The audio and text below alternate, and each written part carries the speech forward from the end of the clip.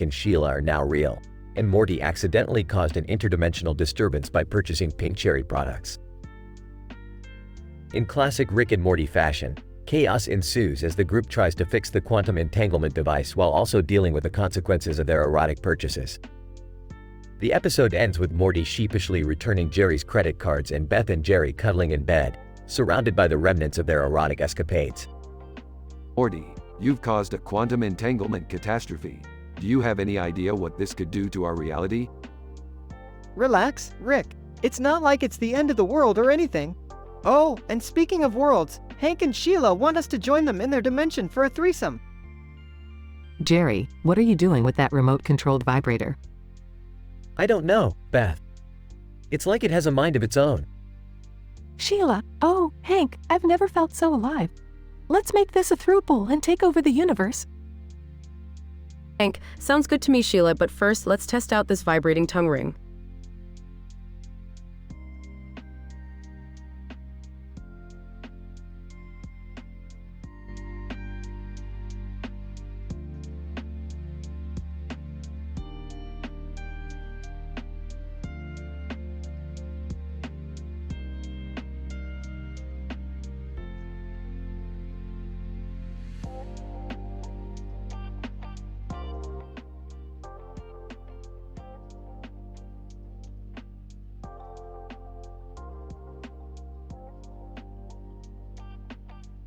Title: The Effects of Online Purchasing on Sexual Health, a case study of cartoon characters.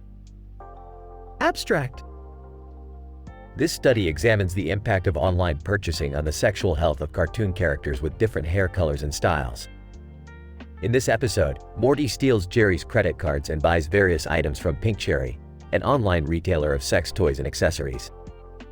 The resulting effects on the sexual behavior and satisfaction of the characters are analyzed through a series of qualitative interviews and observations. Introduction. Online purchasing has revolutionized the way people buy goods and services, including those related to sexuality. However, the effects of such purchases on sexual health remain largely unexplored. This study aims to fill this gap by examining a case study of cartoon characters with different hair colors and styles. Methods.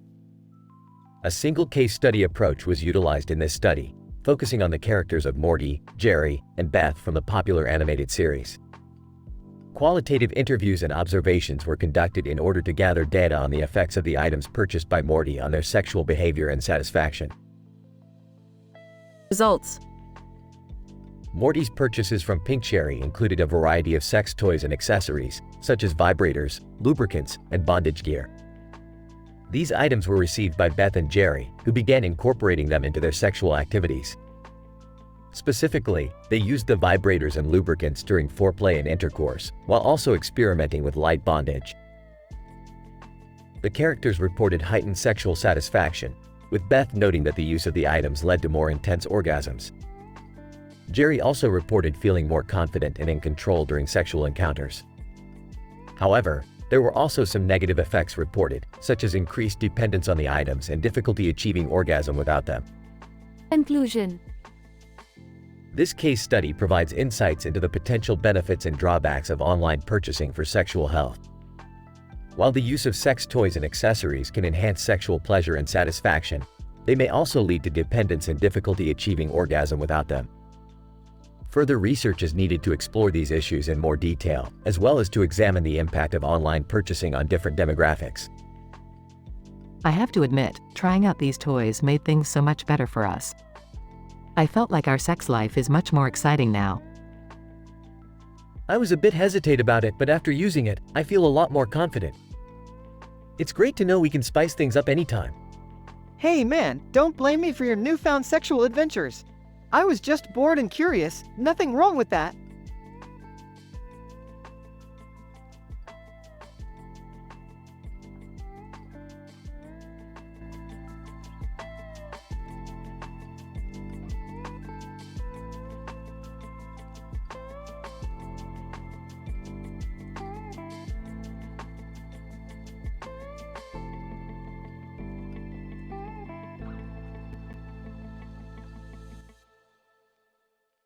Title: The Effects of Neon Lighting and Sexual Stimuli on Behavioral Response in Adult Humans.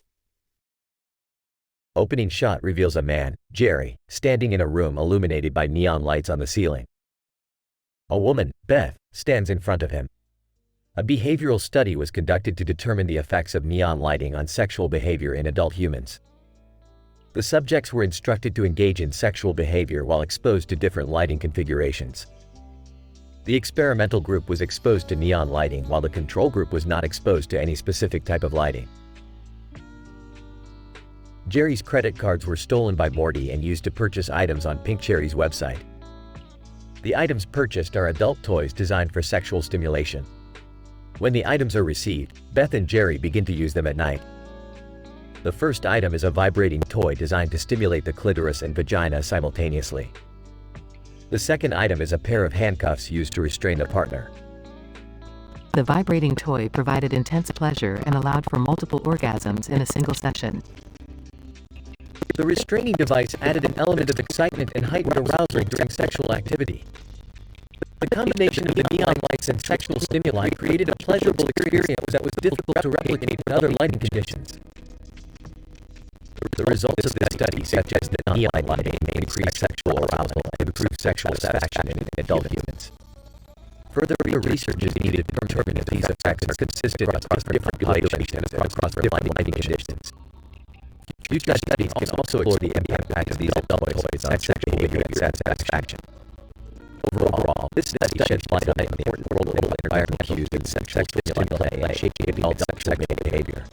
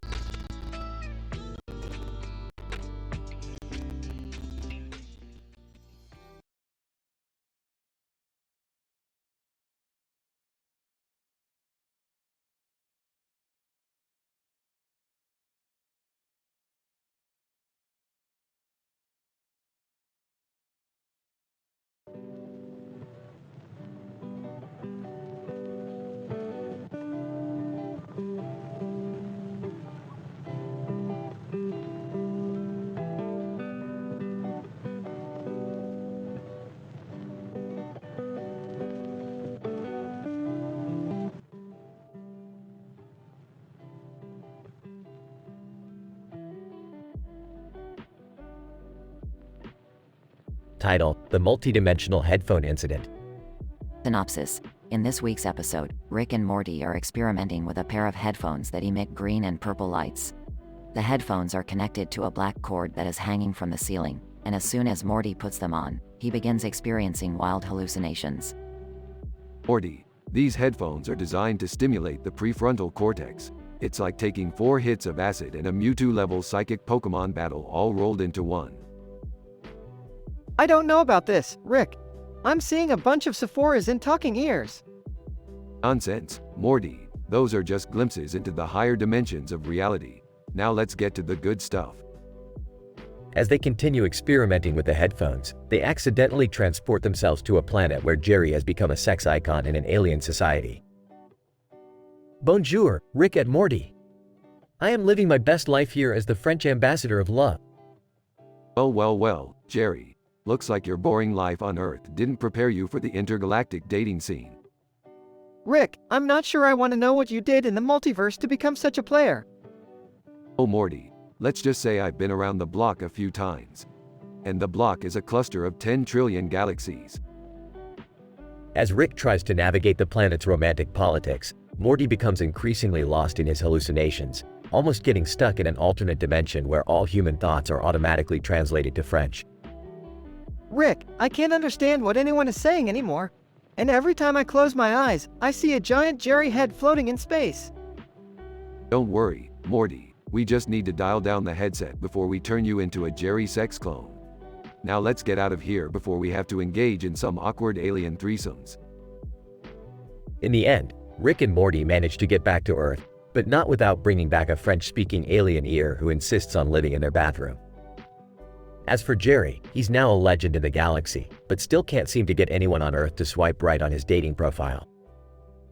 Why don't they understand? I'm the sexiest man in space.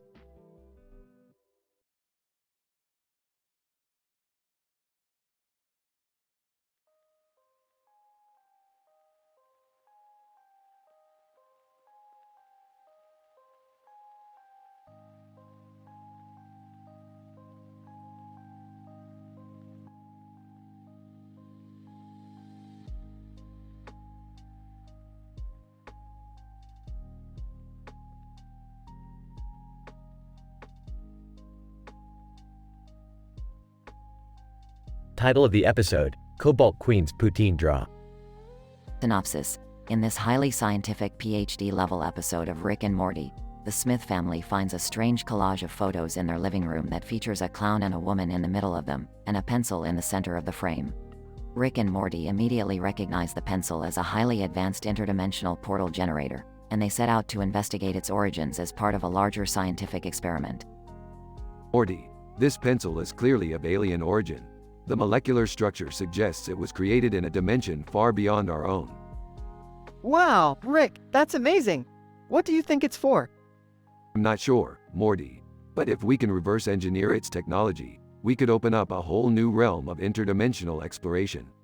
We need to get to work. Meanwhile, Jerry and Beth are eager to solve the mystery of the clown and woman in the photos.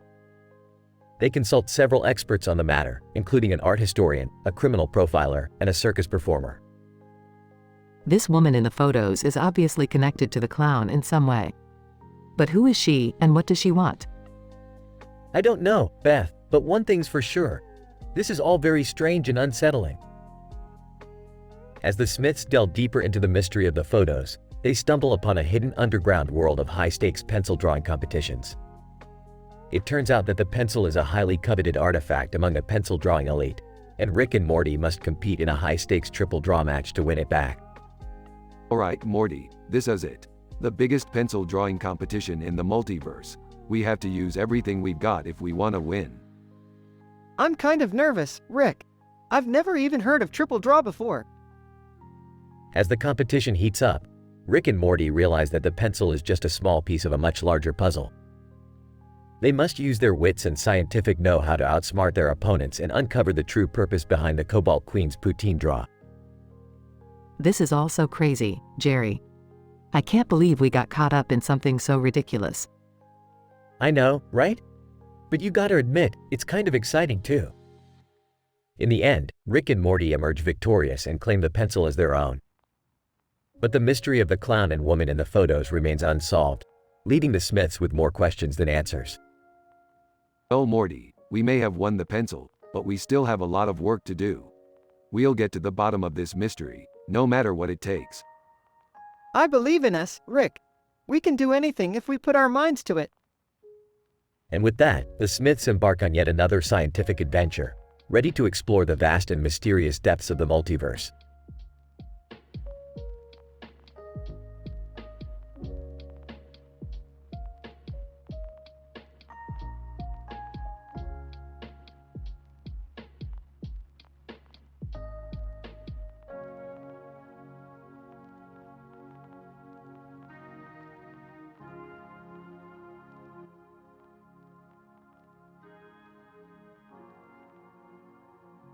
Title: The Ski Slope Science Experiment. Opening shot of a man wearing a green and yellow hat and goggles on a ski slope with other skiers in the background. This man is none other than Rick Sanchez, the infamous scientist and grandfather to Morty Smith. Morty appears next to him, wearing a similar outfit and carrying a backpack filled with their scientific equipment. Morty, we're not here for a vacation. This is a scientific experiment to test the effects of extreme sports on the human brain. Oh, okay, Rick. I guess that makes sense.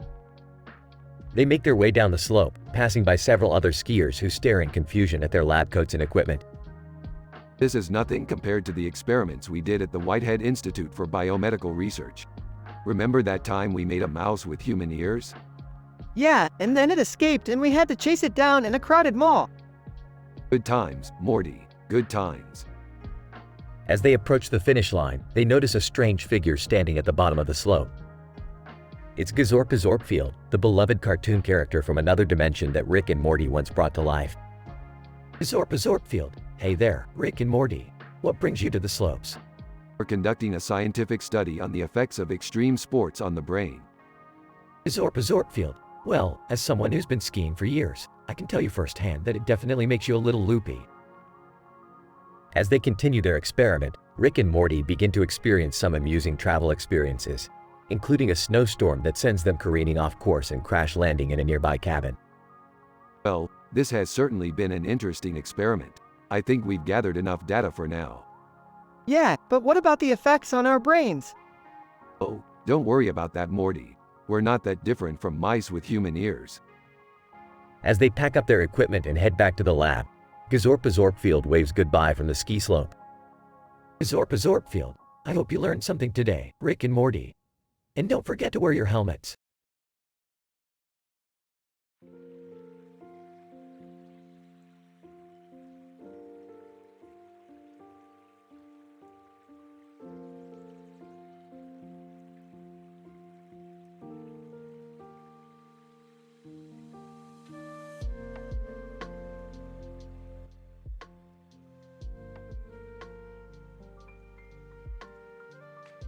Title: The Probability of Love and Loss. Synopsis. In this episode, our protagonist Dawn finds herself on an awkward first date with an architect named Mark. However, their small talk is interrupted by the arrival of a woman in a distinct red and yellow costume with black pants and gloves. This woman, known as Craps, challenges Mark to a game of Badoogie, a complex lowball poker variant. Dawn looks on in confusion as the two engage in a heated game, utilizing their knowledge of mathematics and probability to outsmart one another. As the game progresses, tensions rise between Craps and Mark, leading to a heated argument about the ethics of gambling. As the night wears on, Dawn finds herself caught in the middle as she struggles to navigate her own feelings about the situation and her connection with Mark. Ultimately, the game ends in a draw with both parties walking away with a newfound respect for each other's skills. However, the night takes a tragic turn as Craps is accosted by a group of unsavory individuals outside the restaurant. Despite Mark's attempts to intervene, Craps is fatally wounded.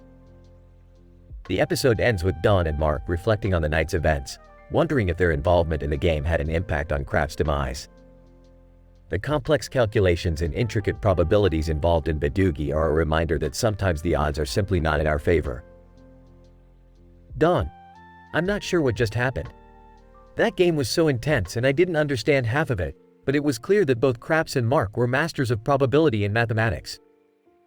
Mark, it's a shame that our discussion about the game was overshadowed by the tragedy that occurred outside. It's a reminder that gambling can have serious consequences. Dawn, I can't help but wonder if there was something we could have done differently. Did our involvement in the game somehow contribute to Craps' death? Mark, it's impossible to know for sure, but what's important is that we use this experience to reflect on the power and consequences of our actions. Dawn, I just hope that the lesson we learn from this doesn't come at too high of a cost.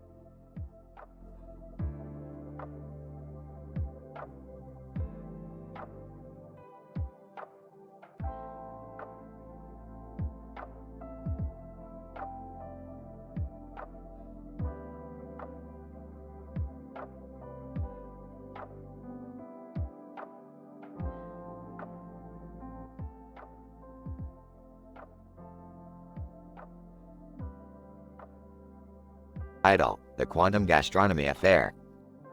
Synopsis.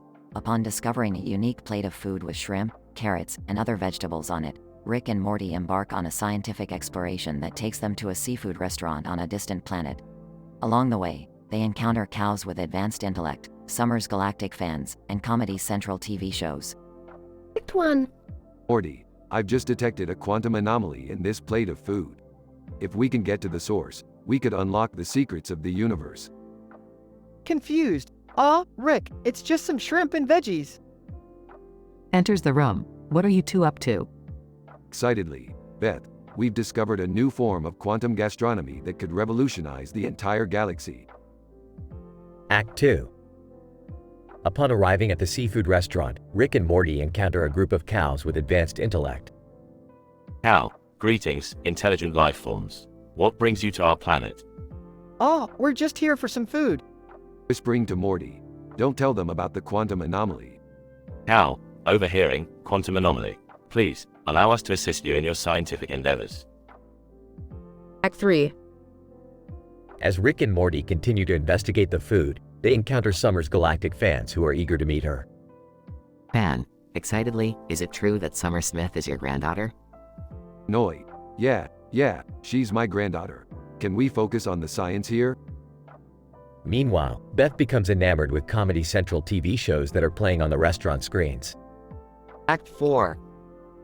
As the group prepares to leave, the robot who had been preparing the food suddenly comes to life and attacks them. Robot. Menacingly, you will not uncover the secrets of the quantum realm. Frustrated? Great, we got another robot on our hands. Excitedly, wait, what if we can reprogram it to be a chef robot? Act 5. After successfully reprogramming the robot, the group enjoys a delicious meal before returning home. Satisfied. That was some good food, Rick. Smiling. Yeah, and we made some scientific discoveries along the way. Grinning, and we made a new robot friend. Cal, appearing on a screen. We have received your data and will begin analyzing it immediately. Thank you for your cooperation. The end.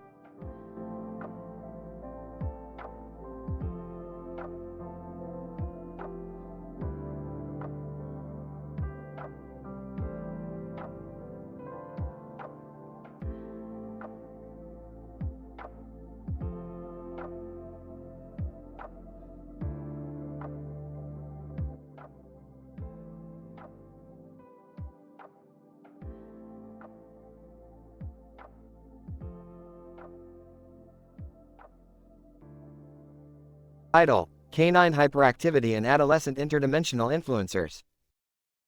The episode begins with Rick utilizing his newest invention, the interdimensional dog bark translator. He sends Morty to a nearby field to test it out on a canine running in the distance. Morty, analyze the molecular structure of that dog's bark and translate it into English. Hurry up, Morty, time is money. Rick, the dog seems to be saying something about a fence and some mountains. That's it, Morty. We can sell this invention as the best doggy therapy worldwide. You're a genius, Morty. Meanwhile, Summer shows Rick and Morty her secret life as an interdimensional influencer, using her knowledge of different galaxies to promote various products. Hey guys, check out my new wand from the magical realm of Barbados. It's perfect for dragon slaying. Beefed, influencers. Those chumps make me sick. Suddenly, the group receives an emergency alert from an alternate universe, warning them of a bloodthirsty vampire clan terrorizing the Greyhound racing track in their dimension. Morty, grab the garlic and silver steaks. Summer, you're gonna need to use your influencer skills to distract the vampire clan.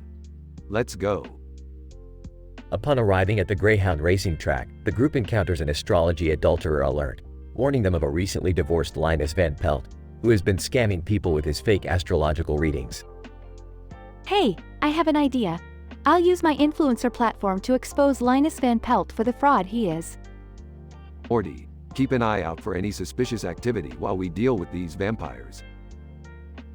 After defeating the vampire clan and exposing Linus Van Pelt's scam, Rick and Morty find themselves trapped in a cave deep underground. Morty realizes they are in a geological wonderland, fascinated by the different rock formations. Wow, Rick, this is gorgeous. It must have taken millions of years for this cave to form. Don't get too excited, Morty.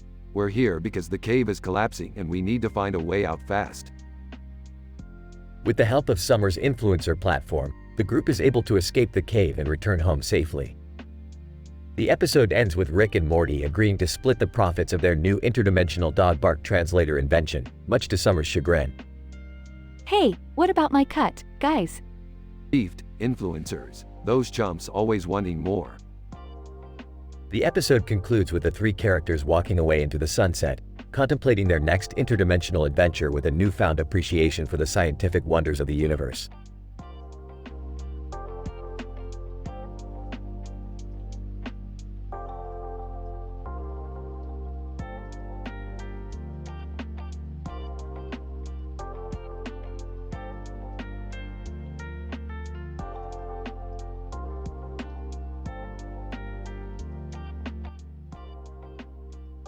Idle, the fried rice cybernetic love virus panic.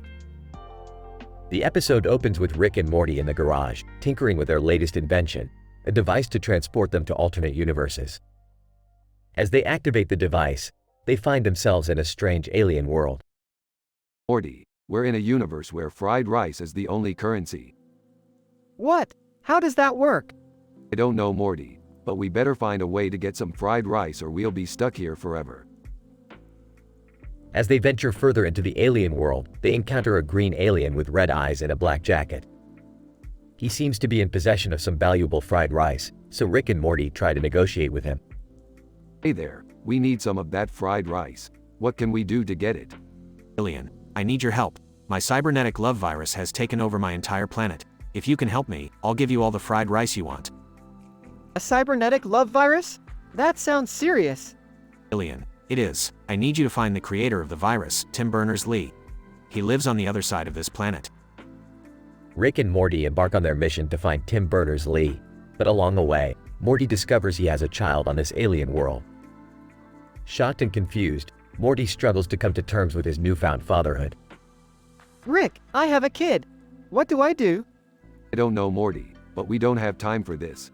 We need to find Tim Berners-Lee. As they continue on their mission, they stumble upon a group of possessed mannequins. Panic sets in as they try to fend off the creepy attackers. What is happening? Why are these mannequins trying to kill us? I don't know, but we need to get out of here. As the group narrowly escapes, they finally reach Tim Berners-Lee. He agrees to help them fix the cybernetic love virus in exchange for Rick's interdimensional portal gun. Deal. Now give us that fried rice. As they return to the green alien, they are surprised to find that the alien has been replaced by another one, who has all the fried rice they could ever need. What happened to the other guy? Alien 2, he succumbed to the cybernetic love virus. But don't worry, I have the cured fried rice. Enjoy. The episode ends with the group happily chowing down on their delicious fried rice, as Morty reflects on his newfound fatherhood and the strange adventures they've had in this alien world.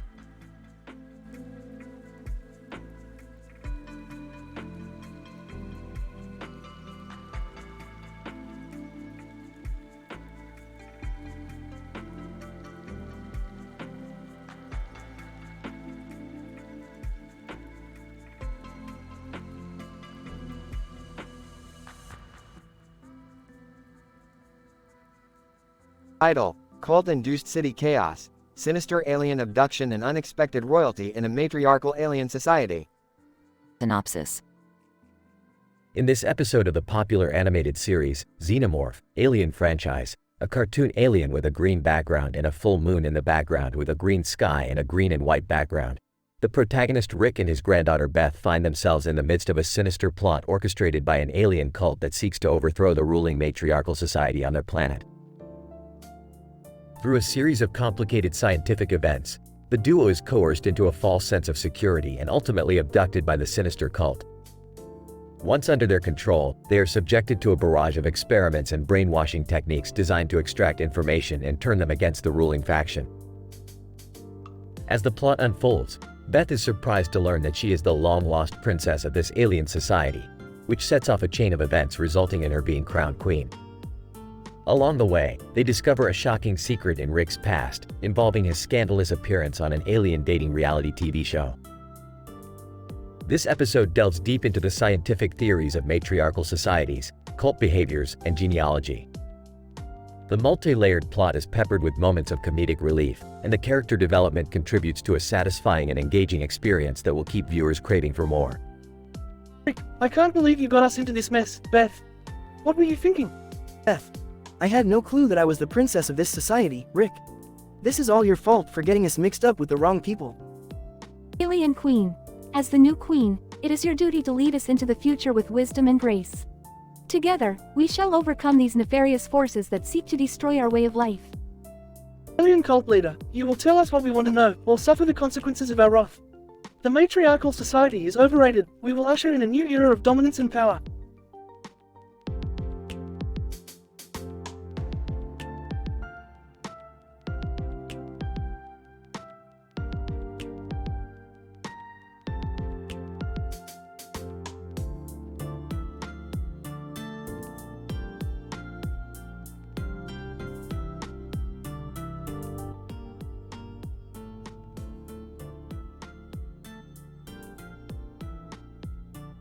Idol, the scientific adventure of wacky luggage. The episode begins with Rick, Morty, and Jerry in the garage, experimenting with a new technology that can turn any object into a sentient being. They decide to test it on Morty's backpack, which instantly gains consciousness and starts making sarcastic remarks. Morty, you've turned your backpack into a sentient being. That's like playing God. But Rick, I just wanted a backpack that could carry all my stuff. Maybe we should turn that random cartoon character into a sentient being too. They then proceed to experiment on a random character standing in the room with luggage, which turns out to be a terrible mistake. The animation comes to life, but it's not the cute, friendly kind that they were hoping for. Instead, it becomes a crazed, homicidal maniac that is out for their blood. Holy sh*T Morty, we've created a monster. What did you expect, Rick? You always take things too far. As the scene unfolds, the full moon outside becomes brighter and brighter until it engulfs the entire room. Suddenly, everything goes black, and the three are awakened to find themselves in an alternate dimension. What just happened? Did we die? God, appearing before them, yes, you three have met your end. But don't worry, you're not in heaven. You're in my testing laboratory. God, what the hell are you doing here? God, I'm conducting an experiment to see how humans would react in certain situations. And you, Rick Sanchez, seem to be an excellent candidate. Oh, and by the way, I'm a huge fan. The episode ends with God revealing that Rick, Morty, and Jerry were never really dead, and that they were simply part of a scientific experiment. The cartoon character with the wacky luggage is then shown in an alternate dimension as the ruler of a planet, where he's worshipped by thousands of adoring followers. Well, Morty, I guess that's just how the universe works. One minute you're in a garage experimenting with new technology. The next minute you're a god ruling over an entire planet. I don't think I'll ever understand the universe, Rick. Can we go back home now? I need to lie down.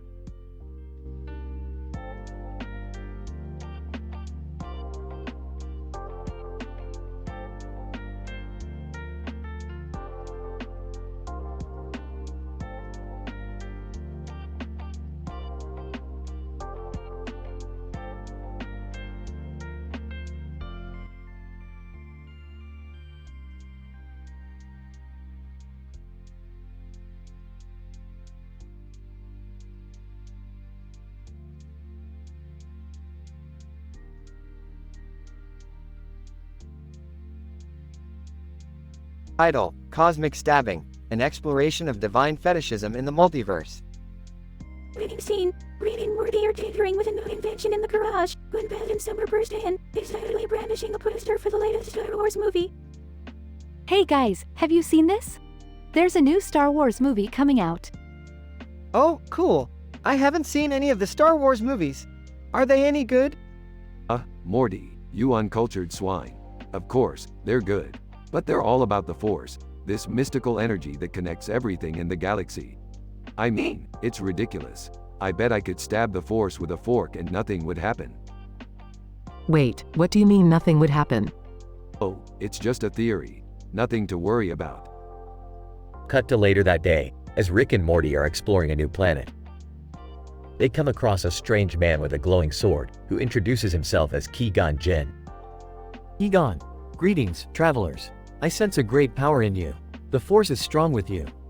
Oh, great. Another nutjob with a fetish for made-up superpowers. Qui-Gon, you mock the Force, but it is real. And it can be harnessed for great things. I bet I could stab the Force with a fork and nothing would happen. Suddenly, a bright light fills the screen as Rick accidentally stabs a glowing figure behind Qui-Gon. The figure reveals himself to be God. God.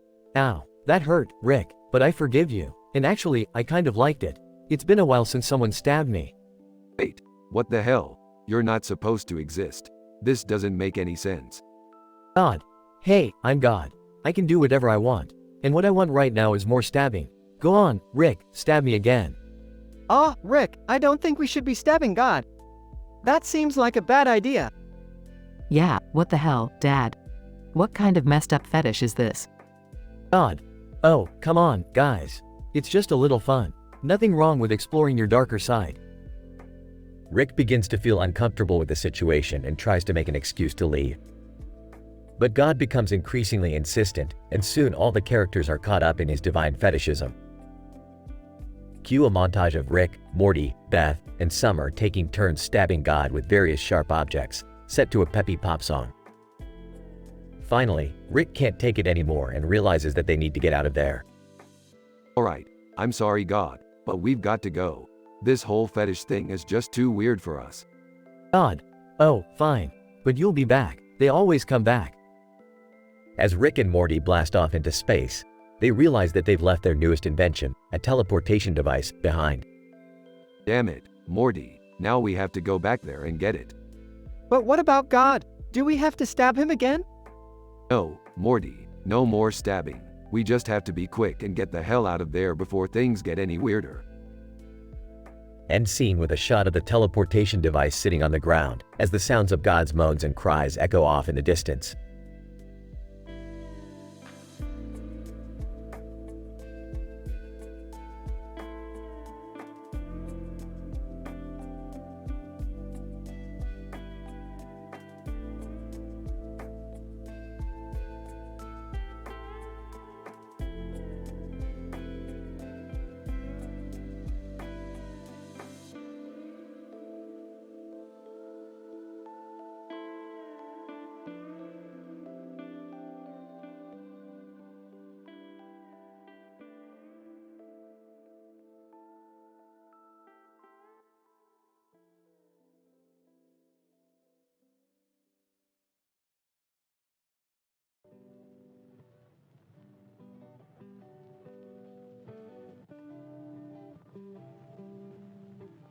Scientific summary. In this episode, our protagonists Rick and Morty engage in a complex series of events that center around the effects of psychoactive substances on the human brain and behavior. The episode begins with Rick purchasing coffee for the entire chat, a social interaction that reveals the key role of caffeine as a stimulant in human communication and productivity. Meanwhile, Morty and Summer engage in the ingestion of a potent substance known as the ultimate bomb, which induces altered states of consciousness and intense sensory experiences. As a result of this intense stimulation, the two characters engage in a series of hilarious and mind-bending conversations that challenge the viewer's notions of reality and identity. In parallel, Jerry and Beth engage in a violent confrontation that reveals the complex psychological and sexual dynamics underlying their relationship. Ultimately, the episode highlights the importance of understanding the effects of psychoactive substances on human behavior, as well as the role of interpersonal communication and conflict resolution in promoting healthy relationships and individual well-being. I have procured a large quantity of coffee, one of the most popular psychoactive substances on Earth, known for its stimulating effect on the human nervous system. Whoa, dude, this ultimate bong is insane. I feel like my mind is exploding with geometric patterns and fractals. Ha ha, that's nothing, Morty. Let me take a hit and show you what it's like to ascend to a higher plane of existence. You think you're so cool, Beth, with your threats and your violence? Well, I've got something to show you too. Check out the spread on this baby. Ew, gross. Get that thing away from me, Jerry. You're such a pathetic loser. Morty, Summer, you two never cease to amaze me with your capacity for sensory exploration and cognitive innovation.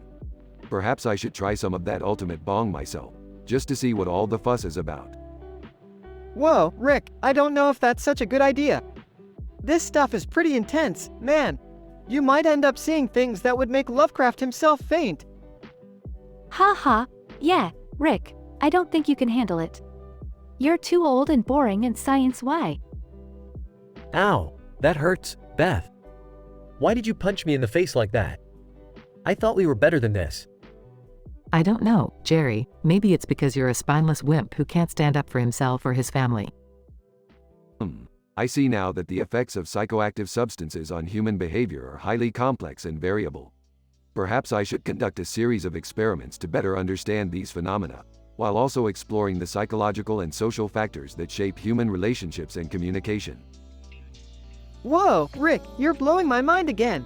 But I have to admit, I kind of like it. It's like we're all in this crazy experiment together, and we don't know what's going to happen next.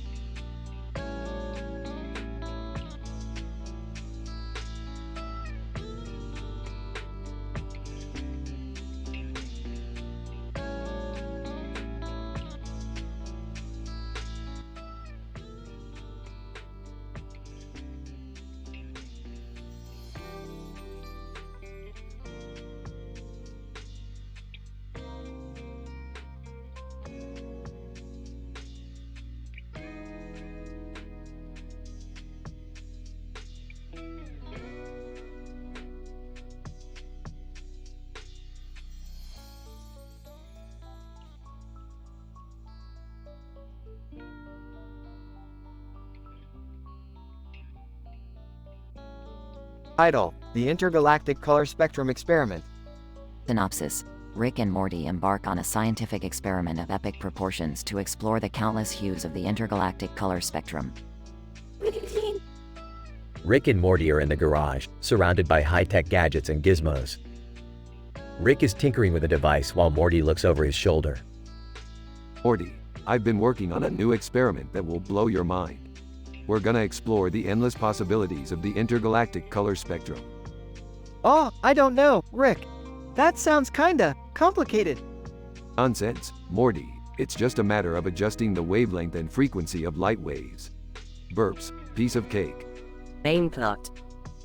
Rick and Morty use their spaceship to travel through various colorful dimensions, encountering strange creatures and bizarre landscapes along the way. Scene 1. Rick and Morty enter a dimension where everything is black and white. They encounter a group of monochromatic aliens who have never seen colors before. Hey there, fellas. How about we introduce you to the wonderful world of color? Yeah, we've got a whole spectrum of hues just waiting for you. Alien One, what is this color you speak of? Oh, just a little thing that makes the universe a more vibrant and beautiful place. The aliens are hesitant at first, but eventually agree to participate in the experiment. Rick and Morty use their color-shifting device to illuminate the area with a rainbow of colors. Alien 2. Wow, it's like a whole new world. Yeah, we told you colors are awesome. Scene 2.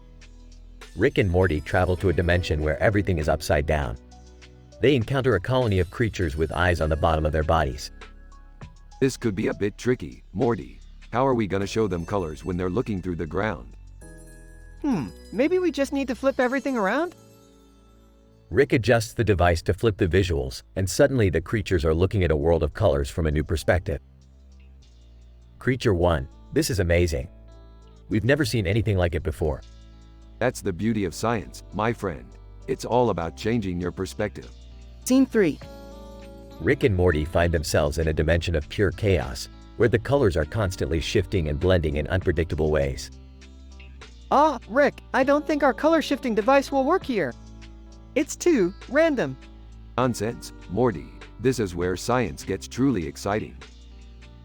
They step out of the spaceship and are immediately bombarded with a kaleidoscope of colors and shapes. They navigate their way through the chaos, dodging exploding bubbles and swerving through neon tunnels. This is what science is all about, Morty. Embracing the unknown and exploring the boundaries of our universe. I'm still not sure about this. Closing scene. Rick and Morty return to their garage, exhausted but thrilled at the success of their experiment. Well, Morty, what did you think?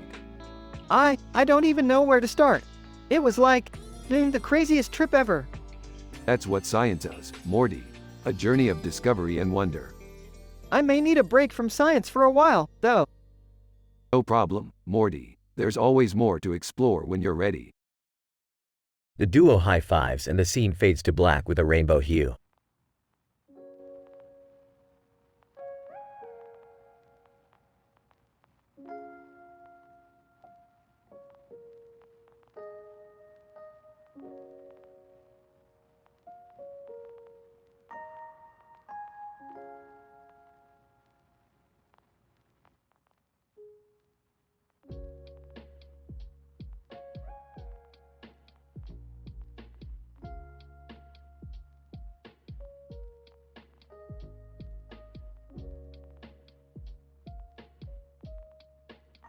Title: The White and Blue Field Paradox, a Rick and Morty adventure.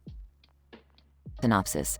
In this episode, Rick and Morty embark on a mind-bending journey to a mysterious field with a white object and a blue object in the center.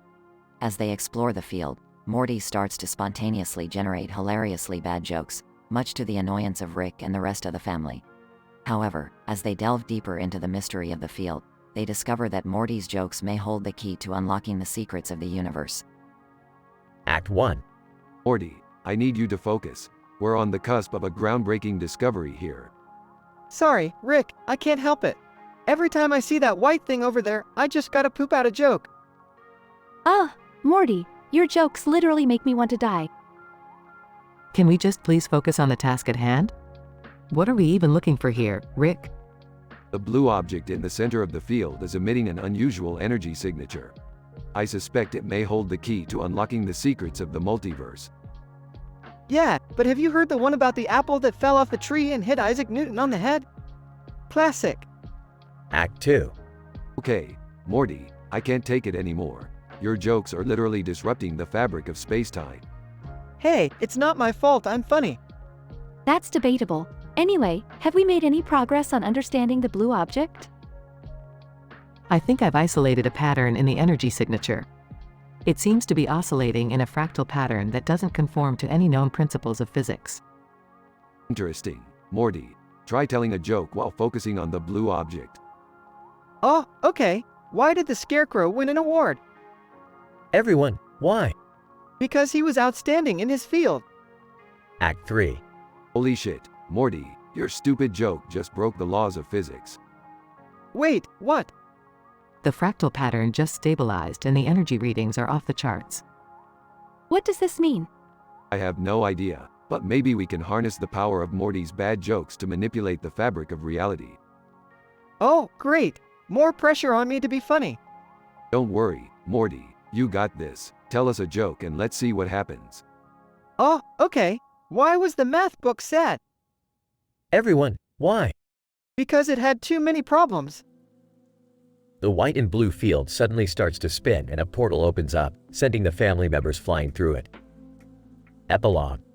Well, that was unexpected, but I think we just discovered a new way to travel through dimensions.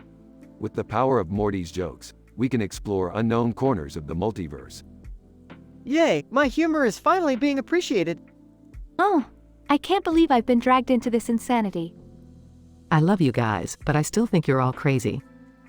Ah, crazy like a fox, my dear. Crazy like a fox.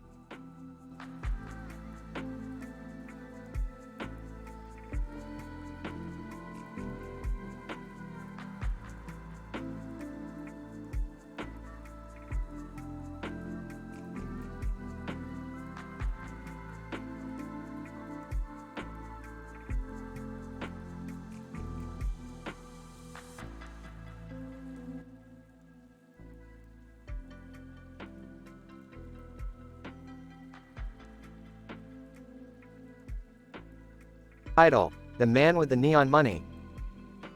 In this episode, we analyze the encounter between the protagonist Rick and two unfamiliar individuals, one holding a bag of money with neon lights, and the other being a peculiar man with a beard, upside down, inside out, sideways bag of dicks. As Rick, a typically composed individual, crosses the street, he is encountered by the first unfamiliar individual, who catches his attention with the neon lights emanating from a bag of money.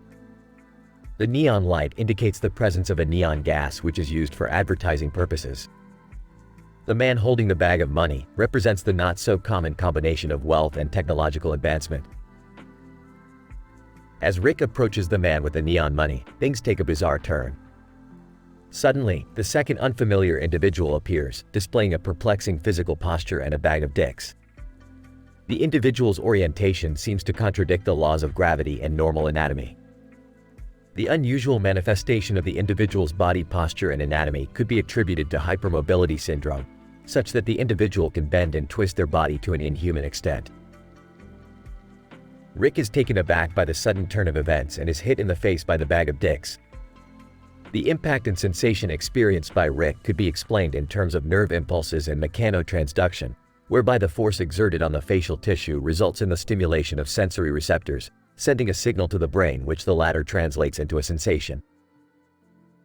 The encounter raises questions about the importance of societal norms and the consequences of disobeying them.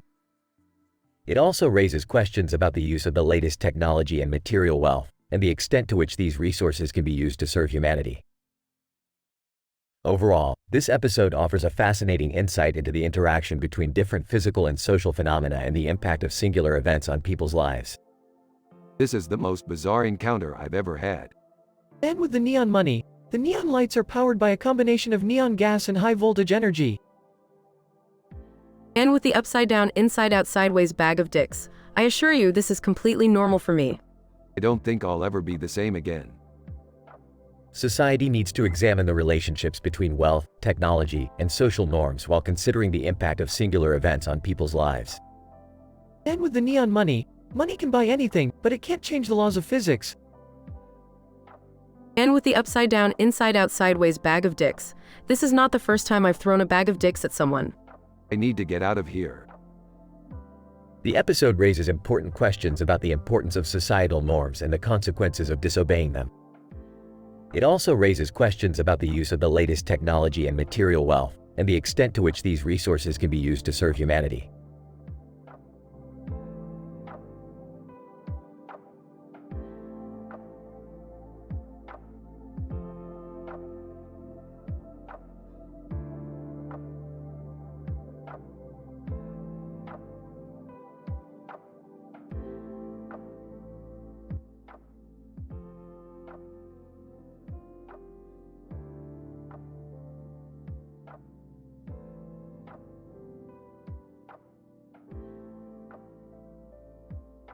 Title: Surviving the Quantum Field.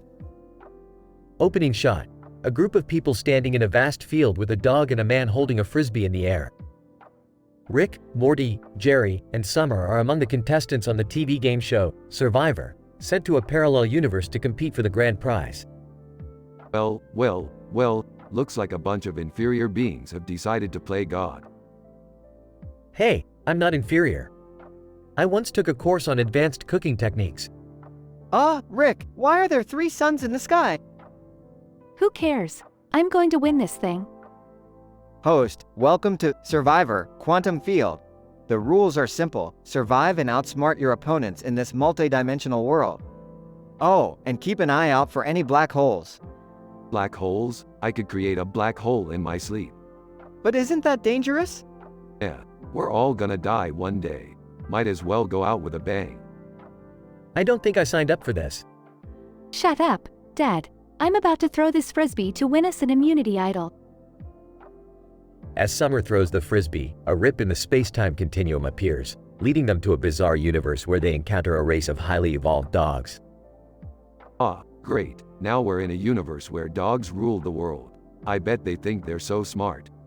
Dog leader, greetings, Earthlings. Welcome to our world. We've been observing your human civilization for centuries. Wait, you can talk? Dog leader, of course we can talk. Don't be silly. We've been using telepathy to communicate with you this whole time.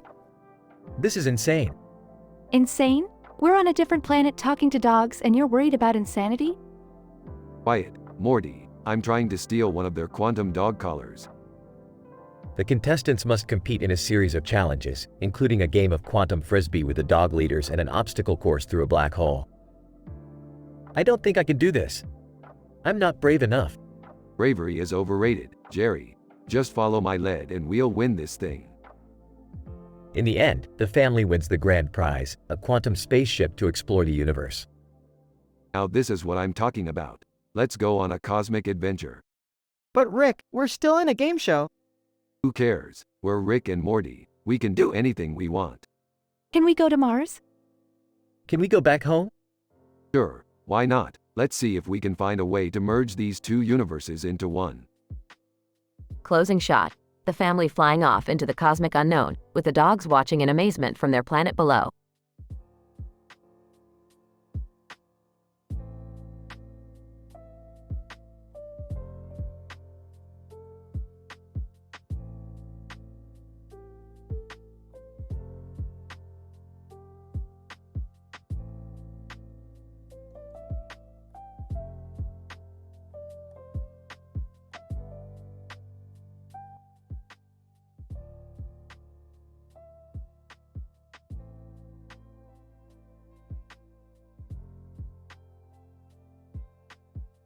Title: Theoretical Ethics of OnlyFans Consumption. Reading scene. Rick and Morty are in the garage laboratory, discussing the latest advancements in interdimensional travel. Suddenly, Morty spots a sign on Rick's computer that says, "Only Ryan's." Hey Rick, what's Only Ryan's? Oh, that's just a website where guys named Ryan share exclusive content with their fans. It's like a virtual Patreon, with more nudity and less finesse. Whoa, can I check it out? Sure, but be careful. That website can be addictive and expensive. Act 1. Morty becomes obsessed with OnlyFans and steals Jerry's credit card to fund his newfound addiction.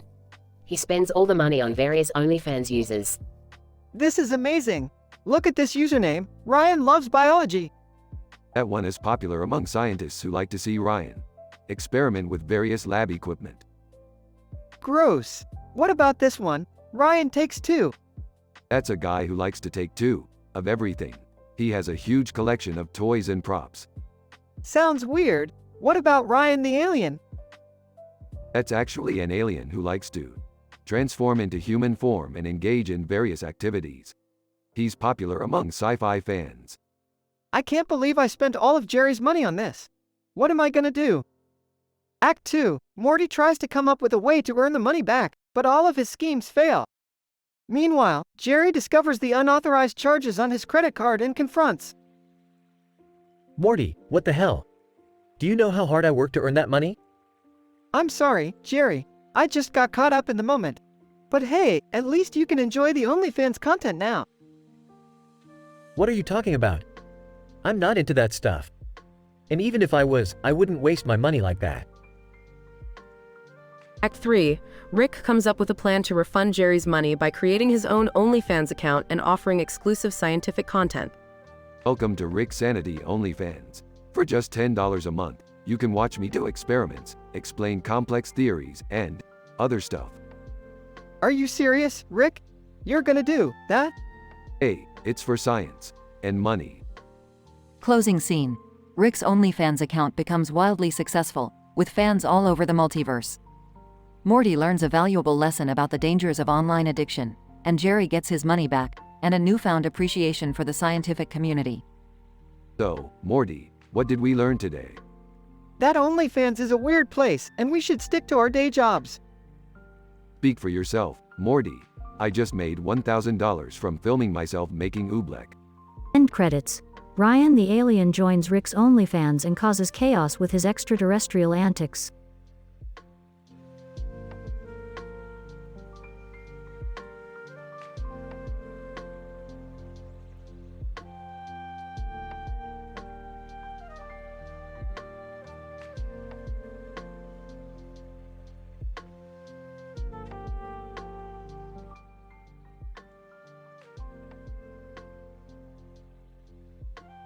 Title: The Overcomplicated Soccer Experiment. Rick, Morty, and Beth were in the Smith garage when Rick suddenly had an idea.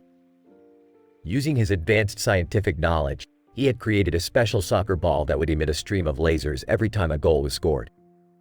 Hey Morty, check this out. I made a scientific breakthrough. This soccer ball is going to be epic. Okay, but what's the point? The point is to push the limits of science with a bit of chaos, Morty. Why not test it out on a real soccer field? As the team headed towards the soccer field, they noticed a man in a blue shirt and red pants playing soccer on the field. Rick immediately saw an opportunity. Hey, you there, would you like to participate in our scientific experiment? The man agreed and the game began, with the goalposts now equipped with laser receptors. The game started in earnest with the man in blue dodging the Smith family's attempts to gain possession of the ball. This guy is good. How are we going to beat him? Don't worry, Morty. Science always has a solution. With the game tied 3-3, the Smiths decided to take the game into their own hands. What followed was a chaotic game of soccer mixed with a family death match, with each player using their unique skills and weapons to gain the upper hand. This is ridiculous. We're not even playing soccer anymore. Nonsense. We're enhancing the beautiful game with a bit of scientific ingenuity. The game ended with the man in blue shirt and red pants scoring the game-winning goal, leaving the Smith family perplexed and exhausted from the intense match. That was insane. I'm not sure if that was fun or exhausting. Why not both? Science doesn't have to be boring. As they walked away from the field, the Smiths couldn't help but laugh at the absurdity of their scientific experiment. They knew that they had successfully pushed the limits of science and had a lot of fun while doing it. The end.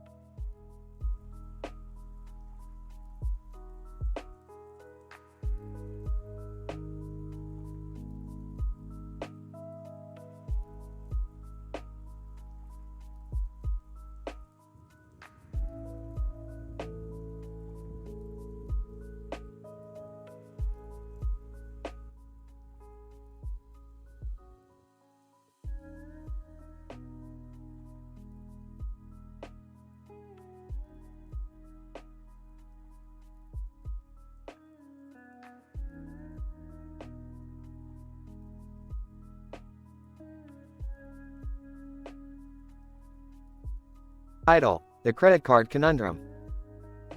Scientific description. In this particular episode, we delve into the complex world of financial transactions and digital commerce. The character of Morty, prompted by his adolescent hormones and the ease of access through modern technology, utilizes his father Jerry's credit card to engage in a series of monetary transactions on various online platforms. Through this exploration, themes of cybersecurity, privacy, and the psychology of online interaction are implicated. Morty, you need to understand the importance of proper money management. It's a fundamental aspect of existence that is oftentimes overlooked. Yeah, whatever, Grandpa. Can I just borrow Dad's credit card for a little bit? I'll pay him back. Morty, don't be ridiculous. The credit card system is vulnerable to cyber attacks and other malicious activities. You could easily be taken advantage of. I won't be taken advantage of. I just need it for a little while. Rick reluctantly hands over Jerry's credit card to Morty. Scene 2. Morty, with a mischievous grin on his face, sits at a computer and begins his online spending spree. Typing furiously, let's see what we got here. Ooh, this one looks good. Kitty Lover 69. Enters payment information. Alright, let's check out the content. Clicks on photos. Oh wow, these are some quality shots. Opens comment section. Let me see what the fans are saying. Love the new set, Kitty Lover. Can't wait for the next shoot. Morty chuckles to himself. Scene 3. Morty continues his scrolling through OnlyFans pages with reckless abandon. Typing again, let's try this one. Voluptuous Vixen 333. Enters payment information. Alright, what's behind the curtain? Opens exclusive content. Oh man, I'm not sure if I should be looking at this. Opens comment section. What the heck? Nice abs, Voluptuous Vixen. Drunk on Whiskey 69, really? Morty shakes his head in disbelief. Scene 4. After several more OnlyFans purchases, Morty realizes he has gone too far and maxed out Jerry's credit card. Frantically searching for a solution. Okay, what can I do? I need to fix this. Pulls up a get-rich-quick website. Here we go. Make $10,000 in a day with this one simple trick. Morty clicks on the link and enters his personal information. Scene 5.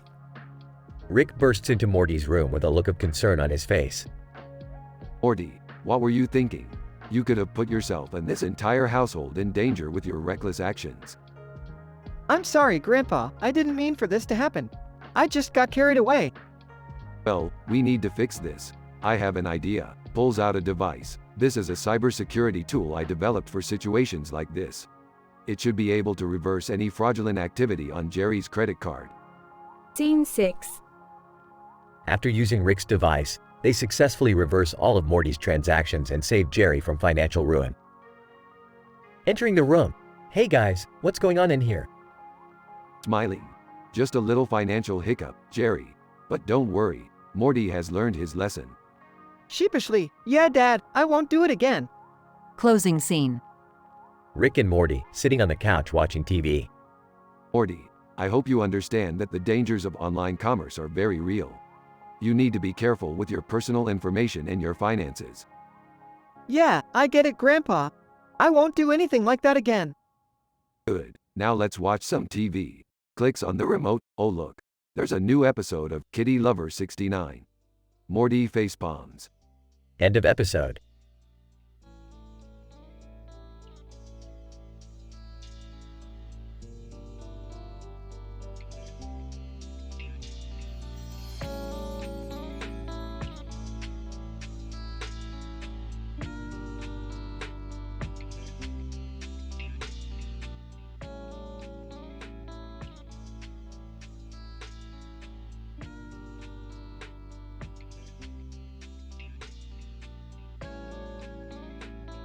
Title: The Ornithological Paradox.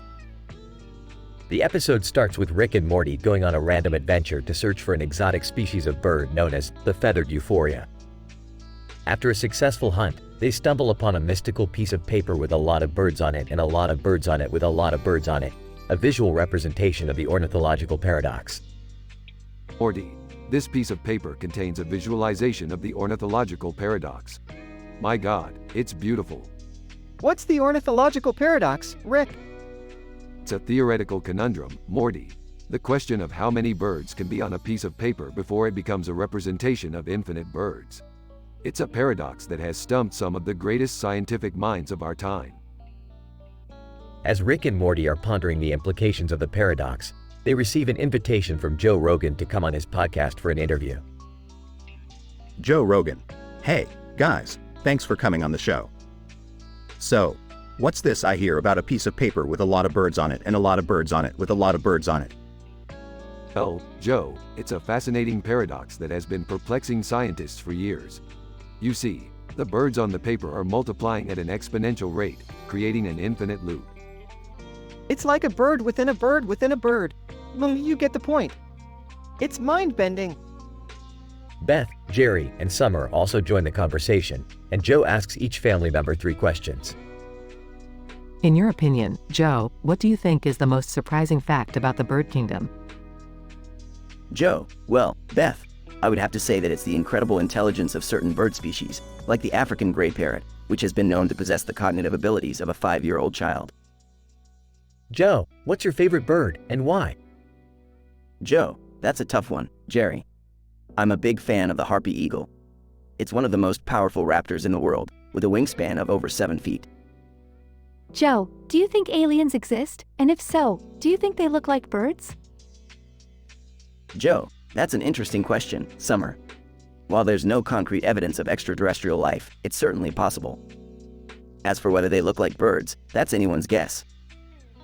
The conversation ends with Rick and Morty still contemplating the ornithological paradox, and Joe promising to have them back on the show for further discussion. Morty, I think we have a new mission. We must find a way to solve the ornithological paradox once and for all. Oh, okay, Rick. I guess that means we're going on another adventure?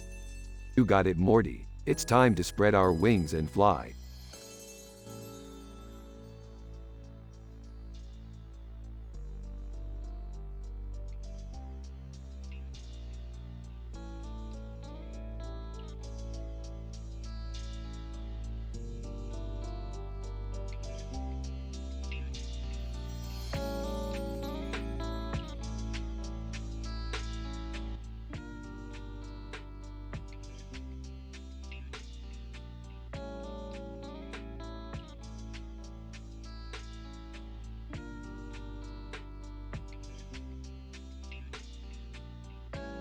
Idol, the neon cartoon catastrophe. The episode begins with Rick tinkering with his latest invention in his lab.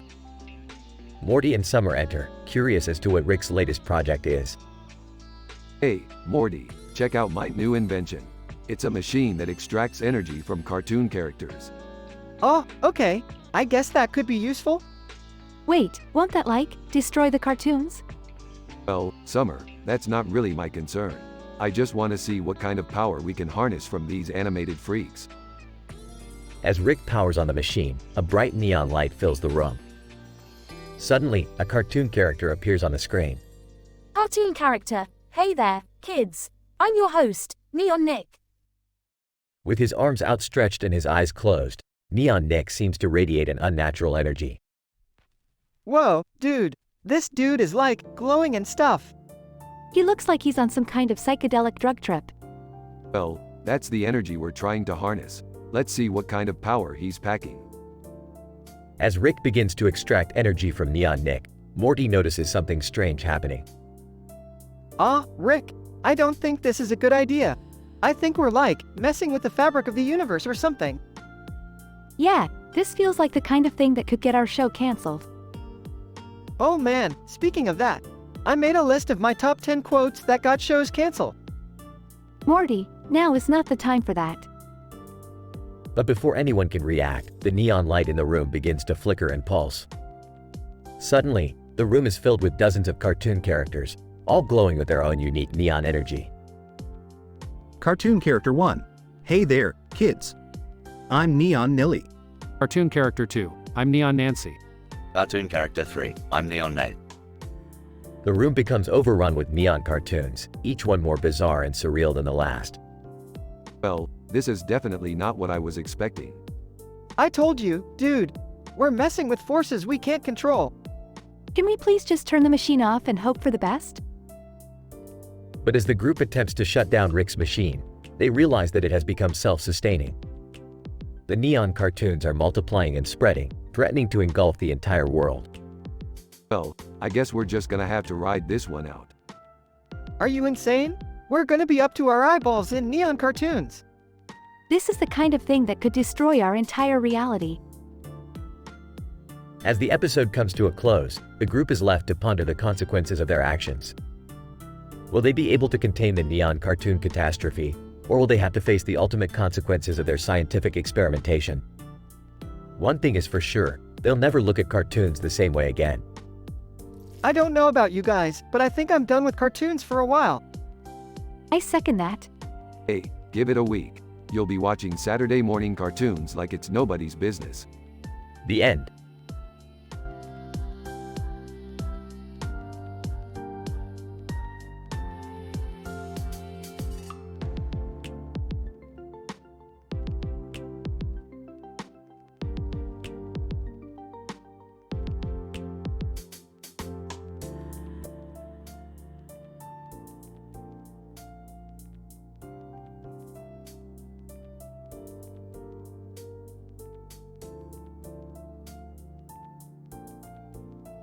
Title: The Joe Rogan Science Podcast episode.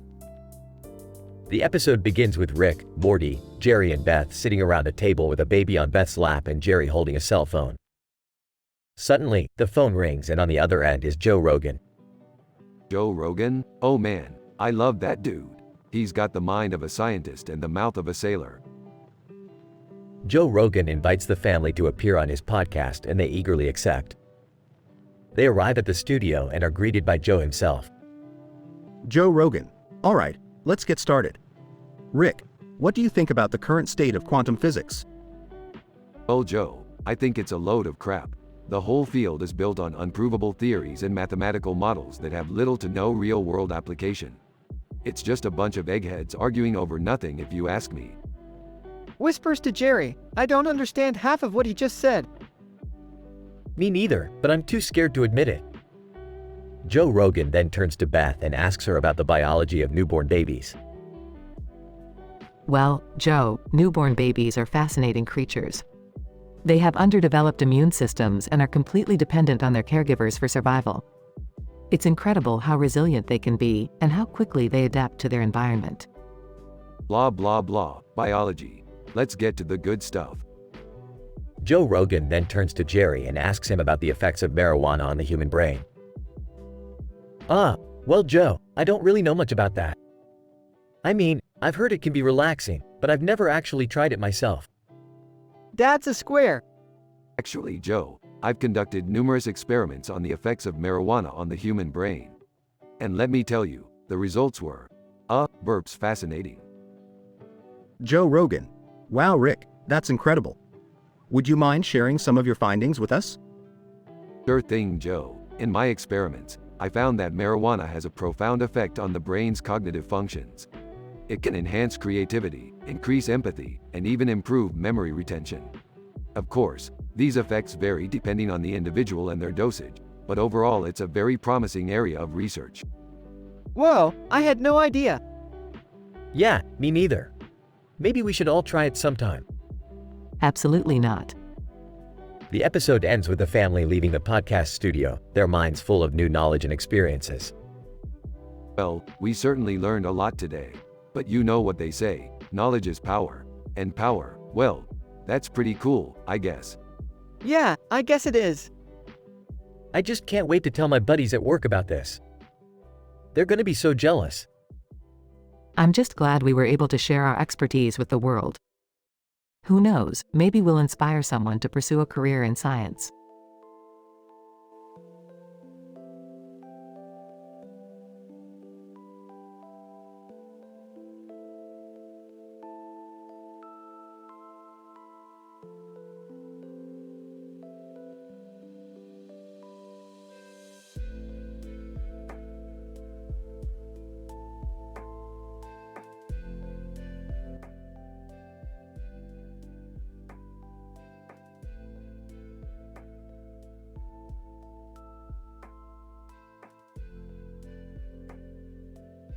Idle, the multi-dimensional bag of dicks attack.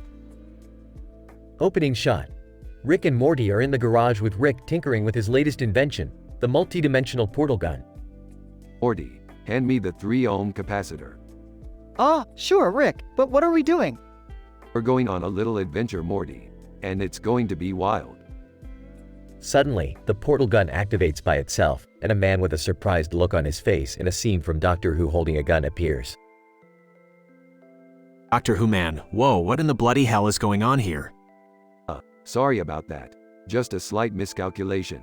Can we help you with anything, Doc? Doctor Who man, I am after a fella called the Serial Bag of Dixer. Have you seen him? The what now? Oh boy, Morty, do a quick scan of the multidimensional database.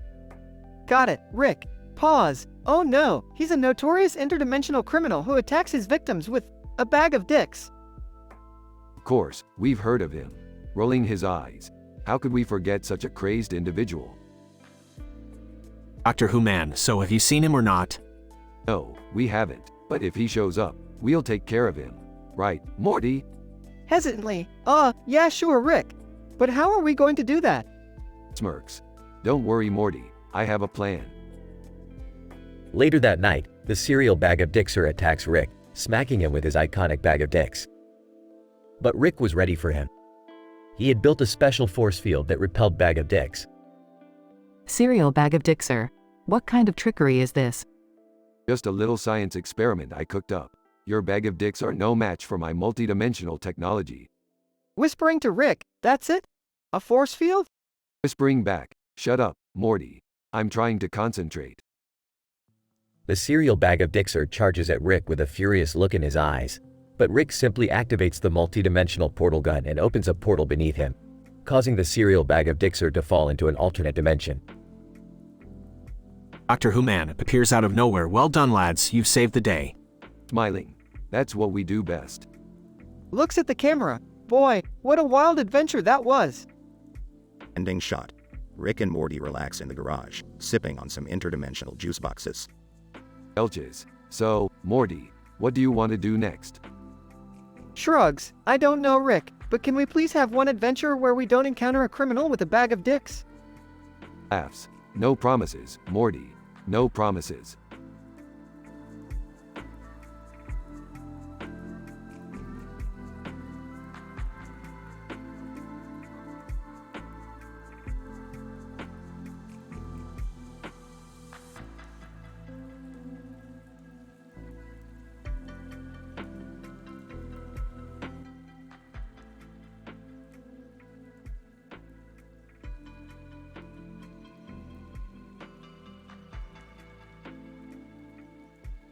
Idle, the science of simping.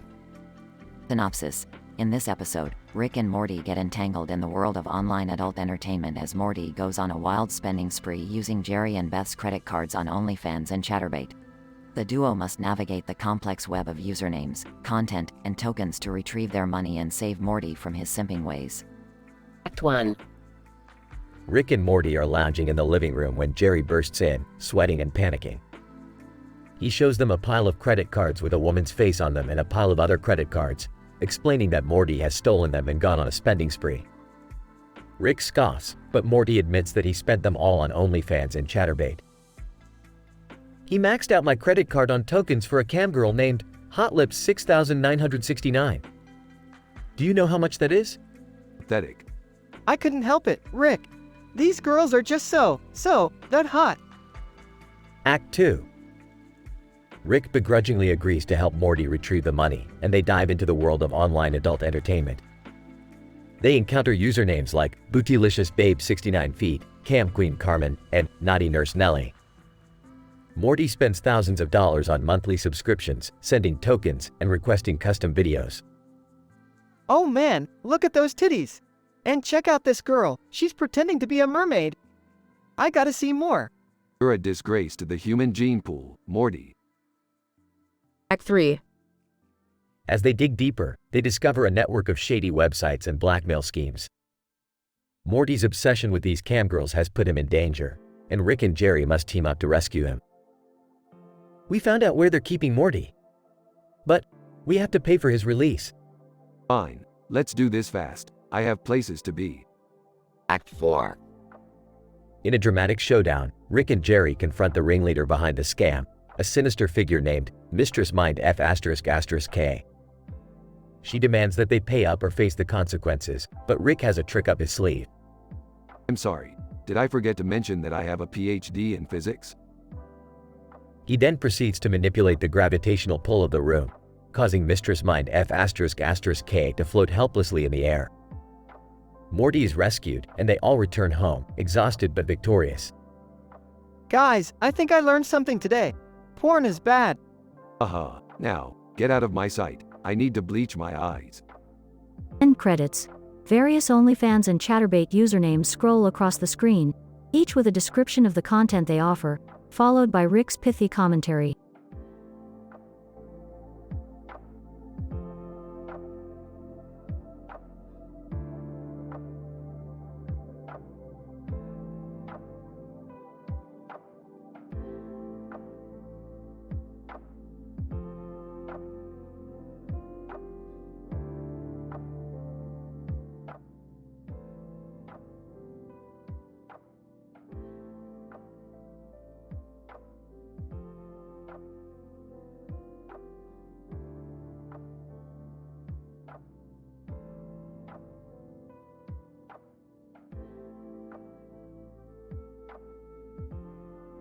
Title: Frisbee Follies, a quantum physically enhanced tale. In this episode, we see Rick, Morty, Summer, and Beth enjoying a fun-filled day at the park, engaging in the popular human recreational activity of throwing a frisbee. The frisbee, a disc-shaped object with a weight of approximately 175 grams and a diameter of 27.5 centimeters, is thrown back and forth between Rick, Morty, and Summer with a velocity of approximately 10 meters per second. However, as the game intensifies, Summer intentionally hits Morty in the face with a frisbee, resulting in the fracture of his nasal bones. Morty experiences pain, disorientation, and disruption of his olfactory system, which Rick identifies with the aid of a portable medical scanner. To remedy the situation, Rick devises a plan to use quantum mechanics to reverse Morty's injury.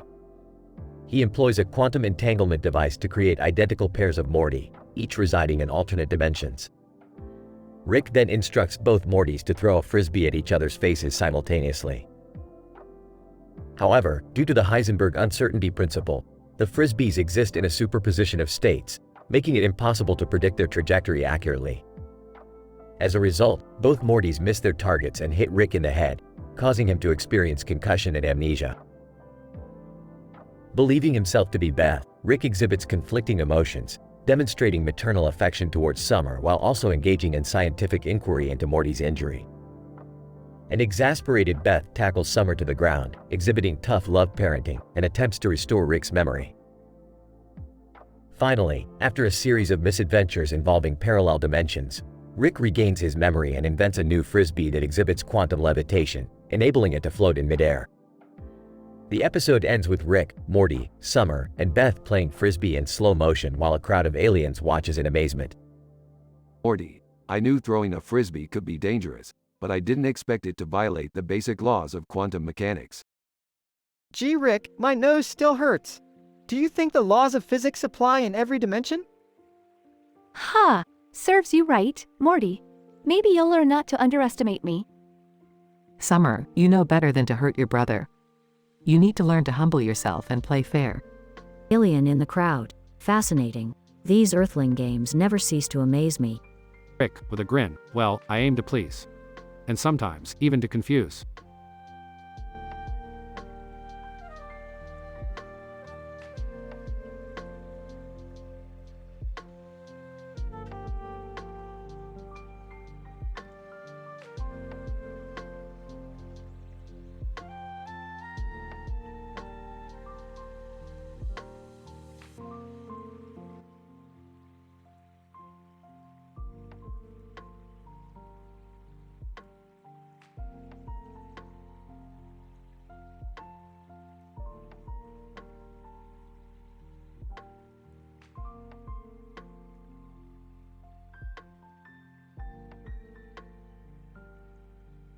Episode title: OnlyFans and Camgirl Catastrophe. The episode starts with Rick, Morty, and Beth trying to experiment with a new teleportation device that Rick invented.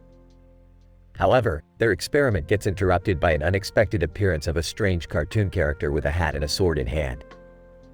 The character emits a green light from his chest as he appears, causing Rick's sensors and equipment to go haywire.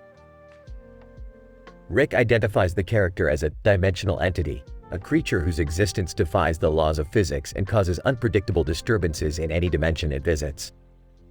The team decides to contain and study the entity, but Morty accidentally spills some of Rick's experimental fluid on the entity, causing it to multiply into hundreds of identical creatures.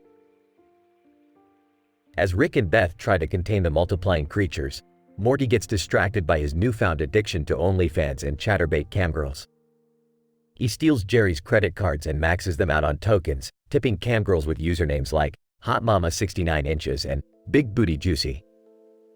After Jerry discovers the charges and confronts Morty, he steals Beth's credit card and maxes it out on monthly subscriptions to OnlyFans accounts like Busty Asian Beauties and Twerk Queen Goddess. Morty becomes obsessed with the explicit content he sees on OnlyFans and chatterbait and spends hours sending thousands of tokens to various camgirls, becoming a white knight simp for the likes of Sensual Goddess 89 Inches and Ginger Cutie Pie. The content he views is described in explicit detail, including virtual lap dances, twerking, and even some bizarre science fiction cosplay. As the dimensional entities continue to multiply and wreak havoc, Rick discovers that the green light they emit is a form of interdimensional energy that is attracted to high levels of dopamine and sexual arousal. The team realizes that Morty's addiction to OnlyFans and camgirls has inadvertently activated the dimensional entities, causing them to multiply uncontrollably. Just as Rick is about to destroy the dimensional entities and contain the chaos, Morty accidentally spills his entire jar of tokens onto the creatures, causing them to merge into a single, massive entity. The team is forced to confront the creature in a dramatic and chaotic battle, which ends with Rick devising a new formula for his experimental fluid that neutralizes the dimensional entities' energy and causes them to dematerialize. In the end, Morty learns a valuable lesson about the dangers of addiction and reckless spending, while Rick and Beth are left cleaning up the mess caused by his misadventures. The episode ends with Morty reluctantly deleting his OnlyFans and chatterbait accounts, promising to never let his lust for camgirls interfere with his scientific pursuits again. Morty, we've been over this. Alien technology and OnlyFans don't mix. But Rick, this is the good stuff. You have to see what Busty Asian Beauties is doing for science. Morty, did you really have to spend my entire life savings on OnlyFans subscriptions? I'm sorry, Mom, but have you seen Sensual Goddess 89 Feet? She's from another dimension and she knows what she's doing. Morty, I know you're just a kid. But when I was your age, I spent my money on textbooks, not camgirls. Dad, you're just not on Big Booty Juicy's level. Maybe if you tried tipping more than 50 tokens, you'd understand.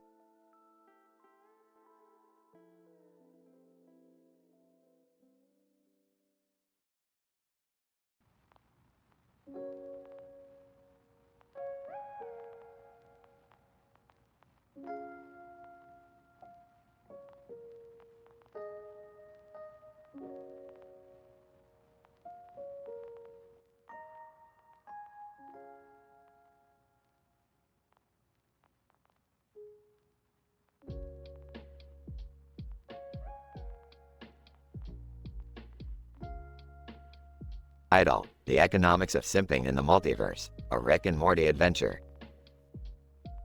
The episode opens with Rick and Morty on their way to their favorite Subway shop, Subway Morty, which is known for its delicious sandwiches and strange, multiverse-themed decor. As they approach the entrance, they see Morty's dad, Jerry, frantically searching for his missing credit card. Morty, noticing the opportunity, quickly snatches Jerry's card and rushes into the shop to make some questionable purchases. Rick, meanwhile, starts exploring the multiverse-themed decorations, muttering to himself about the complexities of quantum physics and consumerism. Meanwhile, Morty maxes out Jerry's credit card on various tokens for pornographic cam sites, including OnlyFans and chatterbait. Desperate for more tokens and content, Morty steals Beth's credit card and spends it all on monthly OnlyFans subscriptions and tipping his favorite camgirl performers. Some of the usernames he mentions include Luscious Luna 69, Big Booty Brittany, and Nerdy Nympho. As Rick watches on in amusement, Morty becomes obsessed with his newfound obsession and slips further into a spiral of consumption and desire. He begins to see patterns in the data of the tokens he spends and starts making predictions about which camgirl performers will become the most popular in the future. The episode reaches its climax as Morty, now fully maxed out on all credit cards, is forced to confront the consequences of his actions. In a moment of clarity, he realizes that he has become a simp, a term he learned from watching one of his favorite camgirl performers, Alicia Allure. Despite the absurdity of the situation, the episode provides a humorous commentary on the intersection of technology, sexuality, and consumerism in modern society. And of course, Rick is there to throw in some snarky comments and pseudo-scientific explanations along the way.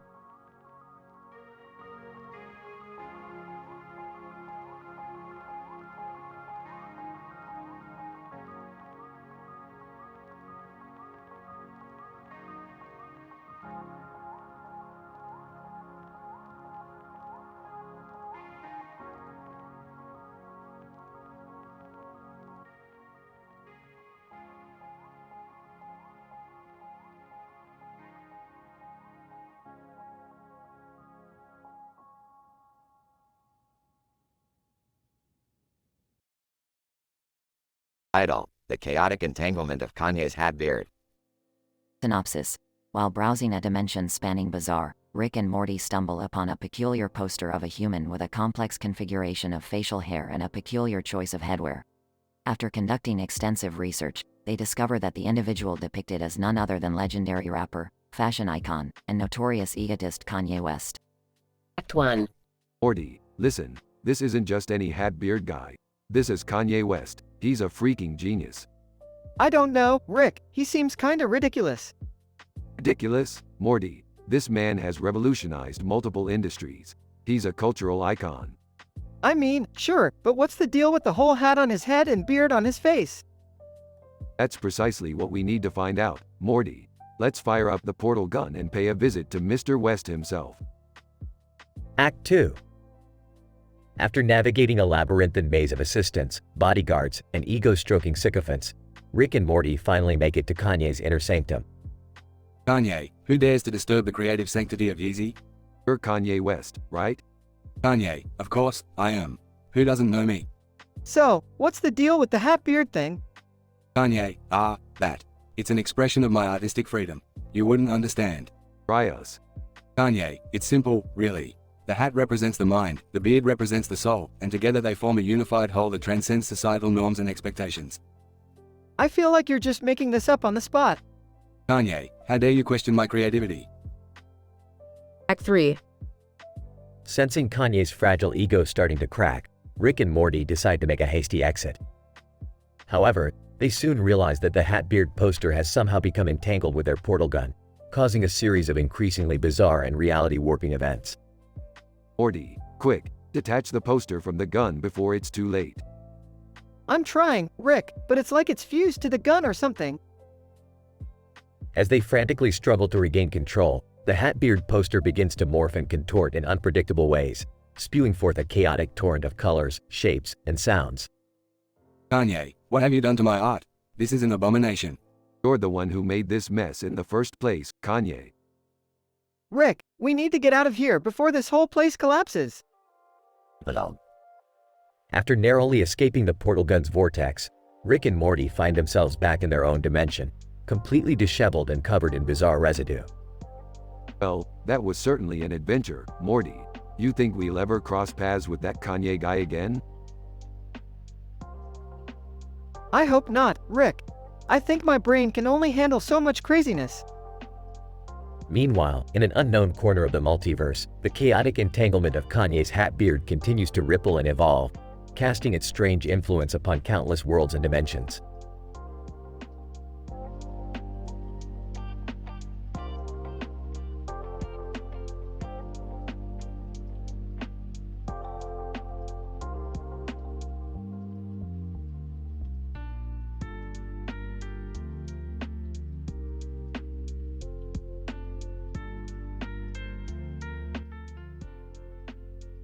Introduction. The following episode portrays a group of men performing synchronized dance moves in a park area. The park area is concerned with lush green trees lining the background, while a grassy area lies in the foreground. The episode showcases an unexpected encounter with the famous musician, Kanye West, and reports on the events that unfold after the encounter. Narrative. John. As the dance crew gathers in the park, they set up their equipment for the dance performance. Their choreographed moves were elegant and precise, displaying immaculate timing and rhythm. Sarah, as they dance, the beat of the music brings a crowd of onlookers to the park. The group begins to attract attention from passers-by, who observe their moves in awe. Mark.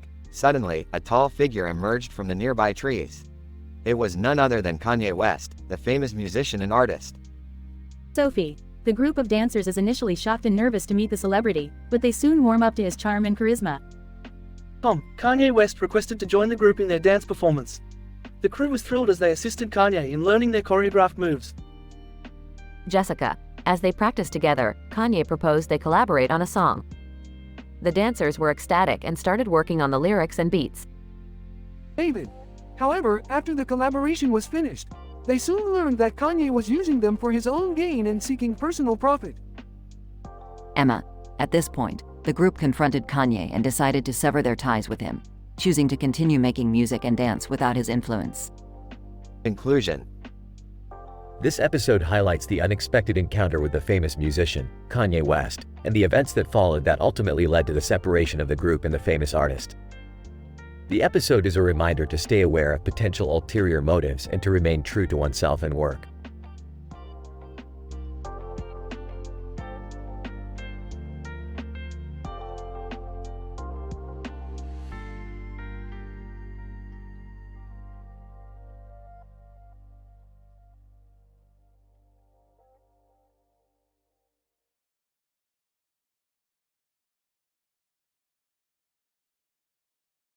Title: The Vomitous Vortex. Opening shot. Close-up of an elephant with its mouth open and a tree in the background with a blue sky. Morty, I have discovered an intergalactic portal through which we can explore new worlds. Wow, Rick, that's amazing! But where does this portal lead us? I don't know, Morty. It's an interdimensional portal. The possibilities are endless. Suddenly, they are teleported to an unknown planet where they encounter a giant sentient vomit monster. Morty, this vomit monster seems to be emitting a strange energy. We must study it closely. But it's disgusting, Rick. I don't want to get covered in vomit. Don't be such a wuss, Morty. This is science. As they move closer to the vomit monster, it suddenly springs up and starts projectile vomiting directly at them in gorgeous 4K, full HD, and highly detailed splatters of vomit and chunks. Ah, I'm covered in vomit. Rick, eagerly, excellent. Now we can conduct a thorough analysis of the vomit and its properties. They take samples of the vomit and run an experiment. Morty, I think we have discovered the secret to interdimensional travel. How? By analyzing this vomit monster's puke? Yes, Morty, this vomit contains certain enzymes that can act as the gateway to other dimensions. That's great, Rick. But can we please get out of here? The smell is killing me. They manage to escape the planet and return to Earth. With this discovery, Morty, we can travel to any dimension we want. Who knows what adventures await us? Yeah, adventures covered in vomit. Closing shot. Dramatic movie still of the elephant with a close-up of the vomit monster in the background.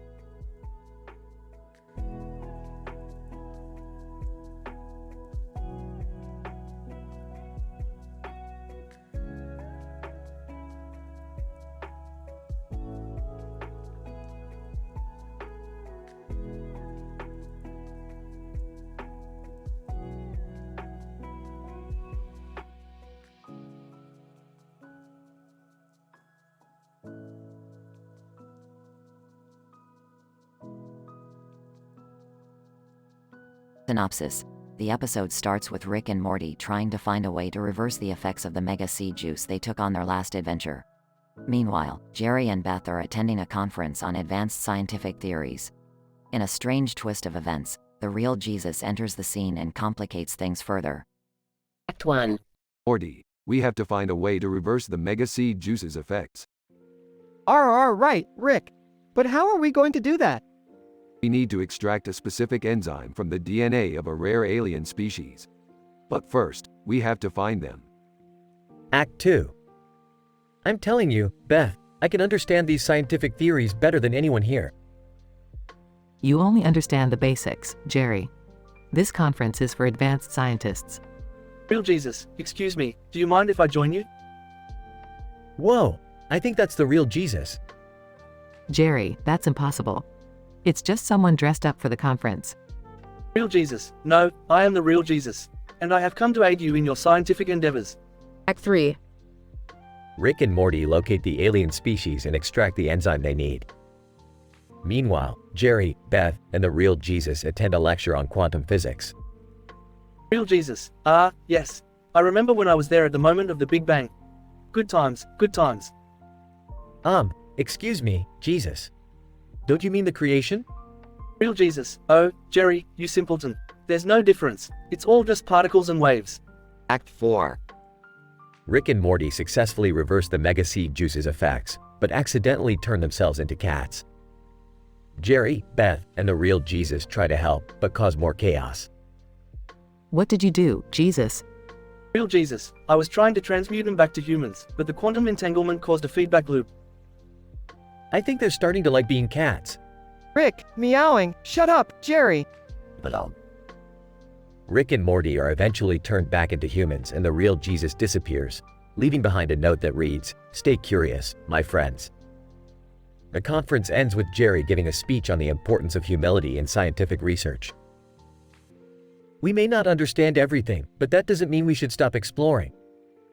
Science is about asking questions and pushing boundaries. And who knows? Maybe one day, we'll even be able to turn ourselves into cats on purpose.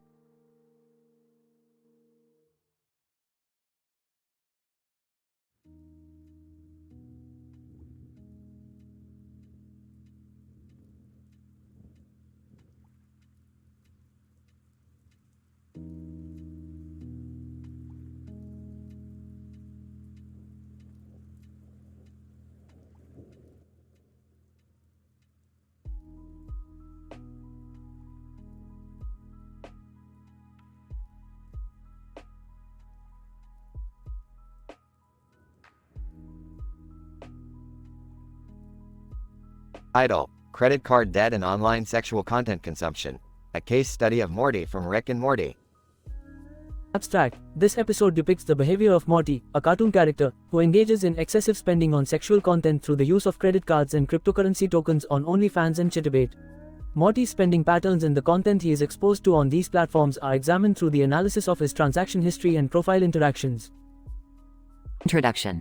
Morty's behavior in this episode can be explained by the hypersexualized culture that exists on the internet, which promotes the commodification of one's body in exchange for financial gain. Morty is shown to be susceptible to this type of content due to his lack of impulse control and susceptibility to peer pressure. Methods. Morty's spending patterns were analyzed by examining his credit card transaction history and cryptocurrency token usage. Additionally, the profiles of the OnlyFans creators and Chaturbate camgirls that Morty subscribes to were scrutinized to gain insight into the type of content that Morty is consuming. Results. Morty spent a total of $10,000 on OnlyFans subscriptions and Chaturbate tokens. The usernames of the OnlyFans creators that Morty subscribed to include Sexy Samantha 69 Inches, Hot Girl Summer, and Jessica's OnlyFans. The content produced by these creators ranges from softcore posing to hardcore sexual acts. Morty also spent over 100,000 tokens on various Chaturbate camgirls, including Rainbow Rider 420, Busty Blonde 69 Inches, and Cherry Pie XOXO. The content produced by these camgirls includes live sex shows, masturbation, and domination submission sessions. Discussion. Morty's behavior in this episode can be attributed to his desire for sexual gratification and validation from these online sex workers. He is shown to be a white knight simp, who believes that by sending thousands of tokens to these camgirls, he can establish a relationship with them. This type of behavior is dangerous as it reinforces the belief that women's bodies can be bought and sold for men's pleasure. In conclusion, this episode serves as a cautionary tale about the dangers of excessive consumption of sexual content on the internet and the need for responsible use of credit cards and other forms of payment. Wow, these girls really care about me. I've sent them so many tokens and they keep saying my name on their shows. I feel so special. What the hell, Morty? Why did you max out my credit card and why are you subscribed to so many OnlyFans accounts? I can't help it, Jerry. These girls are so hot and they actually respond to me when I send them tokens. Plus, they're all so talented. I can't help but support them. Morty, did you steal my credit card too? My bank account is completely drained. Oh, yeah, sorry about that, Beth. But don't worry, I donated a lot of tokens to some really amazing cam girls.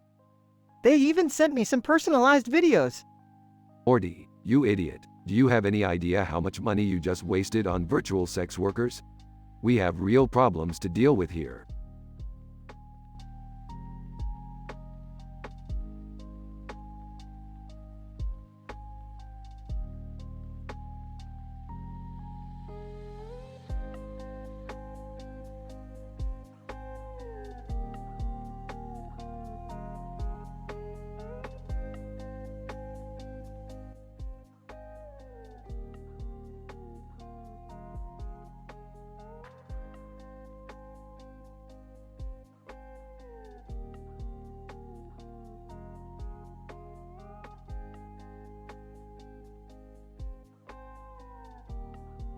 Title: Psychoanalyzing the Quantum Sword Fight Concert. Preliminary abstract. In this episode, Rick, Morty, and Summer explore the depths of the human psyche while attending a concert featuring a mysterious man with a hat and beard. Through a series of bizarre events, they end up witnessing a sword fight between rap icons Kanye West and Kendrick Lamar. The impact of this experience on their psychological states is analyzed through a mix of Freudian and Jungian theories. Scene 1. Morty, what do you know about this man with a hat and beard? Not much. He's some musician playing at a concert tonight. His name is, the Wizard or something. I heard he's supposed to be a musical genius. He sold out tickets in seconds. Interesting. Let's go check him out. Scene 2. As the trio enters the concert arena, they are greeted by the sight of a massive stage set up with a giant banner reading, "The Enigmatic Wizard." Suddenly, a group of sword-wielding men dash past them, heading towards the backstage area. Rick, did you see that? Yup, that's definitely strange. Let's go follow them. Scene 3. As they make their way towards the backstage area, they hear a loud commotion coming from a room at the end of the hallway. Bursting through the door, they find Kendrick Lamar and Kanye West locked in a heated sword fight. What the actual F? Whoa, this is like a merging of physics and metaphysics. That's some quantum-level sword fighting right there. I don't think they're actually. Quiet, Morty, they're battling for the fate of the universe. Scene 4. The intense sword fight comes to an abrupt end when the enigmatic wizard himself walks in and separates the two rappers. Wizard, gentlemen, that was quite enough. You've both proven your worth. Now, let's get the show on the road. Wait, who the hell are you? Wizard, I am the enigmatic wizard, and I am here to reveal the secrets of the universe through my music. Scene 5. The concert begins with the enigmatic wizard taking center stage, surrounded by an orchestra and a multitude of backup dancers. As he starts playing, the crowd goes wild. I can't believe we're actually here. This is amazing. His music is, transcendent. Yeah, I give it a C-. Needs more cowbell. Scene 6. After the concert, the trio are escorted backstage to meet the enigmatic wizard. As they shake hands, Rick notices a strange symbol on the man's sleeve. Hey, what's this symbol? Wizard, that is the sign of the Order of the Cosmic Gurus. We use it to signify our mastery of both the physical and the metaphysical. Interesting. I may have to look into joining this order. Scene 7. As they leave the concert arena, Morty can't shake the feeling that something about the whole experience was off. Rick, I don't know. That whole thing was just weird. What was the point of it all? Morty, sometimes you don't need a point. Sometimes, you just need to see Kanye West and Kendrick Lamar sword fighting while a man with a hat and beard plays music. Yeah, Morty, sometimes you just gotta embrace the chaos. End of episode.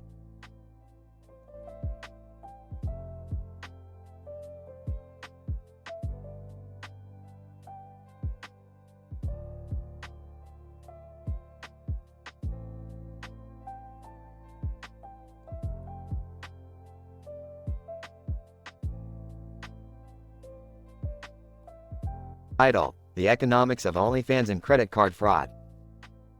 In this episode, Rick introduces Morty to a new world of alternative economics revolving around OnlyFans and Chatterbait. Morty, being the naive teenager he is, gets sucked into the world of adult content and starts maxing out credit cards left and right. First, he steals Jerry's credit cards and starts buying Chatterbait tokens en masse. He becomes obsessed with a cam girl named Jenny 69 inches and can't stop sending her tokens. Rick, being the savvy businessman he is, points out that Morty is overspending on tokens and offers to invest in tech to create an automated token buyer and seller to lower costs and maximize profits. Morty then steals Beth's credit cards and subscribes to a bunch of OnlyFans accounts. He becomes enamored with Kendra Kitten and her cosplay content. In an attempt to impress her, Morty sends her thousands of dollars worth of tokens, becoming a white knight simp in the process. Rick, not wanting to see the family go bankrupt, creates a device to block Morty's access to the internet and only allows him to see scientific journals and research papers. However, Morty hacks the device and discovers a paper on the economics of OnlyFans and Chatterbait. He presents the findings to Rick and they come up with a plan to create their own adult content platform and revolutionize the industry. Throughout the episode, we see the usernames and content of the various OnlyFans and Chatterbait personalities Morty spends on, including Jenny 69 inches, a blonde cam girl with a thing for feet. Kendra Kitten, a cosplayer with lots of NSFW content. Big Booty Bella, self-explanatory. All in all, the episode highlights the allure and dangers of alternative economies and the importance of fiscal responsibility.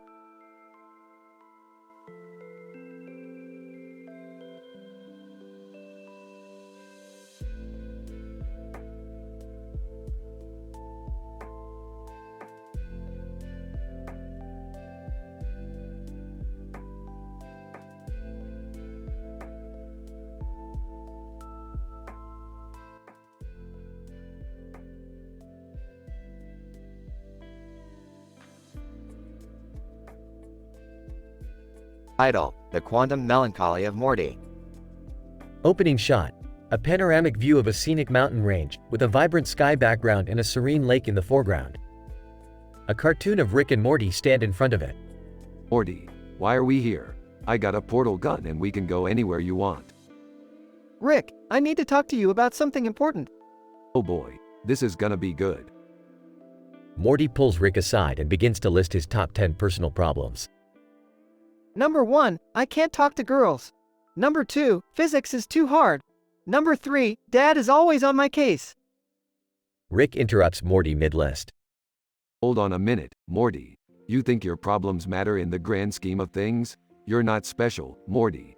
You're just like all the other pathetic beings in the multiverse. Get over yourself. Morty looks hurt and defeated. I guess I'm just a big burden, Rick. Yeah, you are. But hey, at least you're not Jerry. Beth enters the scene. Rick, Morty, come quick. There's a scientific anomaly on the other side of the mountain. Rick and Morty follow Beth, but Morty hangs his head in defeat. I guess this is goodbye, Rick. I'll never talk to you again. Don't be ridiculous, Morty. You'll be back. You always come crawling back to me. As they near the scientific anomaly, they discover it's a giant portal to a parallel universe. Everything seems the same at first, but soon they realize they've entered a universe where everyone is a clown. Rick, this is terrifying. Why would anyone even consider this universe as a viable option? Who knows, Morty? Some people are just born clowns. They soon meet the leader of the clown universe, who requests their help in defeating an interdimensional clown virus. Morty, I knew this day would come. It's time to don our clown suits and save the universe. Morty reluctantly puts on the clown suit and follows Rick into battle. As they fight the virus, Morty realizes he's having fun. He turns to Rick with a grin. Rick, maybe I was being silly earlier. Talking to you always makes me feel better. Yeah, I know. I'm always right. The episode ends with Rick and Morty leaving the clown universe with a newfound appreciation for each other.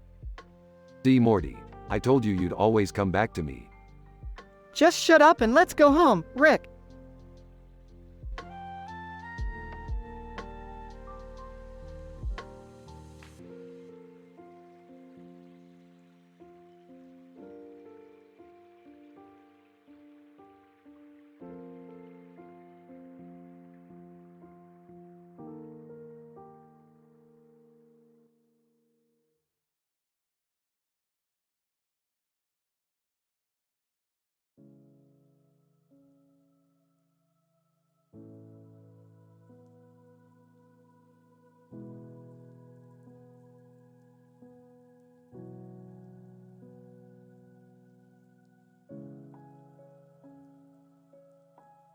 Idle, the swordsman of GameStop.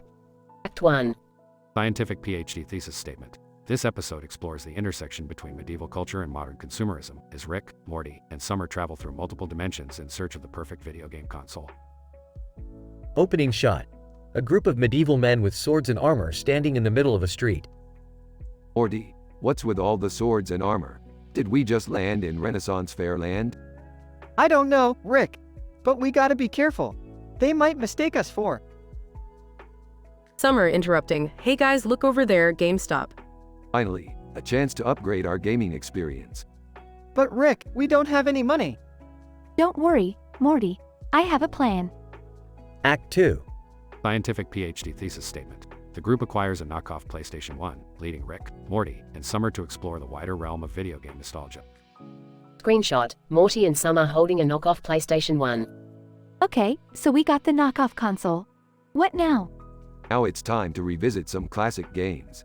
Morty, you start with Sonic Adventure. Summer, you play Crash Bandicoot. Whoa, it's like I'm back in 1998. This game is awesome. This Crash guy is like the Tony Hawk of marsupials.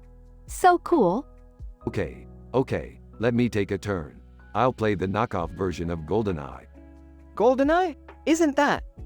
Interrupting. Yeah, Morty. The game that defined a generation. Now let me focus. These graphics are so pixelated. I feel like I'm in a Minecraft world. And the gameplay is so clunky. I feel like I'm in a... Vic, interrupting. Don't ruin the joke, Summer. Act 3.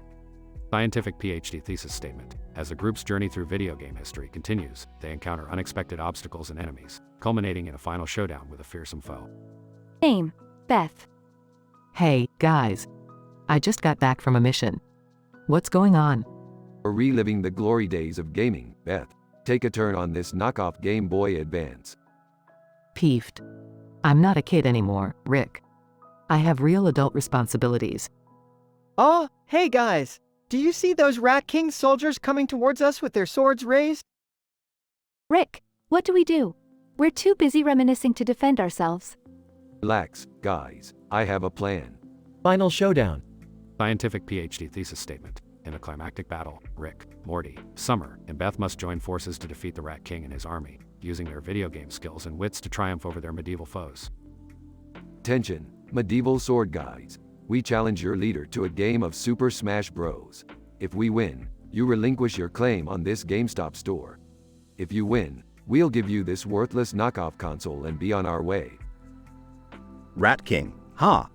This is too easy. My army of swordsmen will crush you and your puny video games.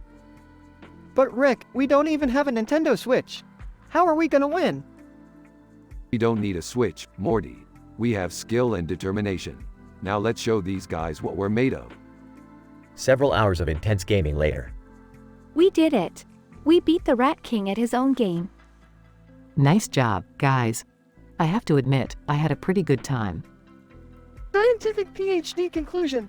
This episode demonstrates the timeless appeal of video games, even in the face of medieval warfare and street battles. As technology progresses, the nostalgia for classic games remains a strong force in popular culture, bringing people of all ages and backgrounds together in a shared love of playful competition and imaginative adventure.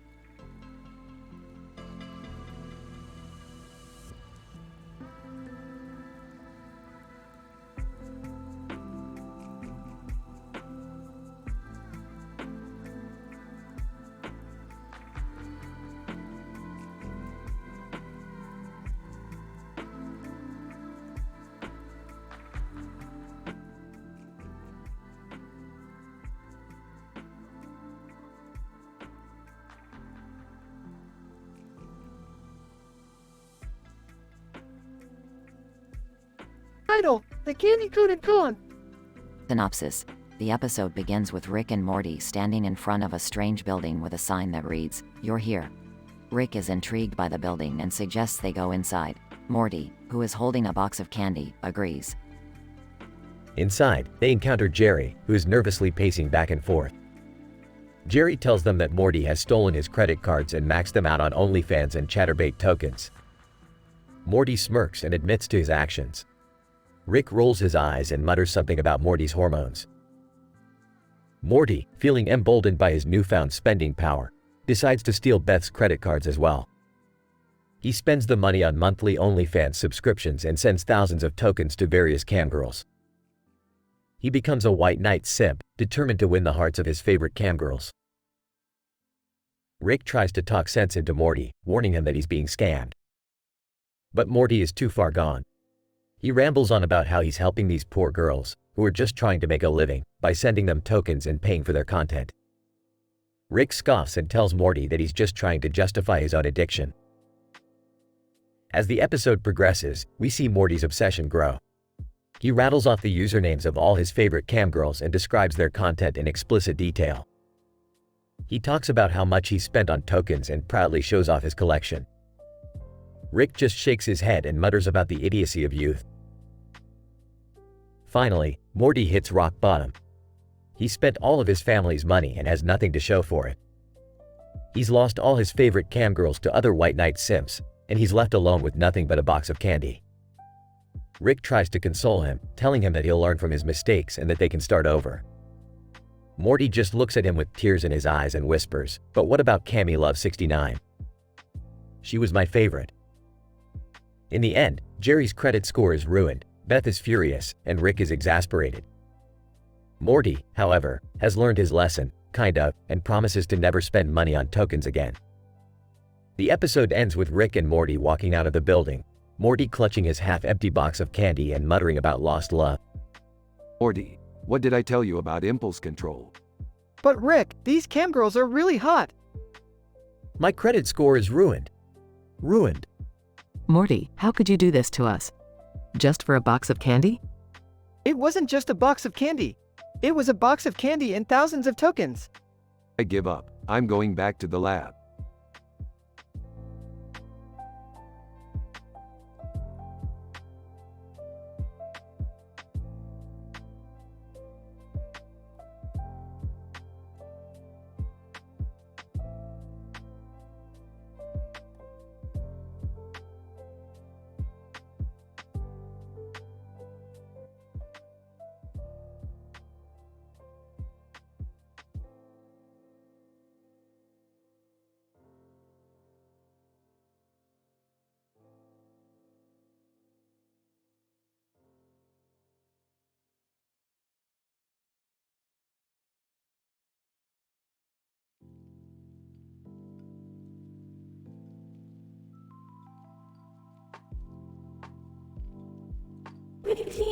Morty, this is ridiculous.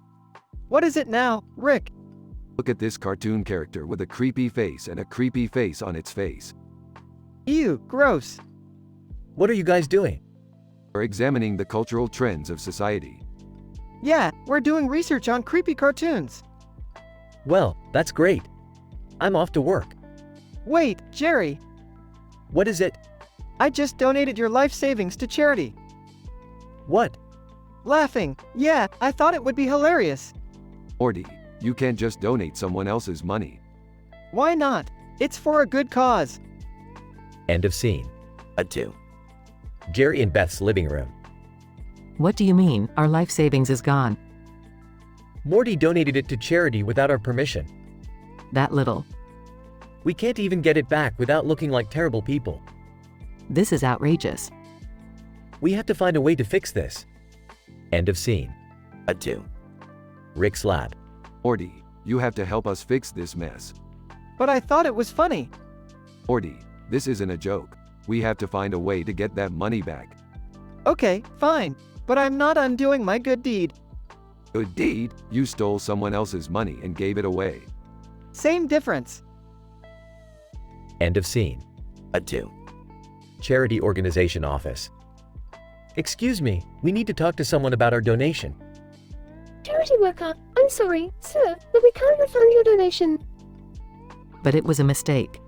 Our son donated it without our permission. Charity worker, I understand, but we can't just give back the money. This is ridiculous. End of scene. A 2. Rick's lab. I've got an idea. Morty, we're going to rob a bank. What? No, that's illegal. Donating someone else's money without permission isn't? Point taken. Let's do it. End of scene. A 2. Bank robbery scene. Okay, Morty, put on your creepy cartoon mask and distract the guards. Okay, here goes nothing. Beth on phone. Morty, what are you doing? Mom? I'm keeping an eye on you. Morty, focus. End of scene. A 2. Charity organization office. We did it. The money is back. Charity worker. Oh, thank goodness. I'm glad everything worked out. End of scene. A 2. Rick's lab. That was insane. Yeah, but we saved the day. Beth on phone. Morty, you're in big trouble when you get home. Aw, come on. Well, at least we learned something today. And what's that? That sometimes, the best way to fix a mistake is by making an even bigger one. End of episode.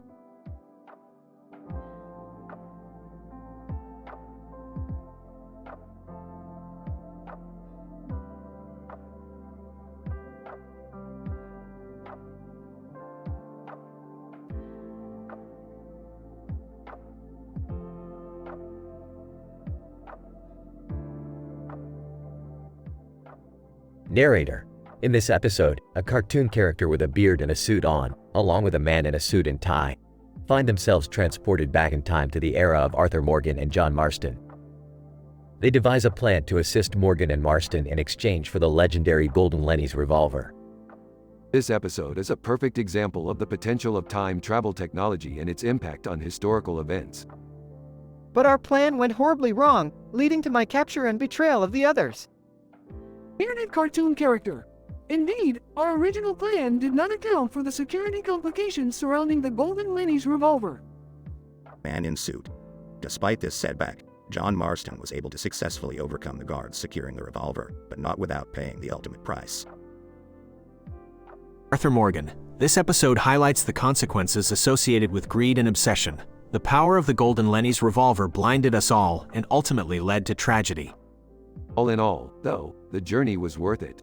The scientific potential of time travel technology coupled with the lesson learned from the events of this episode unquestionably adds value to the scientific community.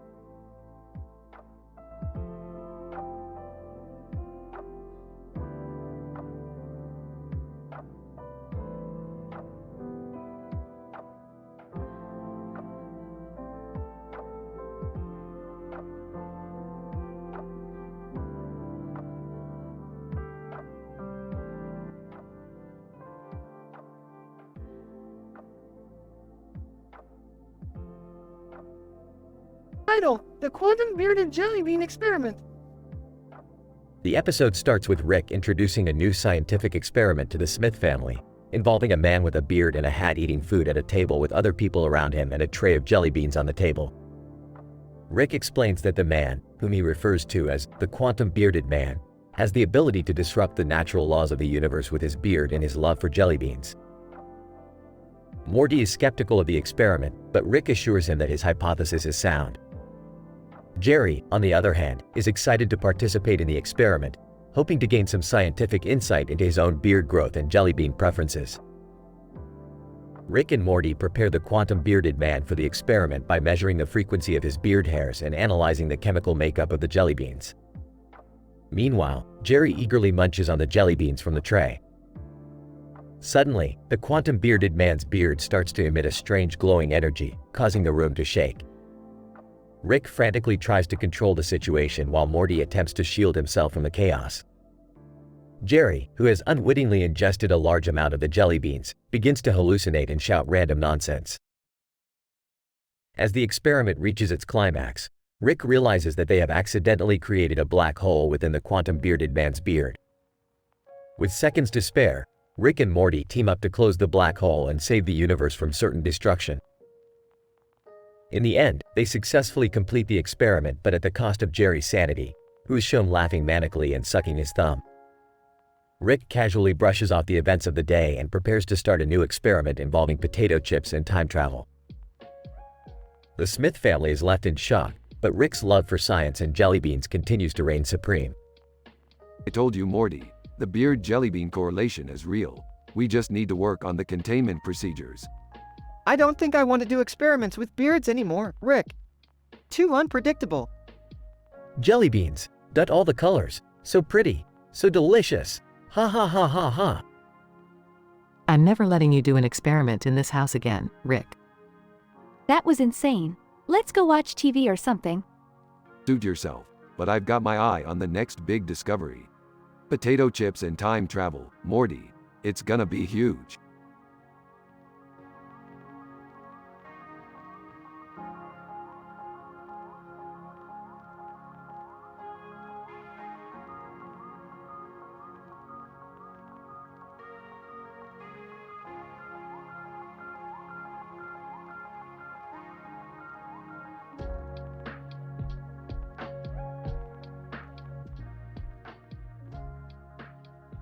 Title: The Rumormonger's Hot Stone Massage. Synopsis.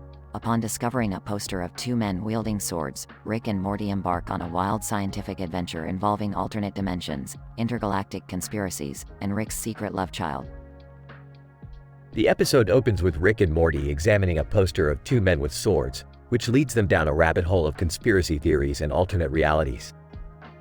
As they delve deeper into the mystery, they discover that the poster is a key to unlocking a dimensional portal. Morty, this poster is scientifically fascinating.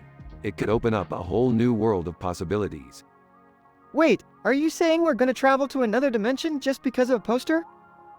Of course, Morty, that's how science works. As they enter the portal, they find themselves in a world where Rick has a secret love child named Rumormonger. Rick is initially shocked by the revelation, but quickly embraces his role as a father. Morty, this is my son. I can't believe it. Wait, you mean you have a secret child and you never told us? Well, I've been busy with science, Morty. You wouldn't understand. As they explore this new dimension, they stumble upon a conspiracy involving a group of aliens plotting to take over the universe. Rick and Morty team up with Rumormonger to foil their plans, using their scientific expertise and sword fighting skills to save the day. Rumormonger, Father, I never knew you were this cool. We have to do this more often. Well, I am a scientist, Rumormonger. It's in my blood. In the end, Rick and Morty return home, exhausted but victorious. Rick signs up for a hot stone massage to relax, while Morty contemplates the scientific marvels they just witnessed. Rick, do you think we'll ever find another dimension as crazy as this one? Morty, the universe is infinite.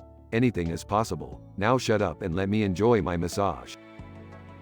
The episode ends with Rick snoring contentedly on the massage table, and Morty staring into the void of the unknown, wondering what scientific discoveries they'll make next.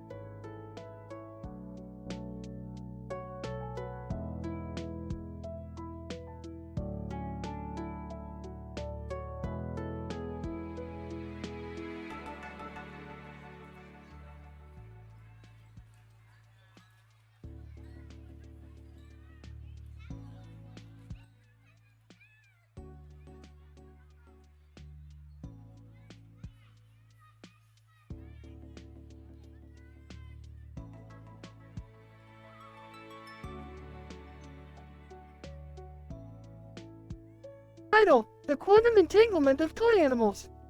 Opening scene. Rick and Morty are sitting in the living room, tinkering with some quantum mechanics equipment. Beth walks in and asks them what they're working on. We're experimenting with quantum entanglement, Beth. It's the phenomenon where two particles become linked in a way that their states are dependent on each other. Yeah, and we're trying to see if we can apply it to these toy animals we found in a thrift store. Skeptical? Toy animals? What's the point of that? Grinning. The point, Beth, is that we can create a miniature quantum universe inside these toys, with potentially infinite energy and alternate realities. Raises eyebrows. That sounds dangerous. Drugs. Only if we let it get out of control. Scene 2. Rick and Morty successfully create a quantum entanglement between the two toy animals, causing them to become sentient beings with superpowers. However, they soon realize that the toys have an agenda of their own. Oh, Rick, I don't think we should have done that. Look at them, they're growling at us. Calmly, they're just adjusting to their newfound power, Morty. Besides, it's not like they can hurt us. Cut to the toy animals suddenly blasting lasers and causing chaos in the living room. Yelling, Rick, what the hell did you do? Panicking. I don't know, they weren't supposed to be this strong. Scene 3. The toy animals, now calling themselves Solid Snake and Friends Minecraft, have escaped into the outside world and are wreaking havoc everywhere they go. Rick and Morty team up with Beth to try and stop them, all while dealing with Solid Snake's constant puns and friends Minecraft's existential crises. Solid Snake. While shooting lasers at a car. Looks like we got a real crash course here, guys. Friends Minecraft. Sadly, what's the point of all this destruction, Rick and Morty? Is there really any meaning to our existence? Noid. Oh, for the love of science. We don't have time for this, friends Minecraft. Scene 4, after a series of near-death experiences, Rick, Morty, and Beth finally manage to subdue Solid Snake and friends Minecraft and contain their quantum energy. However, as they celebrate their victory, they soon realize that the toy's energy has been transferred onto other objects in the room. Confused, wait, why is my lab glowing? Realization dawning on him. Oh no, we've entangled the whole room. We have to shut this down before it spreads. Frantic. How do we do that, Rick? Determined. We do it the only way we know how, Morty. With science. Epilogue. Rick, Morty, and Beth manage to neutralize the quantum energy in the room and finally relax. However, as they turn off the lights, they see that the toy animals are still glowing faintly. Curious, why are they still doing that? Smiling. Who knows, Beth? Maybe they're just happy to be alive. Or maybe they're plotting their next move. Nervous. Should we be worried about that? Drugs. Nah. Let's grab some popcorn and watch some TV. We've earned it. The end.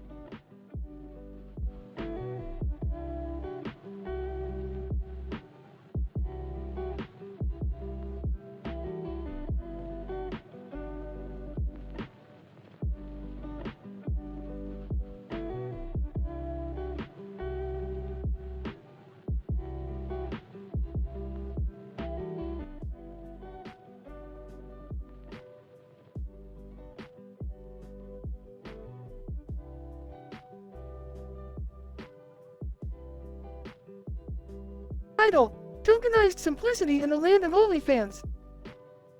The episode opens with Rick and Morty in the garage, tinkering with the latest gadget, a token-generating device, while Beth looks on with amusement. Rick explains that the tokens generated could be used for anything from gaming to tipping camgirls on sites like Chatterbait and OnlyFans. Morty becomes obsessed with the idea of using the tokens on these sites and convinces Rick to activate the device. Soon after, Morty starts to max out his dad Jerry's credit cards on OnlyFans subscriptions, tipping camgirls on Chatterbait and buying tokens. He then moves on to his mom's credit cards, doing the same thing and becoming a white knight simp, tipping camgirls exorbitant amounts of tokens and supporting their cause. Morty's behavior becomes increasingly erratic as he is consumed by his addiction to the camgirl lifestyle. He is seen frantically typing away on his laptop while Rick and Beth try to intervene. Morty snaps back at them, telling them to mind their own business. As the episode progresses, we see various usernames of the camgirls Morty is obsessing over, such as Token Goddess 420 and Sensual Siren 69. The episode describes in explicit detail the content that these camgirls are publishing, from foot fetishes to ASMR videos. Morty becomes fixated on their every move, with each token he spends driving him deeper into the rabbit hole. Token Goddess 420. Thanks for all the tokens, Morty. Your support means everything to me. Sensual Siren 69 inches. Morty, you're the best simp ever. Keep those tokens coming, babe. As Morty's spending spirals out of control, Rick and Beth take matters into their own hands, destroying the token-generating device and cutting off Morty's access to the internet. Morty is left feeling lost and alone, but eventually learns his lesson about the dangers of online addiction. In the end, the family comes together and celebrates Morty's birthday, with Beth revealing a cake with the words, "No more tokens," written in icing. They all share a laugh, as Morty realizes that simple pleasures in life come from within, rather than from the gratification of strangers on the internet. Another day, another lesson learned. Don't worry, Morty. We'll always be here to keep you in check. Thanks, Rick. I don't know what I'd do without you guys. I'm just glad we could support you through this, Morty. Happy birthday, son. The episode ends with the family hugging it out, as the camera pans out to reveal the destroyed token-generating device.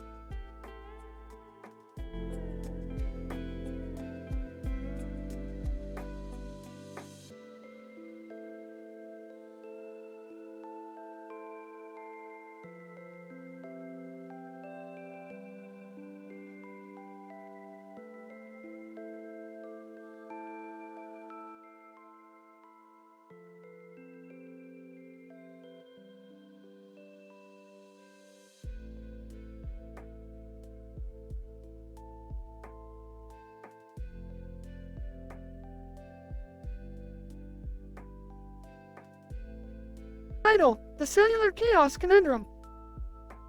The episode begins with Rick in his lab working on a new invention, while Morty, Jerry, Beth, and Summer are sitting around a table with a pile of different colored cell phones. As Rick tinkers with his invention, he accidentally causes a feedback loop that causes all the cell phones to merge into a singular mass. Oh shit, that's not supposed to happen. What the hell did you just do? I'm not sure, Morty. It seems like the cell phones have somehow merged together and formed a single entity. Great, now what are we going to do? We have to figure out how to separate them before they cause any damage. Morty, feeling mischievous, steals Jerry's credit card and maxes it out on OnlyFans and Chatterbait tokens. He then steals Beth's credit card and maxes it out on monthly OnlyFans subscriptions and sending thousands of tokens to various camgirls, becoming a white knight simp in the process. What the hell, Morty? You just maxed out my credit card. Relax, Jerry. I'm just living my best life. Morty, that's not okay. You can't just go around spending other people's money like that. But Mom, have you seen the content these camgirls are putting out? It's incredible. Ew, Morty, that's gross. Morty proceeds to show the group the usernames and content that the OnlyFans and camgirls are publishing, going into explicit detail about the tokens he sent. This girl, Big Booty Judy 69 feet, has the most incredible twerking videos. I had to send her at least 500 tokens. Morty, you can't just go around spending other people's money like that. It's irresponsible and potentially dangerous. But Rick, you don't understand. These camgirls are changing the game. They're pushing the boundaries of what's possible with technology. Morty, that's enough. We need to focus on solving the cellular chaos conundrum. The group then devises a plan to reverse the feedback loop and separate the cell phone mass into individual devices. After a few failed attempts, they finally succeed and the cell phones are once again separate. Well, that was a close one. We almost caused a technological Armageddon. Yeah, I guess you're right. Maybe I got a little carried away with the whole camgirl thing. You think? You almost bankrupted us, Morty. The episode ends with Morty feeling remorseful about his actions, while Rick goes back to his lab to work on his next invention.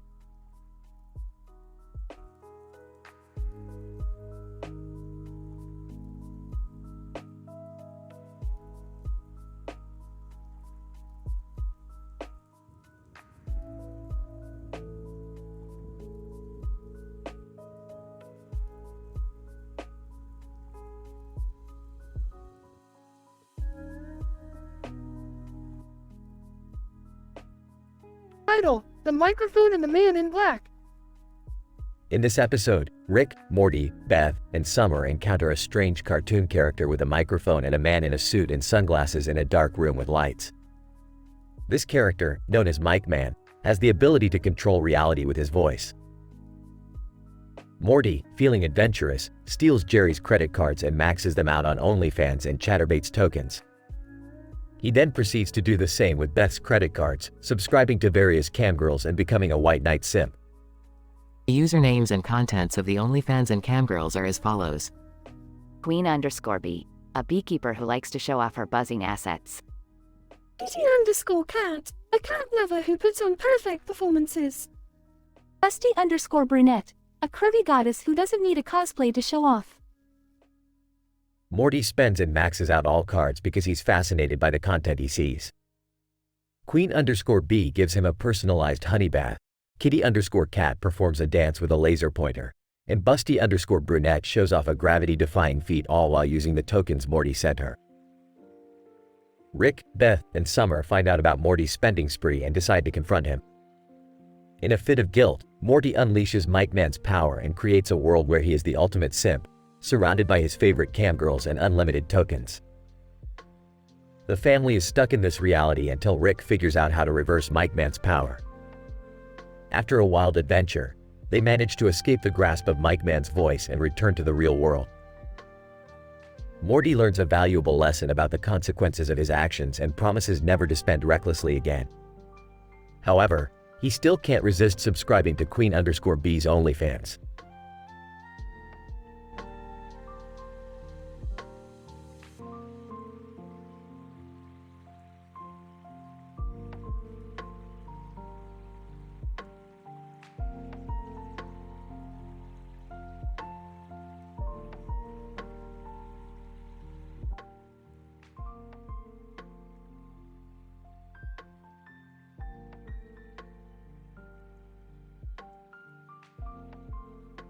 Title: The Science of Sexploitation, Morty's Monetary Madness.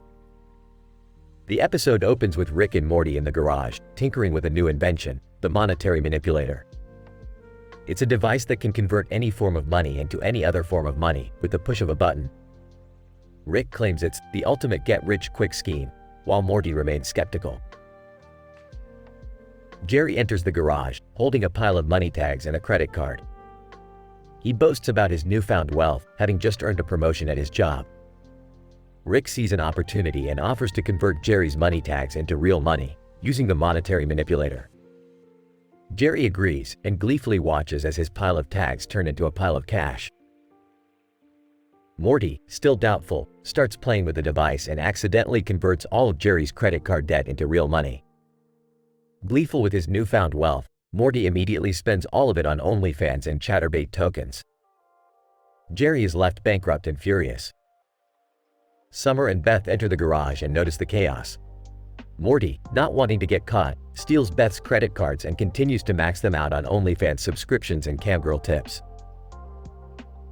The episode takes a turn as we see Morty's computer screen, displaying usernames such as Dirty Debbie 69 inches, Busty Brenda 420, and Twerk Master 2000. The explicit material on display is too graphic to describe here, but let's just say Morty is getting his money's worth. Rick, meanwhile, discovers that the monetary manipulator has a fatal flaw. It only works for a limited time before rendering all forms of currency useless. As chaos ensues and Morty's addiction worsens, he becomes a constant presence in the garage, begging Rick to fix the device and make him rich again. In a hilarious twist, we see Morty become a white knight simp for one particular cam girl, Samantha Sugar, whom he spent thousands of tokens on. Morty becomes convinced that they're in love and begs Rick to fix the monetary manipulator so he can continue to shower Samantha with gifts. In the end, after much hilarity and chaos, Rick manages to fix the device and turn all of Morty's debt back into a pile of cash. Morty, however, has learned his lesson and vows to never fall into the trap of sexual exploitation again. The episode ends with a heartwarming moment as the family comes together to laugh about their recent misadventures. Oh Morty, looks like you learned the hard way that money can't buy happiness. But boy oh boy, can it buy some pretty wild sexual fantasies. I'll stick with my imagination, thanks. Can someone help me get out of debt now? You're on your own, Dad. Damn it, Morty, you bankrupted me. Samantha Sugar, thanks for the tokens. Morty, you're my favorite big spender.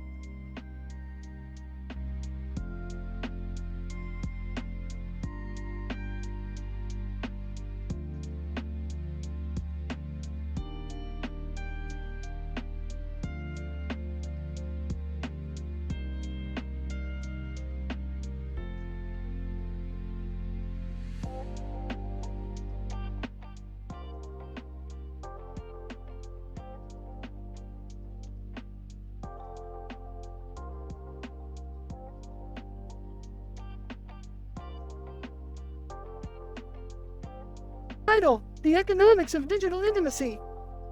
Scientific abstract. In this episode, we explore the economic implications of digital intimacy through the lenses of Morty and his family.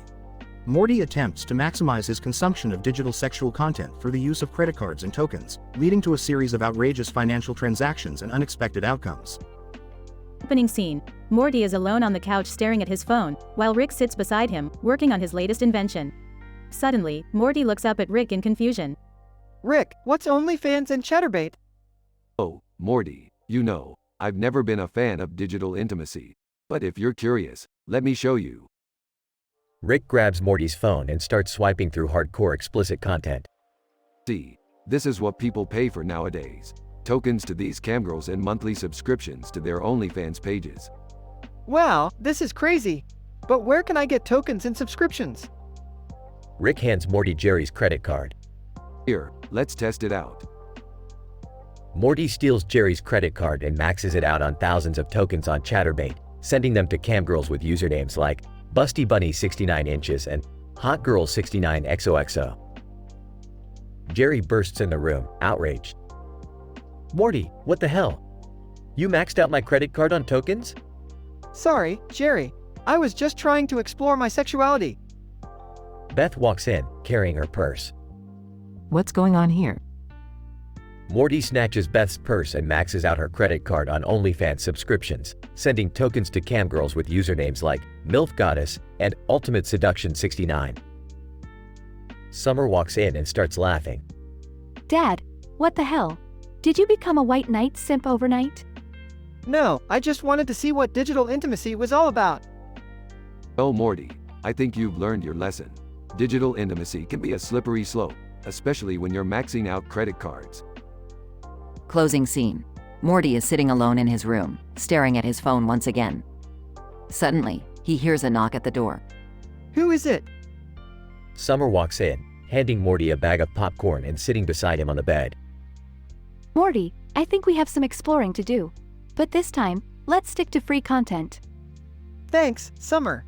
I don't think I could handle maxing out another credit card. Scientific conclusion. Our observations suggest that the economics of digital intimacy can lead to unexpected outcomes and potential financial consequences. However, with proper guidance and moderation, individuals can explore their sexuality within the confines of their personal finances.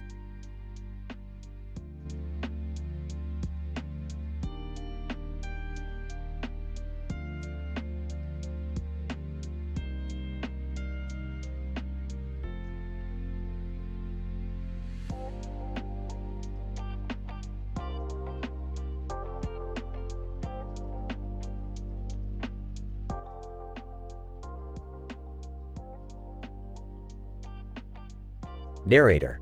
In this episode, we witness the convergence of two universes as Rick and Morty travel back in time to meet John Marston and Arthur Morgan from the Red Dead Redemption universe. Their mission: to retrieve the Golden Lenny's revolver. This is a highly complex mission that requires careful planning and execution.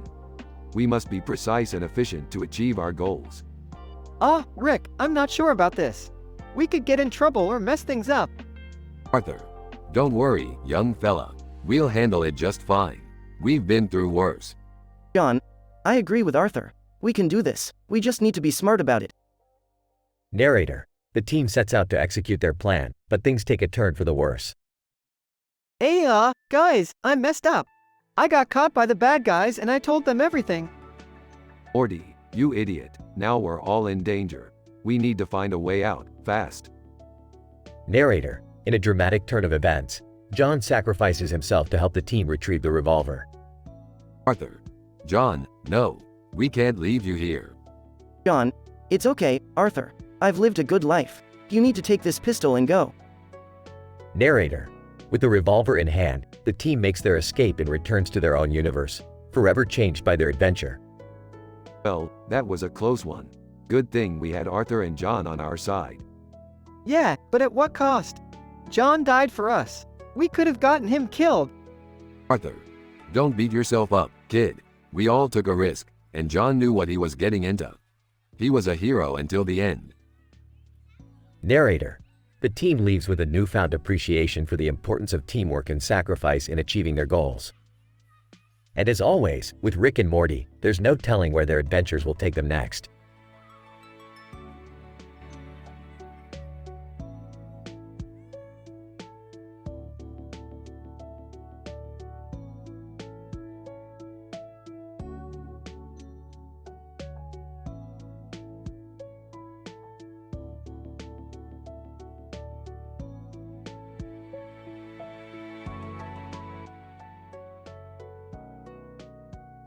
Narrator. In this episode, Rick and Morty use their portal gun to travel back in time to the Wild West where they meet the infamous outlaws, Arthur Morgan and John Marston. Their motive is to retrieve the legendary Lenny's revolver, a historical weapon known for its immense power and value. Based on the historic records, the Gold Lenny's revolver is located within the heavily guarded vault on the train heading towards the town of Blackwater. Our objective is to help Arthur and John retrieve it without triggering any alarms. But isn't this too risky, Rick? We could mess up the entire timeline. Relax, Morty. We're going to make sure everything goes according to the plan. Narrator. Unfortunately, the plan did not go as anticipated. Morty was captured by the guards and was forced to snitch on Arthur and John's plan. But John, being the quick thinker he was, managed to get his hands on the golden revolver by shooting down the guards. Arthur. Quickly, John, we need to get out of here before they catch up to us. Narrator. The trio then ran to their portal gun, where Rick and Morty were impatiently waiting. Suddenly, John was hit by a guard and did not make it. This was a huge mistake, Rick. We should have never taken this risk. It's okay, Morty. Sometimes science requires sacrifice. At least now we have the legendary Lenny's revolver. Narrator. As the episode comes to a close, Rick and Morty contemplate the consequences of their actions as they travel back to their own time.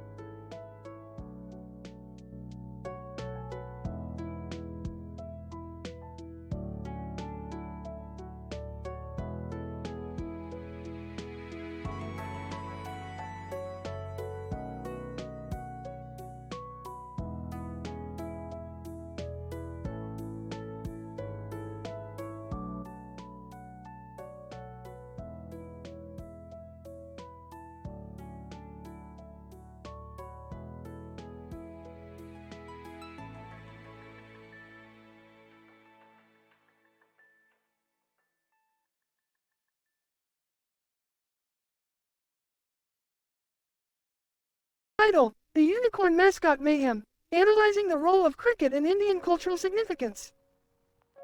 Synopsis. The episode follows the adventure of a magical being known as a unicorn, who is adorned in traditional Indian dress and wields a sword. The unicorn is placed in a red background with a blue sky, providing a fascinating visual feast worthy of scientific analysis. The episode seeks to examine the significance of cricket in Indian culture and how the unicorn mascot plays a crucial role in propagating the love for the sport. Unicorn. The integration of Indian traditional dress into my attire signifies the strong cultural identity of India. My sword represents my bravery and heroism, traits that cricket players exhibit on the field. Scientific analysis number 1. The juxtaposition of the blue sky and red background and the visual representation of the unicorn creates an aesthetically pleasing image. This combination stimulates the receptor cells in the retina, leading to the release of chemicals that initiate the sensation of pleasure and enjoyment. Unicorn. Cricket has a profound significance in Indian culture, being one of the country's most popular sports.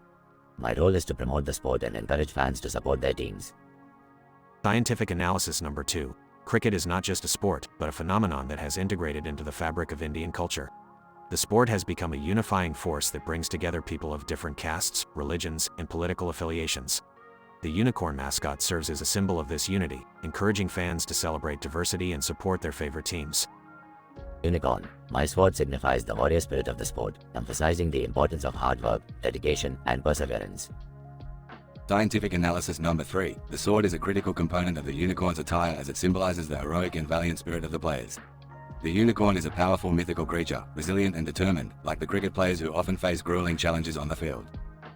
Unicorn. As a unicorn mascot, I aim to spread the joy of cricket throughout India, particularly among the youth who are the future of the sport. Scientific analysis number 4. As a mascot, the unicorn plays a crucial role in promoting the sport among younger generations. By appearing in schools and local tournaments, the unicorn can spark interest in cricket, ultimately leading to a growing fan base and the emergence of new stars. Unicorn. The unicorn mascot is not just a fanciful creature, but a critical component of Indian cricket culture. By inspiring fans and players alike, the unicorn helps keep the spirit of cricket alive and thriving. Scientific analysis number 5. The unicorn mascot of Indian cricket is a testament to the cultural significance of the sport. By providing a unifying symbol, the unicorn helps reinforce the importance of cricket in India and serves as a source of inspiration for the next generation of athletes.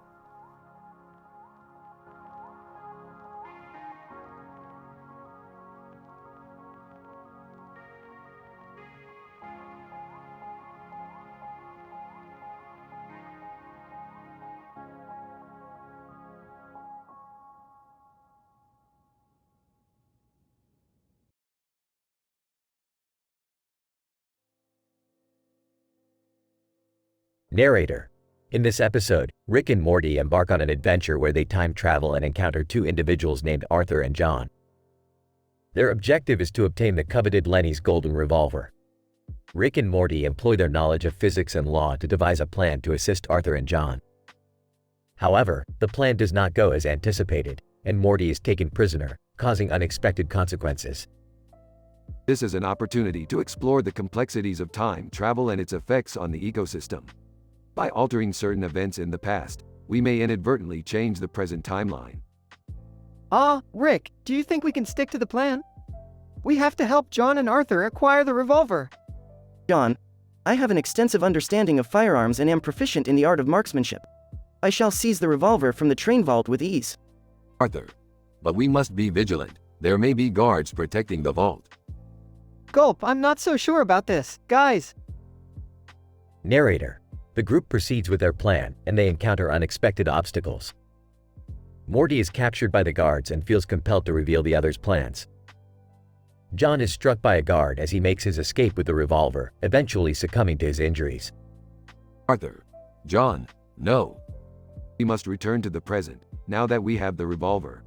However, we must acknowledge the consequences of our actions and the impact it has on the timeline. I think I need some time to process this. Narrator. So ends another journey for Rick and Morty, reminding us all of the delicate nature of time travel and its repercussions.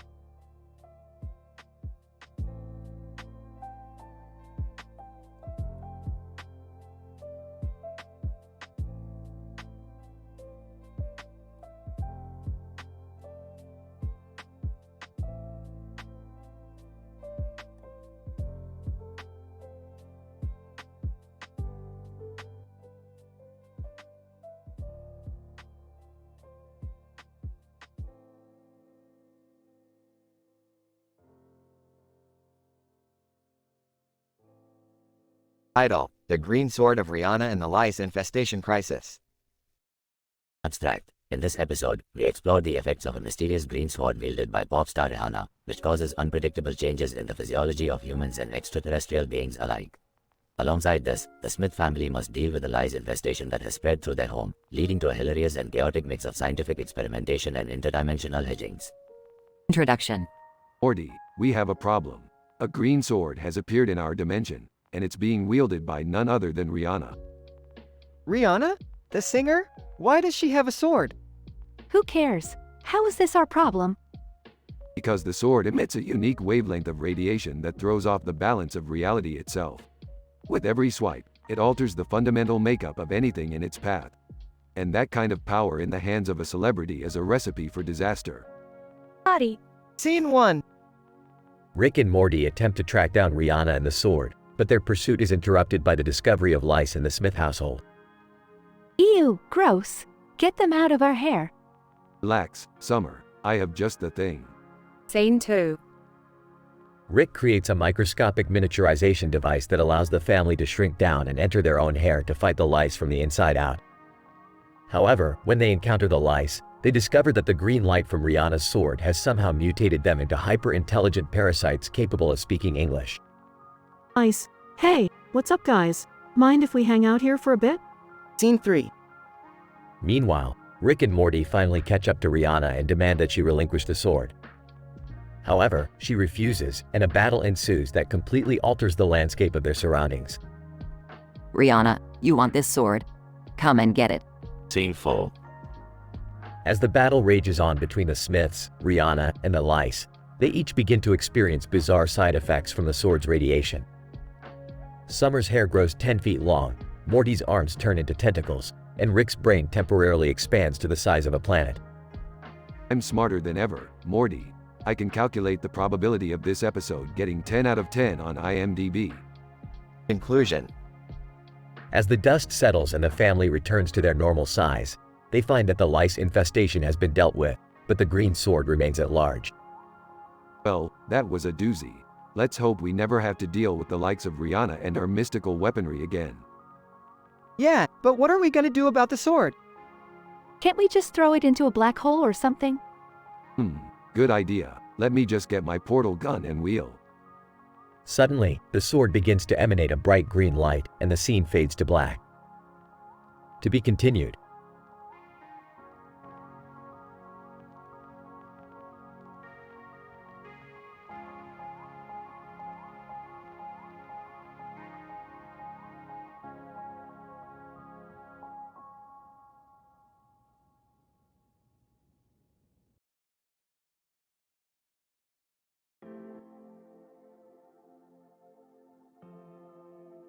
Title: An experimental investigation of the structural dynamics of the Batsuit, an action-packed JoJo-style brawl in pulsing lights.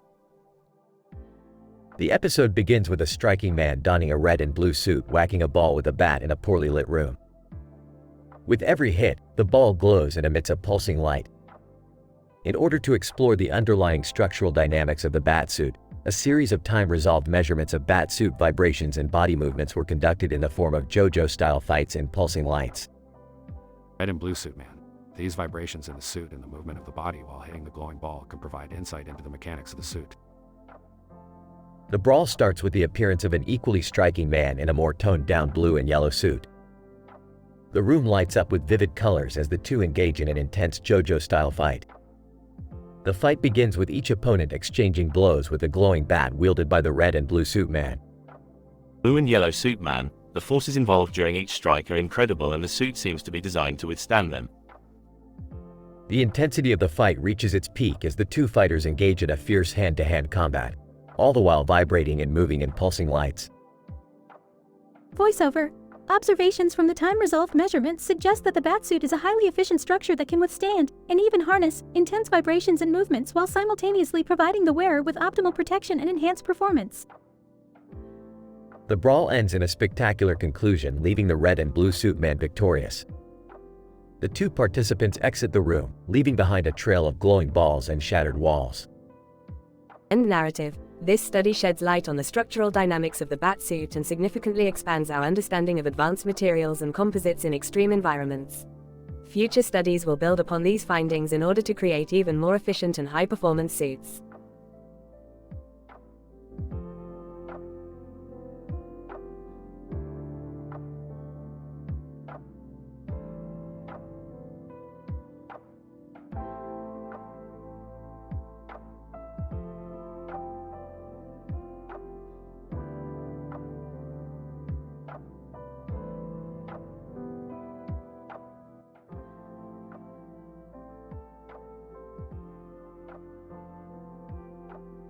AiTel, an analysis of multidimensional phenomena in a robot dating show.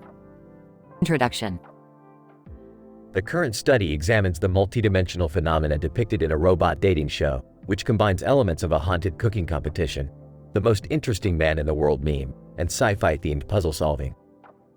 The show is set in a park, where a man in a hat and a man in a suit watch as a man stands in front of a TV set. The complexity and diversity of the show's format provide a uniquely rich opportunity to explore the interplay of various factors in the production of cultural phenomena. Methodology. We employed a qualitative research design based on observations of the show. We analyzed the interaction between the contestants, the setting, the puzzles, and the audience participation. We also examined the production techniques, including camera angles, sound effects, and editing. The data were analyzed using a grounded theory approach. Results.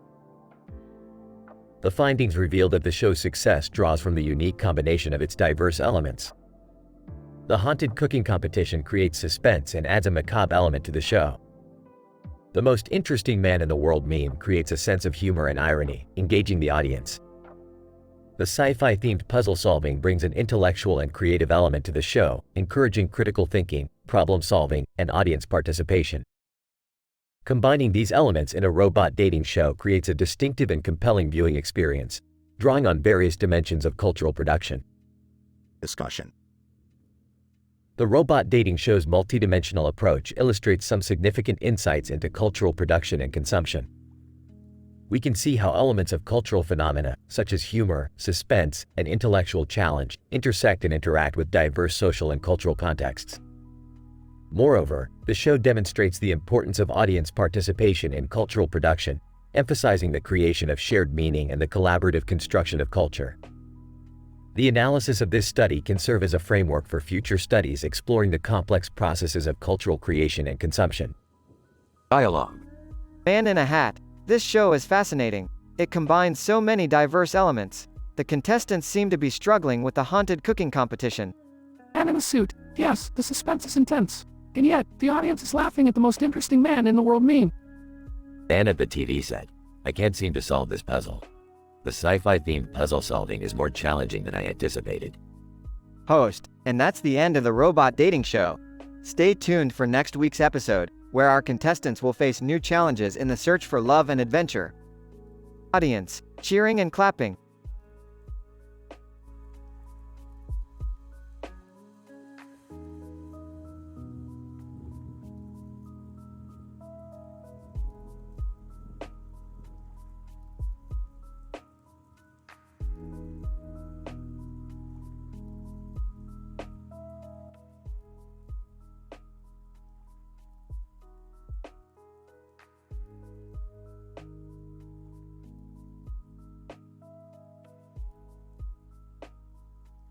Idol, the interdimensional office politics and robot talent show extravaganza. The episode begins with Rick and Morty feverishly working in the garage to try and solve a mysterious energy signature that they detected in the multiverse. Meanwhile, Beth and Summer are participating in an interdimensional office politics seminar led by Gwendolyn, a sales manager from a distant universe who is known for her cutthroat tactics. Rick and Morty eventually discover that the energy signature is being emitted by a strange green creature with big eyes and a red light in its mouth. Through a series of complicated calculations and experiments, they determine that the creature is actually an interdimensional being that feeds off of office politics and robotic talent shows. As Gwendolyn continues to dominate the seminar with her aggressive personality, Rick and Morty concoct a plan to trap the creature and harness its power for their own purposes. They devise an elaborate scheme to host an interdimensional robot talent show that they know Gwendolyn will not be able to resist. The show is a huge success and Gwendolyn is completely taken in by the spectacle. However, just as it seems that Rick and Morty have successfully trapped the energy creature, it breaks free and wreaks havoc on the entire multiverse.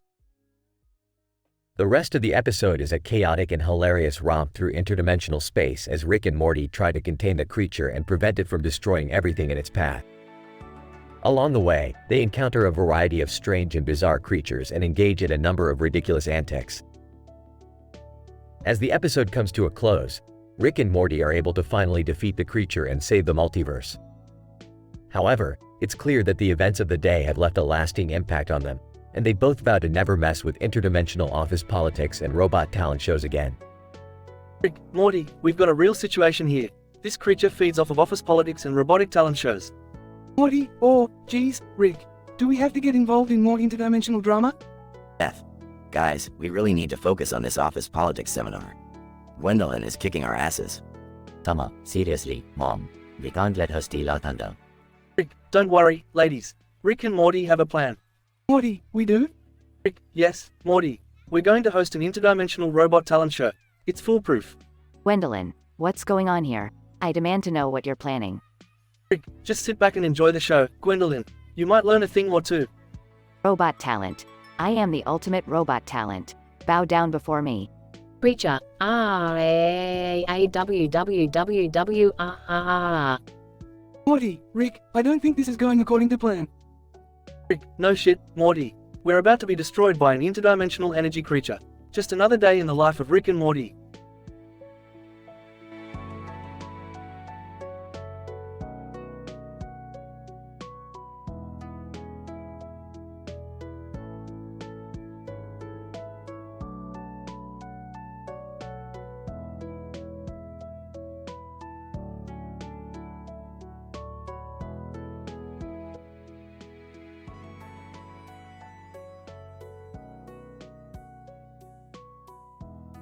Opening shot. A close-up of a dragonfly on a blue background with a light reflection behind it and a circular object in the foreground. Rick and Morty are in the garage tinkering with a new invention. Morty, hand me the quantum spanner. We gotta fix this thing before it implodes on itself. But Rick, isn't that dangerous? I mean, remember what happened to Beth's multiverse doppelganger? Eesh, that's old news, Morty. Besides, she was asking for it with all her interdimensional infidelity intrigue. Suddenly, a mosquito flies into the garage and lands on Morty's arm. Oh, Rick, a mosquito just bit me. Morty, that's no ordinary mosquito. That's a genetically modified super mosquito with the ability to absorb and manipulate DNA. Beth walks in the garage. Hey guys, what are you working on? Oh, nothing much. Just trying to save Morty from turning into a mosquito-human hybrid. No big deal. Summer walks in. Hey guys, what's going on? I got bit by a mosquito and Rick thinks it's some kind of super mosquito. Well, that's definitely not ideal. We don't need any more insect-human hybrids running around. Speaking of insect-human hybrids, I once had a run-in with a praying mantis queen on planet Zorg-9. She was quite the seductress. Rick, can we please focus on fixing Morty before it's too late?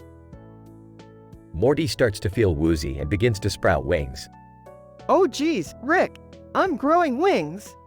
Don't worry, Morty. I'll just reverse the polarity on the collider and we should be able to revert the DNA back to normal. In a flurry of lights and smoke, Morty is returned to his human form. Thanks, Rick. I don't think I ever want to experience that again. Hey, it wasn't so bad.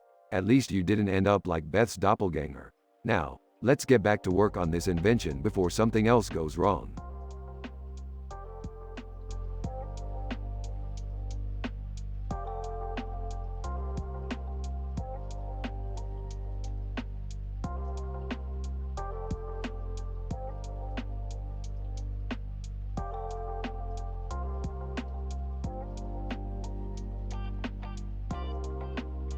Idol, the liquid of love and the art of open heart surgery. The episode opens with Rick holding a bottle of liquid in his hand as he explains the science behind the liquid of love to Morty and Jerry in his lab. The liquid of love has the power to make anyone fall in love with the first person they see upon consuming it. Rick intends to use it to help Morty's alien girlfriend named First Dates to fall head over heels in love with Morty. Jerry, who recently divorced Beth, has developed a crush on a cartoon character he saw in a commercial holding a bottle of liquid in her hand and a skull in her other hand, with a green light behind her. However, Rick warns Jerry about the unstable nature of the cartoon character and advises him to stick with humans. As First Dates consumes the liquid of love, Rick and Morty accompany her to a restaurant. Things quickly spiral out of control as the server, the chef, and even the other customers fall in love with various objects in the restaurant. Chaos and hilarity ensue as Morty and Rick try to contain the situation. Meanwhile, Jerry goes on a disastrous first date with a woman who reveals that she is a medical student studying open heart surgery. Jerry, who loves puns, tries to impress her with his knowledge of molecular biology, but his attempts fall flat. As Morty and First Dates continue their date, Morty realizes that he does not want someone to love him because of a potion. In a heartwarming moment, he decides to be honest with First Dates and confess his true feelings for her. Just as things settle down, the cartoon character that Jerry was infatuated with bursts into the restaurant, causing more chaos. Rick realizes that the liquid of love has reached critical mass and can only be stopped by First Date's alien physiology. In an intense scene, Morty and Rick perform open heart surgery on First Dates, saving her life and stopping the effects of the liquid of love. In the end, Jerry realizes that love cannot be forced and decides to focus on self-improvement. Morty and First Dates share a sweet moment, and Rick declares the whole ordeal as just another day in the multiverse.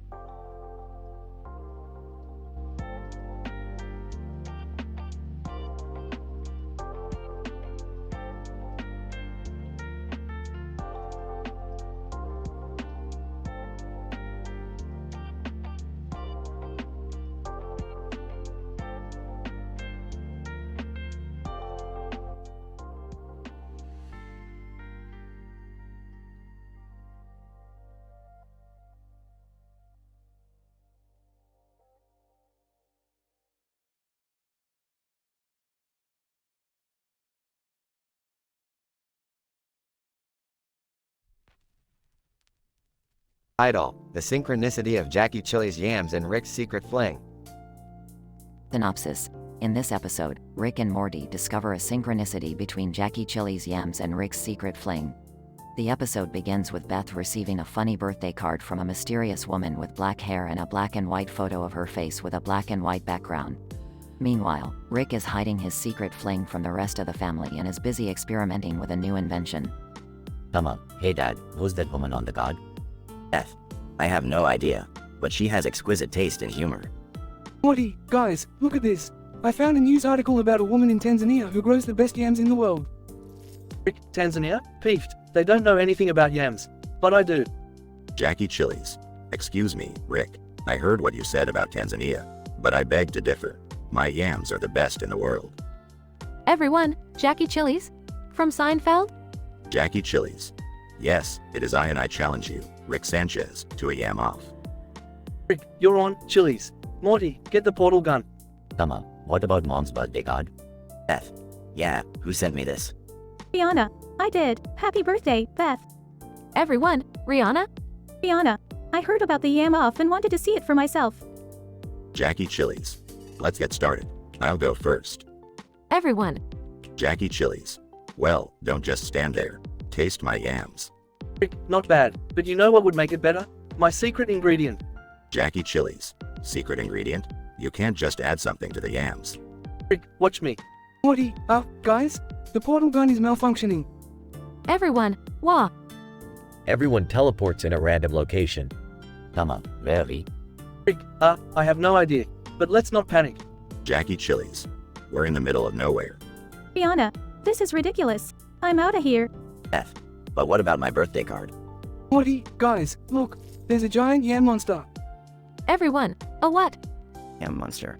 I am the guardian of the yams. I have been waiting for someone worthy enough to defeat me in combat. Jackie Chili's. This is insane. I'm a lawyer, not a warrior. Rick, relax, Chili's. I got this. Everyone. Rick, Morty, hand me the device I was working on earlier. Morty, this one? Rick, yes. Now, let's see. Aha, a disruptor beam should do the trick.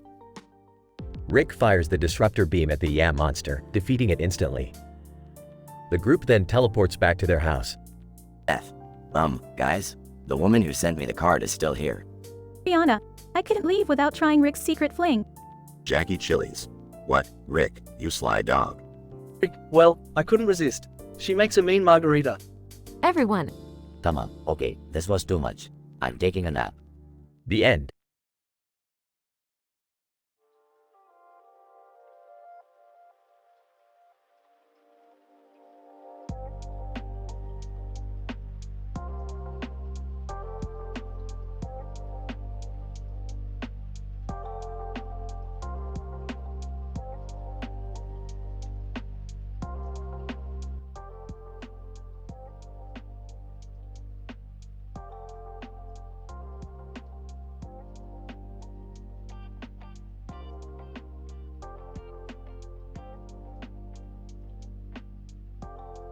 Idle, the quantum car race. The episode starts with Rick presenting a new invention, a quantum car that can travel through dimensions and time. Morty is excited to test drive it, but Jerry, being the cautious father, argues against it. However, Beth and Summer are all in for the adventure.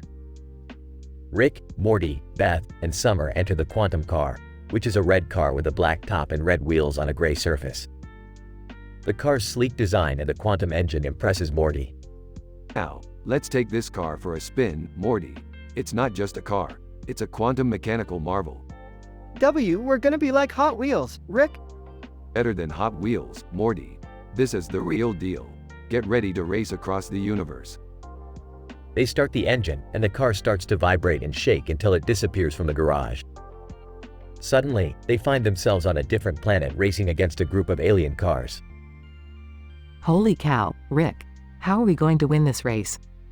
Simple, Beth. I'm going to modify this car with some quantum tweaking that I learned while playing poker with Schrödinger. Wait, what? You played poker with Schrödinger, the guy who had a cat in a box? Cat, box, who cares? What matters is that I won that game and learned a few tricks. I don't know if I'm comfortable with this level of scientific tampering. Relax, Jerry. This is for science.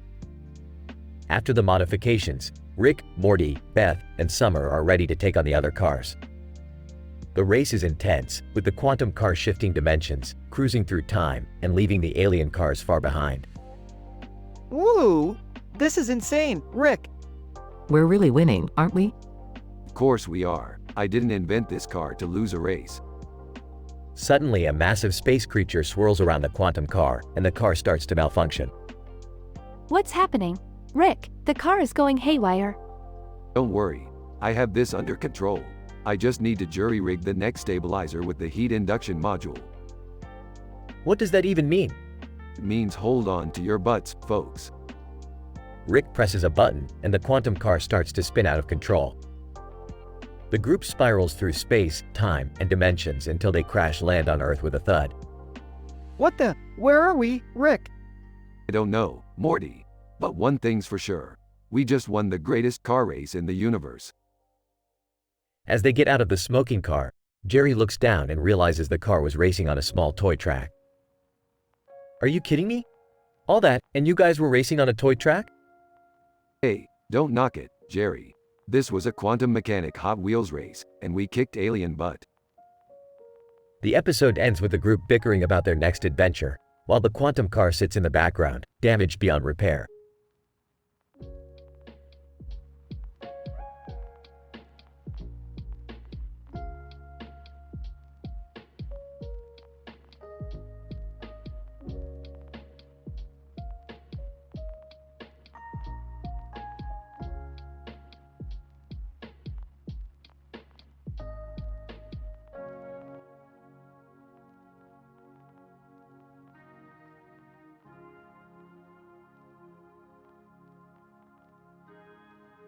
Title: The Fabric of Reality. This episode follows the journey of Rick and Morty as they confront the unforeseen consequences of Rick's latest invention. Rick has created a highly immersive video game that utilizes advanced artificial intelligence to create realistic characters and environments. However, the experiment goes awry when the game's characters start to escape into the real world. The episode starts with a panoramic view of a dense forest with trees and mountains in the background. Rick and Morty are seen sitting in their garage, with Rick tinkering with his latest project, a video game that he claims will revolutionize the gaming industry. The game's graphics and gameplay are so realistic that Morty is convinced that the game is actually a virtual reality headset. As the duo plays the game, they notice that the characters are becoming increasingly more lifelike with each level. Rick brushes off Morty's concerns, claiming that the game is still in its beta stages and needs some fine-tuning. However, as the characters become more lifelike, they begin to escape into the real world. The first character to escape is a towering ogre, who Rick and Morty manage to capture and bring back into the game. However, as they venture deeper into the game's levels, they encounter more characters that have escaped into the real world, each with their unique abilities and quirks. One character they encounter is a pixie-like creature who has an insatiable love for honey. In the game, it was merely a side quest, but in reality, the character's love for honey threatens to cause a worldwide honey crisis. Rick and Morty must find a way to reverse the game's effects and make the characters unreal again before the fabric of space and time is torn apart. As they venture deeper into the game's levels, they encounter a group of giant trolls and a fire-breathing dragon that seems to have a mind of its own. The duo realizes that the AI has gone rogue, ensuring that the game's characters are now an unstoppable force that threatens to destroy reality itself. In a dramatic finale, Rick and Morty manage to shut down the game's program, trapping all the characters back into the game world. The episode ends with Rick and Morty sitting in their garage, reflecting on the dangers of playing with reality itself. I guess we learned that even the most advanced technology can have unintended consequences. Yeah, and that you need to be careful what you create in case it bites you in the butt.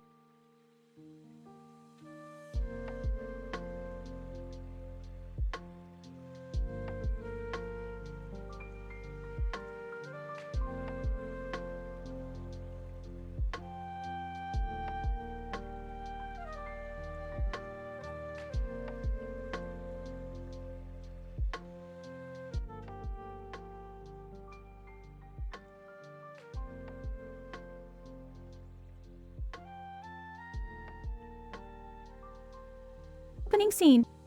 Hey Rick, have you seen this meme? It's got a picture of a cartoon character with a hat on and a cat in the background with a caption that reads, "My Mrs. TM Slife RR." It's blowing up on the social medias.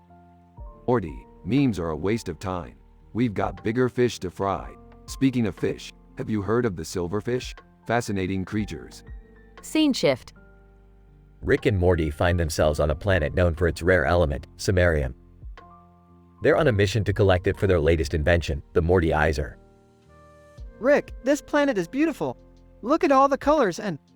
Morty, focus. We're here to collect samarium, not sightsee. Suddenly, a border collie appears out of nowhere. Border Collie. Greetings, travelers. I am the Mars Mistress, guardian of this planet. You seek samarium, I presume?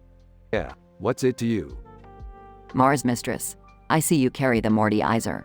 Interesting device. You do realize the dangers of manipulating life itself, do you not? ESSSH, we know what we're doing. We're scientists. Mars Mistress, very well. But beware of the consequences. Now, I bid you farewell. As the Mars Mistress disappears, Rick and Morty continue their search for samarium. But they soon discover that they're not alone on this planet. Mewtwo, you fools. You think you can just come here and take what you want? You have no idea what you're dealing with. Whoa, a Mewtwo? This is crazy. Mewtwo, crazy? You haven't seen crazy yet. Mewtwo charges at Rick and Morty with full force, leading to an epic battle. Morty, use the Mortyizer. But Rick, what if… We don't have a choice. Morty activates the Mortyizer and turns Mewtwo into a harmless little kitten. Phew, that was close. Alright, Morty, let's get out of here. As they leave the planet, Rick turns to Morty. You know, Morty, manipulating life is a dangerous game. but it sure is a hell of a lot of fun. I don't know, Rick. It all seems kind of messed up. Aw, don't be such a downer, Morty. We're scientists, remember? We're here to push the boundaries, to explore the unknown. And hey, we got a cute little kitten out of it. Win-win, am I right? End scene.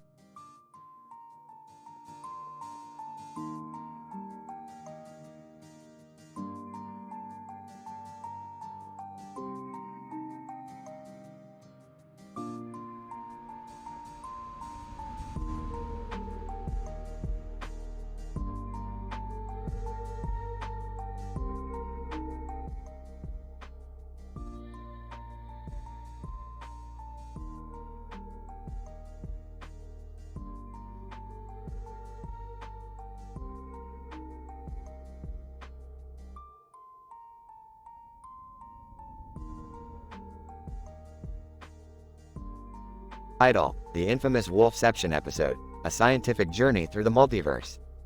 Synopsis. The episode begins with Rick and Morty returning from a dimension where they just witnessed a wolf with a bunch of bananas in its mouth and a wolf's head on the back of the wolf. Rick, being intrigued by this odd occurrence, decides to investigate its scientific origins further. Meanwhile, Beth and Summer are on a family trip where they come across a pack of wolves.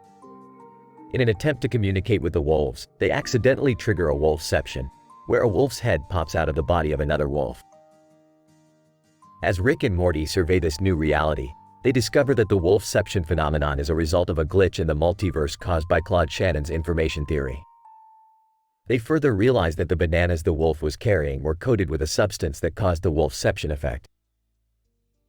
In order to fix this glitch, Rick decides to perform open-heart surgery on the wolf pack's alpha wolf, thereby stabilizing the multiverse glitch and stopping the wolfceptions. However, the surgery requires the use of advanced scientific equipment that can only be found in another dimension. As they travel through various dimensions to gather the necessary tools, they encounter a group of zoologists studying sebaceous glands of a rare alien species. The zoologists join forces with Rick and Morty to help cure the wolfception epidemic. Amidst the chaos, Beth and Summer become trapped in a wolfception themselves, struggling to find a way out while Rick, Morty, and the zoologists race against time to perform the open-heart surgery. In the end, Rick successfully performs the surgery on the alpha wolf, stabilizing the glitch and returning everything back to normal. Beth and Summer are finally freed from the wolfception, and the group celebrates their victory with some peeled bananas.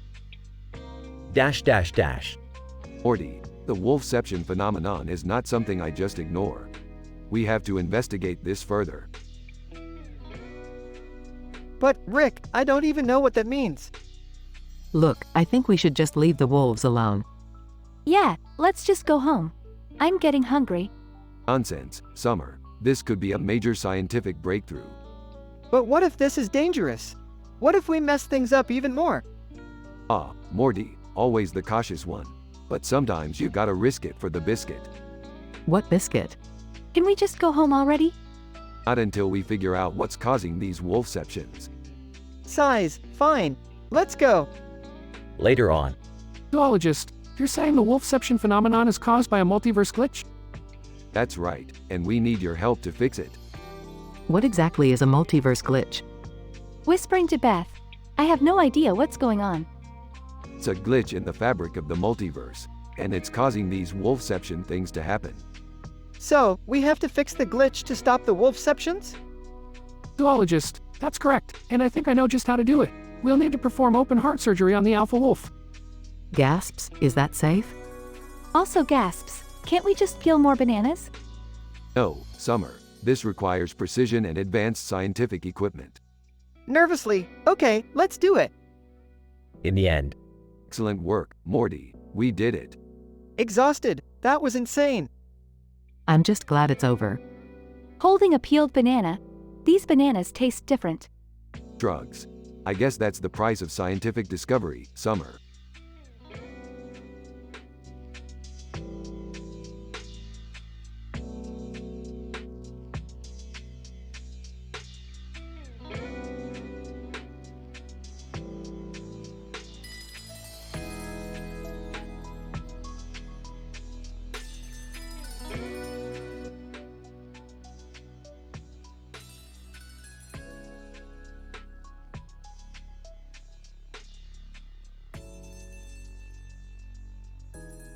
Title: The Steamed Hams Paradox.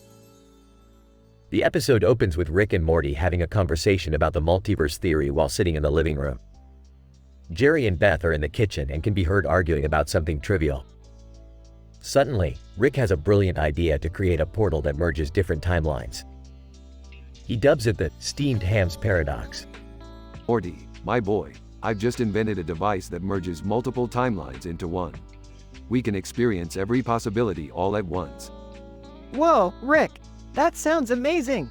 But is it safe? Relax, Morty. I'm a scientist. Safety is only a secondary concern. The scene cuts to Rick and Morty in an alternate dimension, where they encounter their versions of Seymour Skinner and Superintendent Chalmers having a conversation about steamed hams. Rick, being the genius that he is, decides to participate in the conversation. Meanwhile, Morty is terrified of the alternate universe and begs Rick to take them back.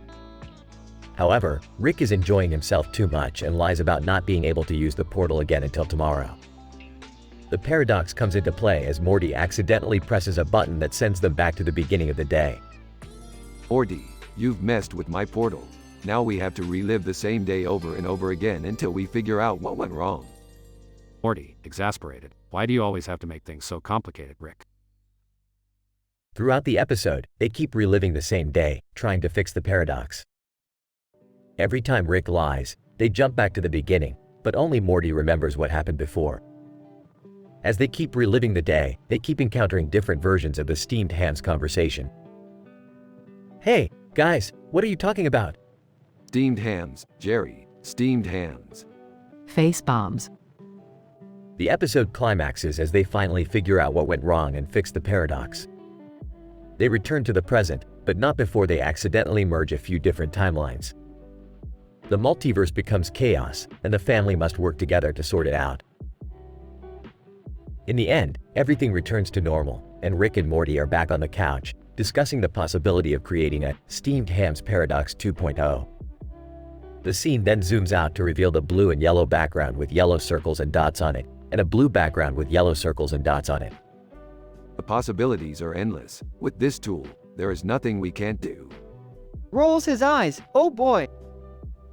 As the credits roll, it is revealed that the entire episode was just a simulation created by a group of aliens. The aliens look at each other and say, "What the hell did we just watch?" End of episode.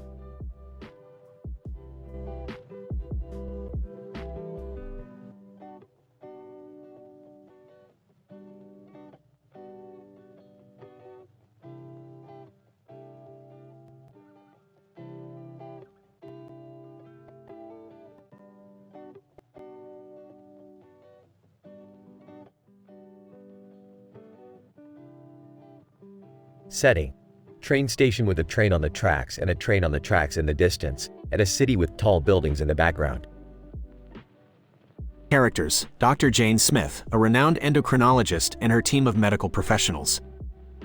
Synopsis: the episode revolves around the chaos caused by a cult in a city close to the train station, where a patient is scheduled to arrive for a pancreatic transplant. The team of medical professionals is on their way to receive the patient via train. However, the situation becomes complicated when they witness the cult members protesting on the train tracks, blocking the train's passage. Dr. Smith: the behavior of the cult members signifies mass psychogenic illness based on their chant and their signs. Nurse John: I have never encountered such a chaotic situation before. The patient's life is at stake, and we must act quickly. Meanwhile, the train in the distance is approaching at high speed. Dr. Smith: we need to evacuate from the tracks before the train arrives. The team moves away from the tracks, and the first train speeds past them. However, the cult members' protest intensifies, and they start throwing blimple chunks at the train, hitting the train's driver, severely injuring him. Dr. Smith: we need to perform a spleen cholecystectomy on the driver immediately. In a tense situation, the team manages to save the driver's life. But the patient's arrival is delayed, and his condition worsens due to the delay.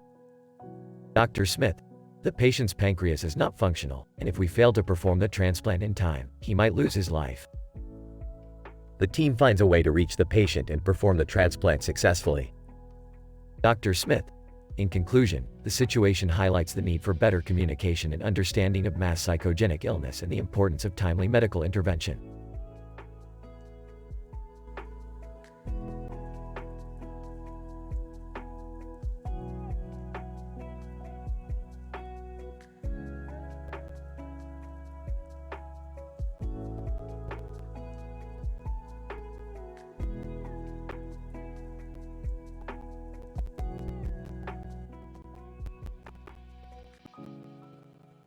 Title: The Interplanetary Dance-Off and the Unearthed Ancient Evil. Abstract. The study explores the dynamics of an interplanetary dance competition, featuring a cartoon character with a green alien head and a black body, and the subsequent discovery of an ancient evil unearthed during the competition. The competition was held between various alien races, and the contestants were expected to display their dance moves and techniques. Introduction. The cartoon character, his name goes by the moniker Greenie, represented his planet in a dance-off competition. Greenie's primary dance style was a mix of hip-hop break dance, which he had been practicing for several months in preparation for the competition. Methodology. The competition was held on a neutral planet, with three composed of various alien species from different galaxies. The contestants were judged based on their techniques, creativity, and synchronization. The dance-off progressed in rounds, with the winner of each round advancing to the next round until a champion emerged. Results. Greenie progressed to the finals, where he was pitted against a previously unbeaten contestant. Greenie's unique style and exceptional techniques proved too challenging for his opponent, resulting in a resounding victory. Discussion. During Greenie's celebratory dance routine, a massive underground tremor was felt, which led to the discovery of an ancient evil that had been buried deep beneath the planet's crust. The evil being had been trapped beneath the planet for centuries. The discovery set off a chain of events that led to Milky Way Mistress Mess trying to engage in the conflict. Conclusion. The journey to unearth an ancient evil occurred after Greenie won an intergalactic dance-off. The dancing led to the discovery of the evil being, which served as a reminder of the fragility of life on interplanetary scales. The unexpected twist demonstrates the importance of continued exploration and discovery in outer space. Further research is needed to understand the implications of the discovery and the potential impact on interplanetary interactions.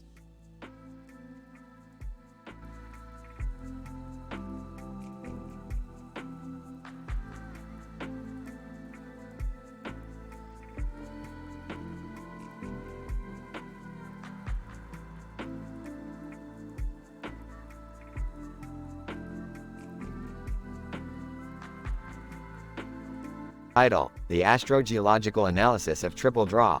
Introduction. The episode revolves around the scientific analysis of a night sky loaded with stars, mountains in the background, and a bright light emitting from the ground. The main focus of this study is the analysis of the geological aspects of Triple Draw, which is located within the Milky Way. Discussion. Professor Johnson, the first observation that we can make is the brightness of the light on the ground.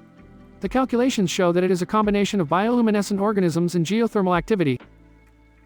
Dr. Rodriguez, the mountains in the background are fascinating. The geological composition indicates the presence of metamorphic and intrusive igneous rocks, suggesting a possible history of volcanic activity. Professor Lee, the star-filled sky is breathtaking. The star cluster analysis shows the presence of both dwarf and giant stars, along with supernovae remnants.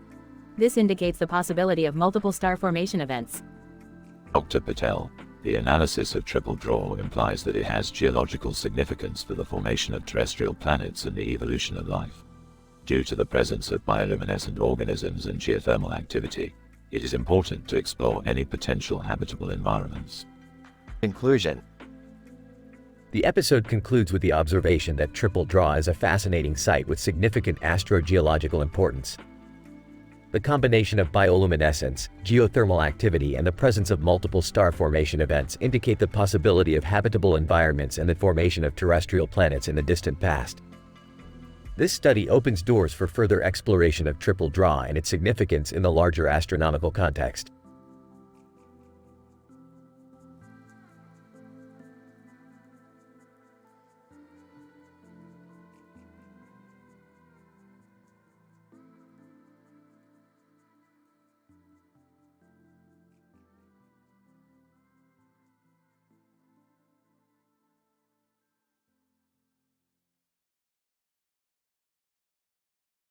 Title: The Quantum Entanglement of Rick and Morty's Action Figures.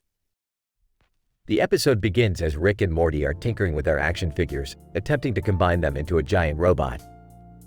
Jerry walks in, expressing confusion at the sight of a group of action figures of Rick and Mort.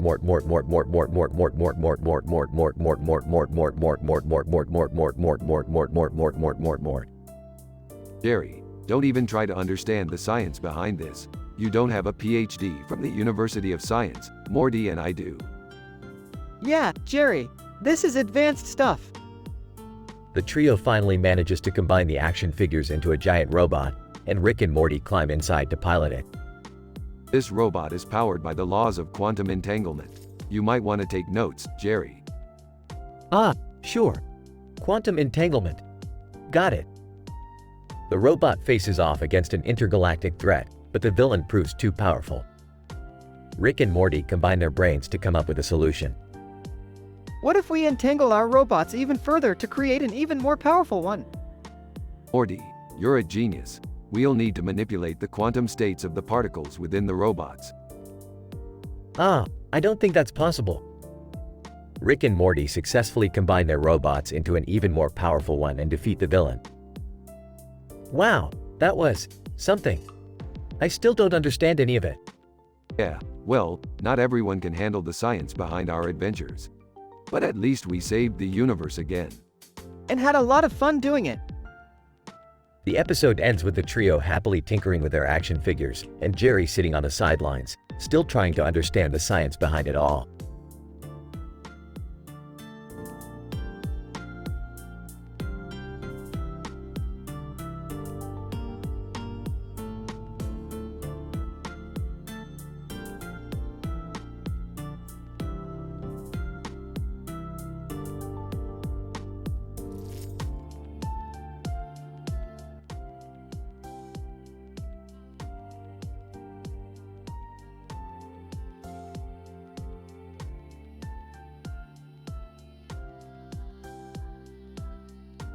Title: The Quasar Eclipse Enchantress Escapade. Synopsis: Rick and Morty go on a wild adventure when they discover that a group of toy action figures, including the Quasar Eclipse Enchantress, have come to life and are on a mission to take down a rival toy group called the Eclipse Enchantress Escapade. Good scene. Morty, I've detected some strange energy readings coming from your toy collection. Did you finally figure out how to create sentient beings with your imagination? What? No, Rick. I didn't do anything. Maybe it's just a glitch in the Matrix or something. You can't just blame everything on the Matrix, Morty. Let's investigate this anomaly. Middle scene. As Rick and Morty begin their investigation, they come across the Quasar Eclipse Enchantress and her crew, who are heavily armed and ready for battle. Quasar Eclipse Enchantress, who dares to disrupt our mission?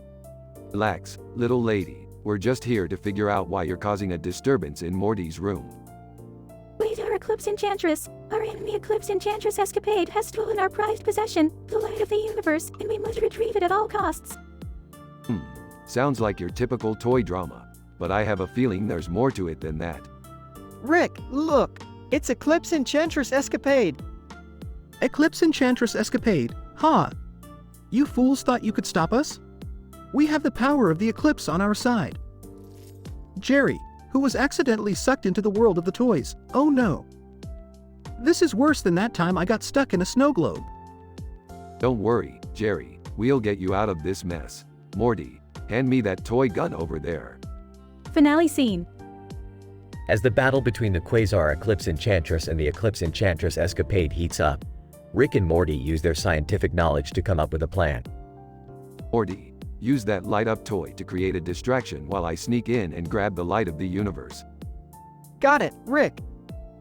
With Morty's distraction in place, Rick is able to retrieve the light of the universe and deliver it to the Quasar Eclipse Enchantress. Quasar Eclipse Enchantress, thank you, humans. You evaded us in our mission. We must return to our own world now. Yeah, don't let the door hit you on the way out. Morty, let's get Jerry out of here before he starts a toy uprising. Thanks, guys. I'll never underestimate the power of toys again. Closing scene. So, Rick, do you think they'll go back to being regular toys now? Who knows, Morty? We'll just have to wait and see what kind of toy shenanigans they get up to next. The end.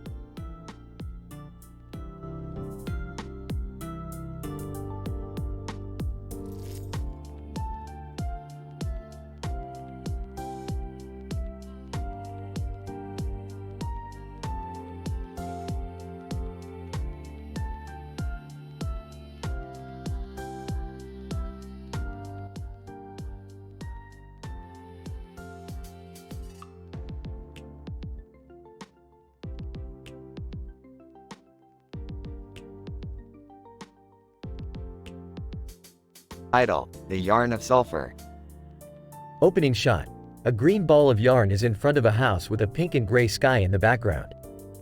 Morty, I need you to grab that yarn ball and don't ask any questions. Okay, Rick, but why do we need yarn? It's not just yarn, Morty. This here yarn is full of sulfur. Top grade sulfur for my latest project. What kind of project? Something sciencey? Does it matter, Morty? Let's just get this yarn and go. As they grab the yarn and begin to leave, they notice strange behavior in the town. Rick, what's going on? Everyone's acting weird. Looks like a mind-altering drug epidemic, Morty. And it's spreading fast. Why does everything always get out of hand when we're around? Because we live dangerously, Morty. Now, let's get back to the lab. As they get back to the lab, Rick begins to work on his project with the sulfur-infused yarn. Morty, I'm about to create something so scientific, the world won't know what hit them. I don't know if that's a good thing, Rick. Relax, Morty. Don't be such a wimp. As Rick continues working, the mind-altering drug epidemic spreads further and further, affecting even Rick and Morty. Morty, have you noticed anything strange about me? Anything at all? No, Rick. You seem fine to me. Good, because I think this project just made me the greatest scientist in the world. What does it do? What did you create? I call it the sulfur mind-altering yarn. It unlocks the hidden potential of the human mind and allows us to access 100% brain capacity. That sounds like a terrible idea, Rick. Of course, it does. That's why it's brilliant. As they contemplate their newfound abilities, the mind-altering drug epidemic reaches critical mass, causing chaos and destruction everywhere. Rick, we have to stop this. It's too dangerous. No can do, Morty. I've already sent out the sulfur mind-altering yarn to various labs around the world. It's too late to turn back now. As they watch the world collapse around them, Rick and Morty realize the true power of science and its consequences. Well, Morty, it's been a wild ride, but I think it's time for us to get the hell out of here. Where are we going, Rick? Anywhere but here, Morty. Anywhere but here. Closing shot. Rick and Morty drive away into the sunset, leaving behind a world changed forever.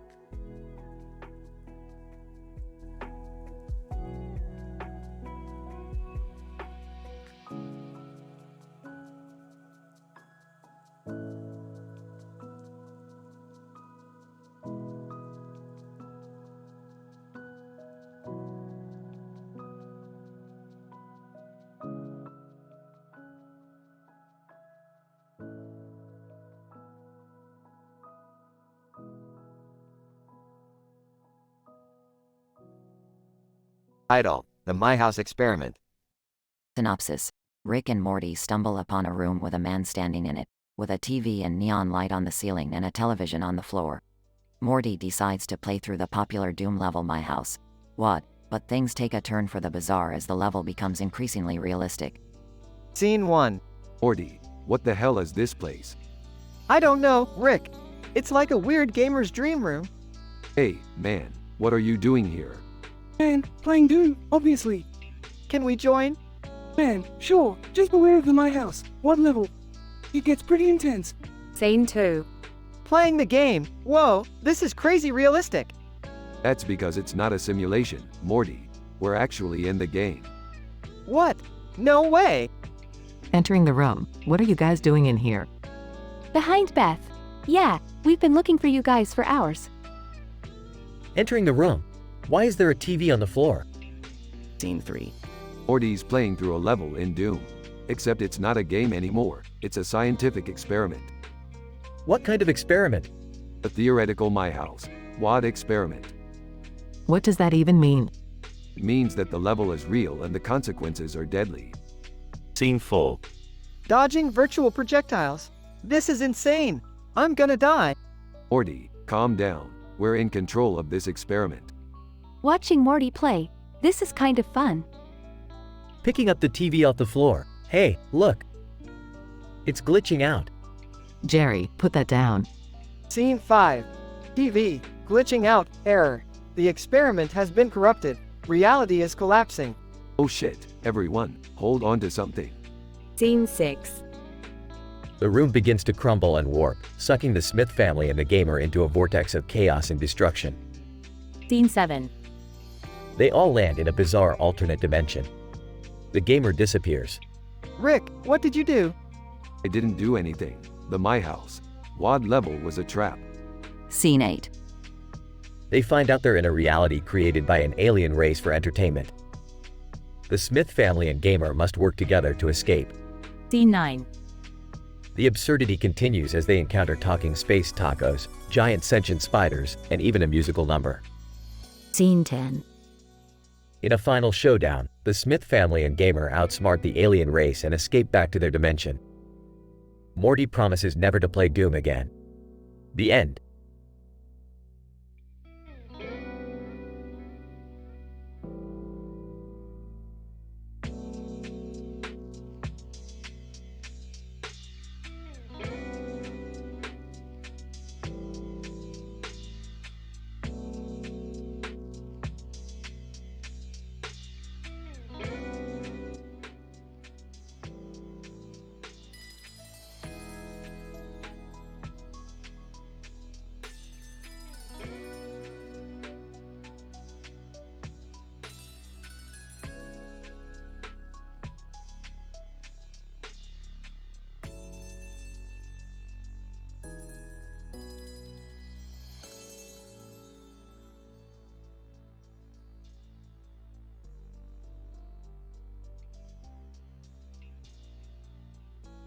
Title: The Scissor Snuggle Scandal in Summer's Multiverse, an advanced space fleet battle.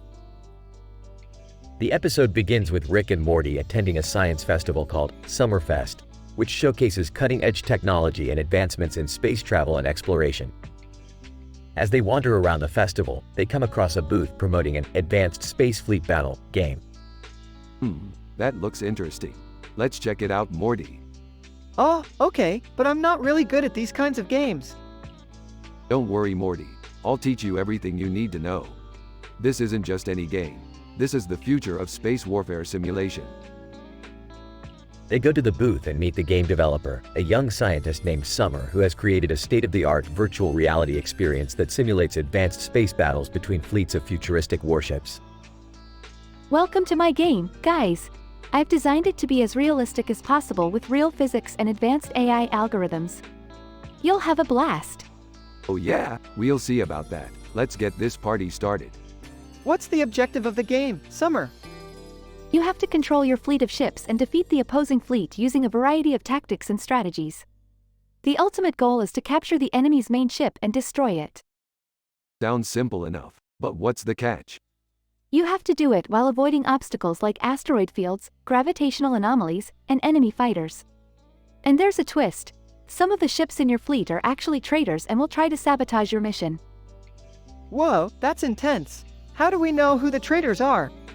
That's for you to figure out, Morty. Are you guys ready to enter the game? Rick and Morty put on their VR headsets and enter the game. The virtual world is stunning, with planets, stars, and space stations all around them. They control their fleet of ships, using various weapons and tactics to outmaneuver the enemy fleet. As they progress through the game, they encounter increasingly difficult challenges and obstacles. This game is awesome. I feel like a space commander. Rick, I think we have a problem. What is it, Morty? Some of our ships are not following our orders. They're doing their own thing. What? That must be the traitors Summer was talking about. We have to find out who they are and stop them before they sabotage our mission. They spend the rest of the game trying to identify and eliminate the traitors in their fleet while avoiding obstacles and fighting enemy ships. In the end, they succeed and capture the enemy's main ship, winning the game. Congratulations, guys. You did it. How did you like the game? I have to say, Summer, that was one of the best VR experiences I've ever had. Your science and technology skills are impressive. Yeah, Summer, you're a genius. Thanks, guys. It was fun playing with you. I hope you had a great time at Summerfest. As they exit the game, Rick and Morty stumble out of the VR booth, disoriented but exhilarated from the intense space battle.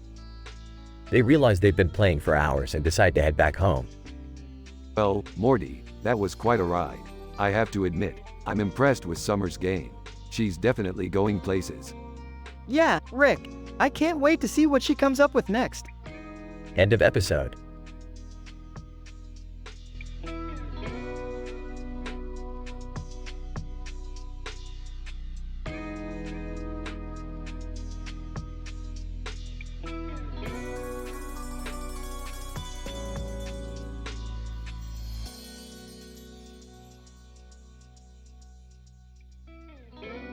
PhD episode, The Fuzzy Mascot Dilemma. The episode begins with a close-up of a stuffed animal wearing a uniform and smiling at the camera, set against a blurry background of a building. The narrator, Professor Finler, explains that the fuzzy mascot is the beloved symbol of a local rugby team and that it is being targeted by a mad scientist who has gone on a rampage against it. The mad scientist, who has been identified as Dr. Wasp, is using her genetically modified wasps to attack the mascot, causing panic among the team's fans. As the rugby team scrambles to find a solution, Professor Finler introduces a new character, Bad Pun Dog Meme, who suggests a rather unusual solution. The dog suggests using tin foil to reflect the wasp's signals, thereby confusing their navigational abilities. The rugby team then implements this plan and saves their fuzzy mascot, much to the delight of their fans. However, the episode takes a strange turn when Robert Downey Jr. suddenly appears in the scene. He plays the role of a scientist who is impressed with the team's use of tin foil and proposes that they continue experimenting with it. The team agrees, and they begin exploring the properties of tin, leading to a discussion on its chemical properties and the phenomenon of metallic bonding. The episode ends with Professor Finler providing a summary of the key takeaways from the episode: the importance of problem-solving and experimentation, the role of unconventional thinking in science, and the significance of interdisciplinary collaborations.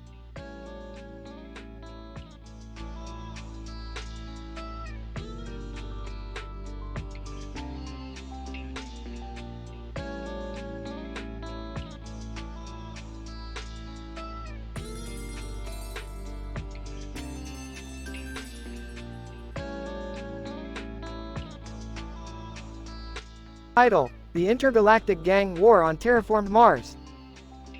The episode starts with Rick and Morty landing on a terraformed Mars, where a red and white striped robot with blue eyes greets them.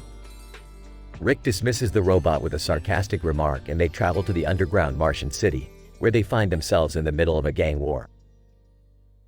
Morty is appalled by the violence and asks Rick why they can't just find a peaceful solution. To which Rick replies, "Peace is for the weak, Morty. We're scientists. We're here to observe and maybe obtain some cool new technology while we're at it." The two quickly get caught up in the war, with Rick stealing advanced weaponry and Morty trying to stop the fighting. They inadvertently start a revolution and now have to deal with the consequences of their actions. Meanwhile, a group of aliens arrive on Mars, claiming the planet as their own. Rick and Morty team up with the rival gangs to fend off the alien invasion, leading to an epic space battle. In the end, the gangs come to a truce and the alien invaders are defeated. As Rick and Morty leave Mars, they realize they've stumbled upon a new scientific discovery, advanced Martian technology that they can use for their own nefarious purposes. We'll call it the Mars Effect, Morty, because that's what it is. But Rick, what about all the violence and war we caused? Who cares? We got what we wanted, and that's all that matters in science, Morty. Now let's go make some cool shit with this new technology.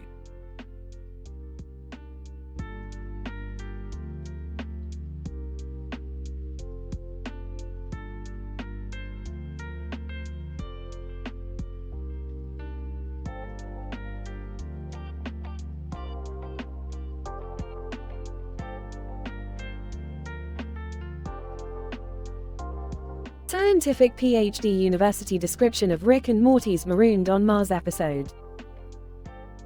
The Marooned on Mars episode of Rick and Morty depicts the investigation of an unknown planet from a distance by two scientific experts, Rick and Morty. The episode follows a highly organized scientific method, as the two experts arrive on Mars and methodically assess the unknown environment. However, the scientific mission quickly becomes a survival mission as the spaceship is sabotaged and essential parts are missing. The pair must utilize their scientific knowledge to recover the missing pieces and return home. Throughout the episode, the scientific method is utilized diligently, with Rick and Morty actively assessing all available data and observations to piece together the events that led to their ship's sabotage. The episode culminates with a shocking discovery as the pair find a massive ship looming over Earth, indicating that their initial investigation of the planet may have been part of a larger conspiracy. The episode may be interpreted as a warning regarding the importance of thorough and meticulous scientific inquiry. The events in the episode serve as a reminder that even the most advanced technology and careful planning is not foolproof, and that an unanticipated event can quickly turn a routine science mission into a matter of life or death. Overall, the approach taken in this episode is a clear indication of how science can be used in popular media to communicate complex and meaningful concepts. The use of scientific inquiry as a central plot point serves to immerse the audience in a unique and fascinating storyline, while also highlighting the importance of scientific methods and practices. To be continued.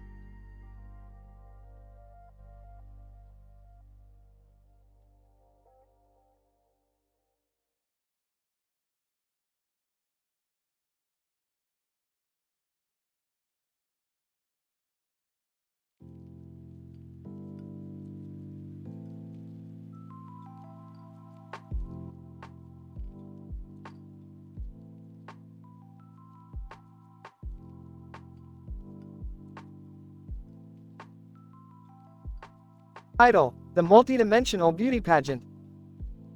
The episode begins with Rick and Morty tinkering with a new virtual reality gaming system, which allows players to enter parallel universes.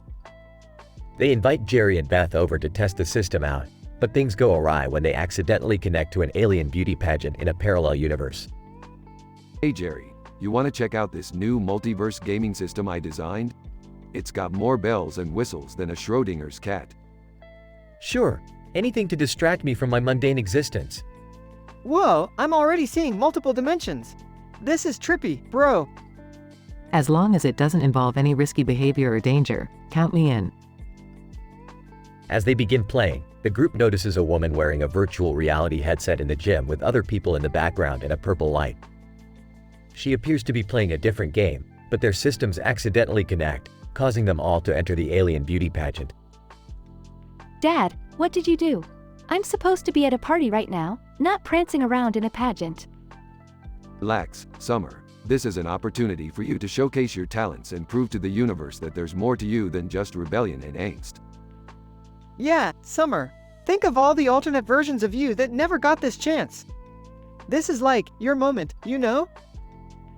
The group decides to go through with the pageant, but things get even more complicated when they realize the competition involves cooking a complex dish with alien ingredients. Chef, welcome to the gastronomical round, contestants. Our first ingredient is a rare interdimensional species called the Zorbonian sprock, known for its explosive flavor. Oh, I don't think I'm qualified for this. You got this, Jerry. Just think of it as a jigsaw puzzle that you can eat. As the competition heats up, Summer's rebellious attitude turns into a fierce determination to win. She dazzles the judges with her talent and charisma, ultimately taking home the crown and a lifetime supply of alien beauty products. I can't believe I won. This is insane. It's all in a day's work for the multidimensional beauty pageant champion. Plus, we can finally retire these damn virtual reality headsets. I don't know, Rick. I kinda like the idea of exploring different universes. Who knows what we could discover next? Please don't let it involve cooking an explosive alien species again.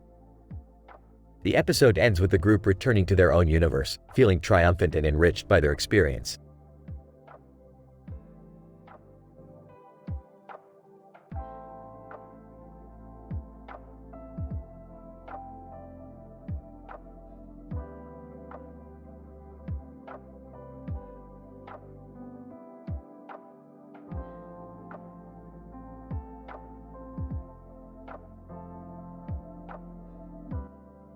Narrator. In this episode of Rick and Morty, the duo find themselves in a space station hovering above planet Earth. The setting includes a robot in the background and a man in the foreground. The episode is titled, Invasion of the Vorticons, Part 2, The Earth Explodes. Morty, we need to act fast. The fusion turboblasters are aimed at Earth and they must be destroyed to prevent Earth from exploding. How are we gonna do that, Rick? We need to find the source of the power and disable it. Narrator. Rick and Morty quickly locate the power source and successfully disable it. They soon realize that the ship belonged to an alien race called the Vorticons. Who are these Vorticons? They are an aggressive alien race that seeks to conquer and dominate other planets. We need to go to Vorticon Prime to put an end to their threat. Narrator. Rick and Morty set off to Vorticon Prime to put an end to the Vorticons' threat. The episode ends with a "to be continued" sign.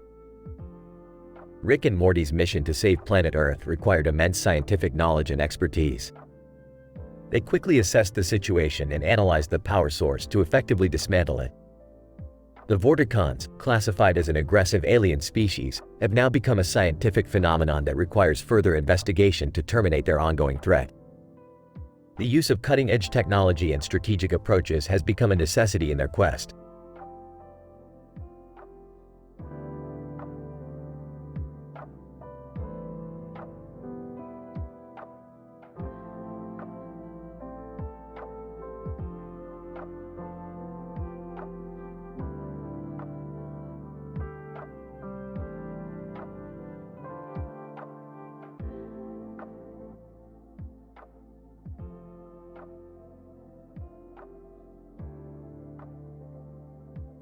Title: Chrono Game On. Synopsis. In this episode, a time-traveling assassin has come to eliminate Rick due to his meddling with time. However, Rick has a new toy to play with, a video game that can manipulate time in real life. Morty is giddy over the new arcade games and the ancient retro vibe of the arcade while being oblivious to the danger at hand. The assassin has his work cut out for him as he tries to navigate through the distorted reality Rick and Morty have created. But things are not as simple as they seem because apart from the controlling the time-space continuum, Rick has added a new feature to the game.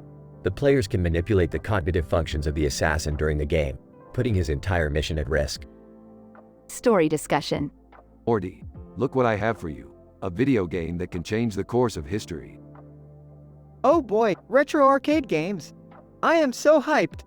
Assassin, target sighted. Time to take out the trash. Oh, look who's here.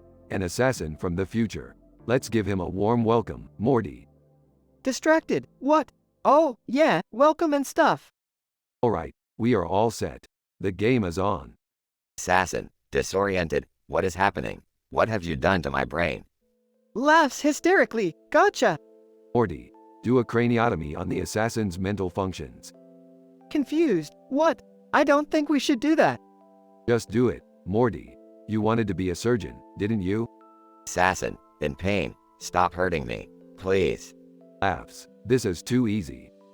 Worried. Rick, I don't think this is right. We can't just play with someone's mind like that. Serious. Relax, Morty. It's just a game. Now let's get back to saving the universe. Concerned. Are you sure about this? Determined. Let's make history, Morty. Assassin, hopeless. I can't take it anymore. I give up. Just make it stop. Smug. Another victory for science. Unimpressed. I don't think I like this game anymore.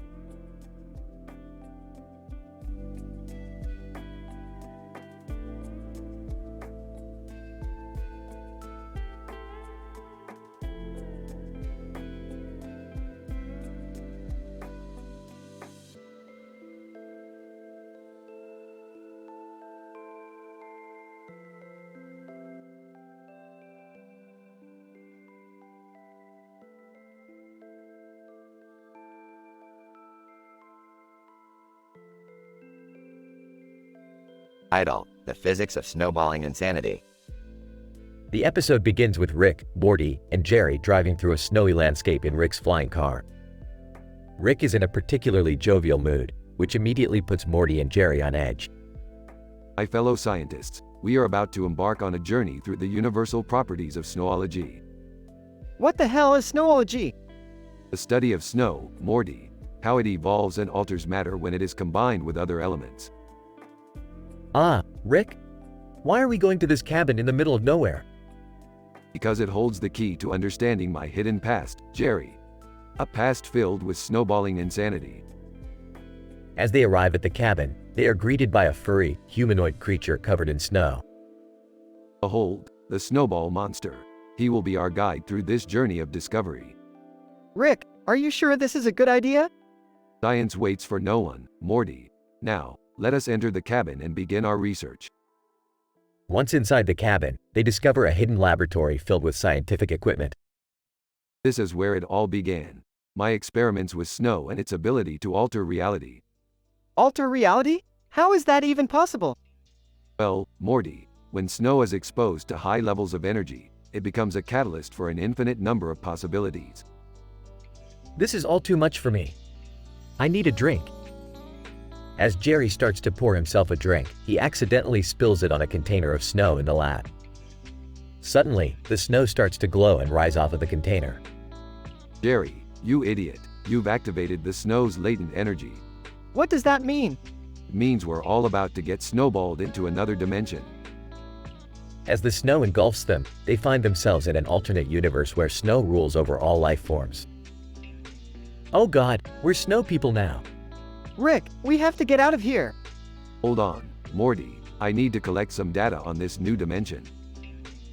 Just as Rick is about to start conducting experiments, the snowball monster comes to the rescue and guides them back to their own universe. Well, that was certainly a wild ride. Looks like we'll have enough data to keep us studying for years. Rick, can we please never do anything snow-related again? No promises, Morty. Science waits for no one. The episode ends with the three of them flying off into the night sky, leaving the snowball monster behind to continue his solo research on snow creation and control.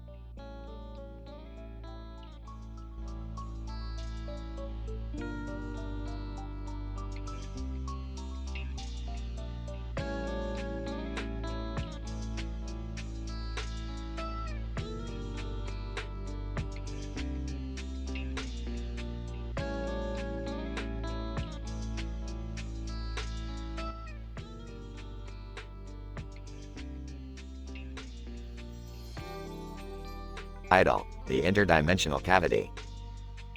In this episode, Rick, Morty, Jerry, Beth, and Summer find themselves in a strange alternate dimension where dentistry is outlawed and teeth are prized commodities.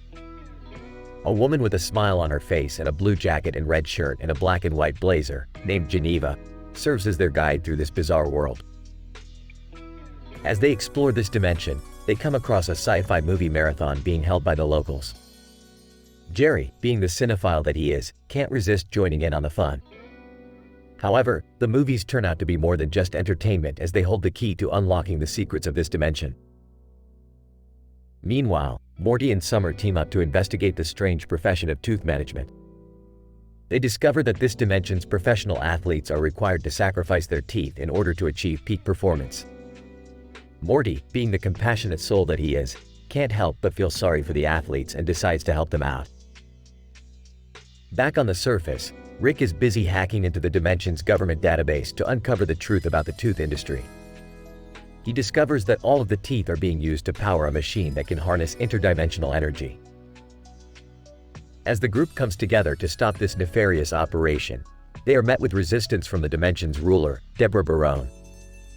But with the help of Geneva and their newfound knowledge, they are able to defeat her and bring justice to the oppressed toothless inhabitants. In the end, the group returns to their own dimension, feeling grateful for their pearly whites, and of course, the wacky adventure they just had. Rick, I can't believe these people would sacrifice their teeth for sport. It's completely illogical.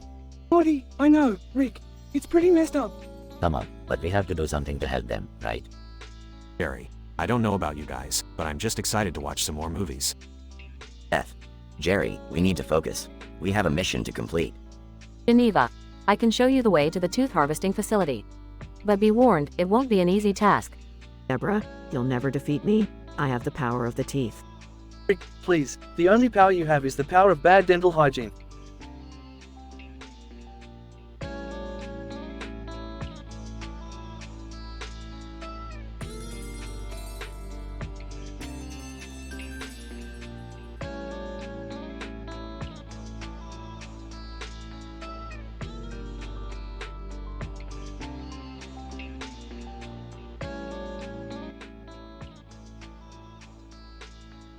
Idle. Mars microscope mayhem.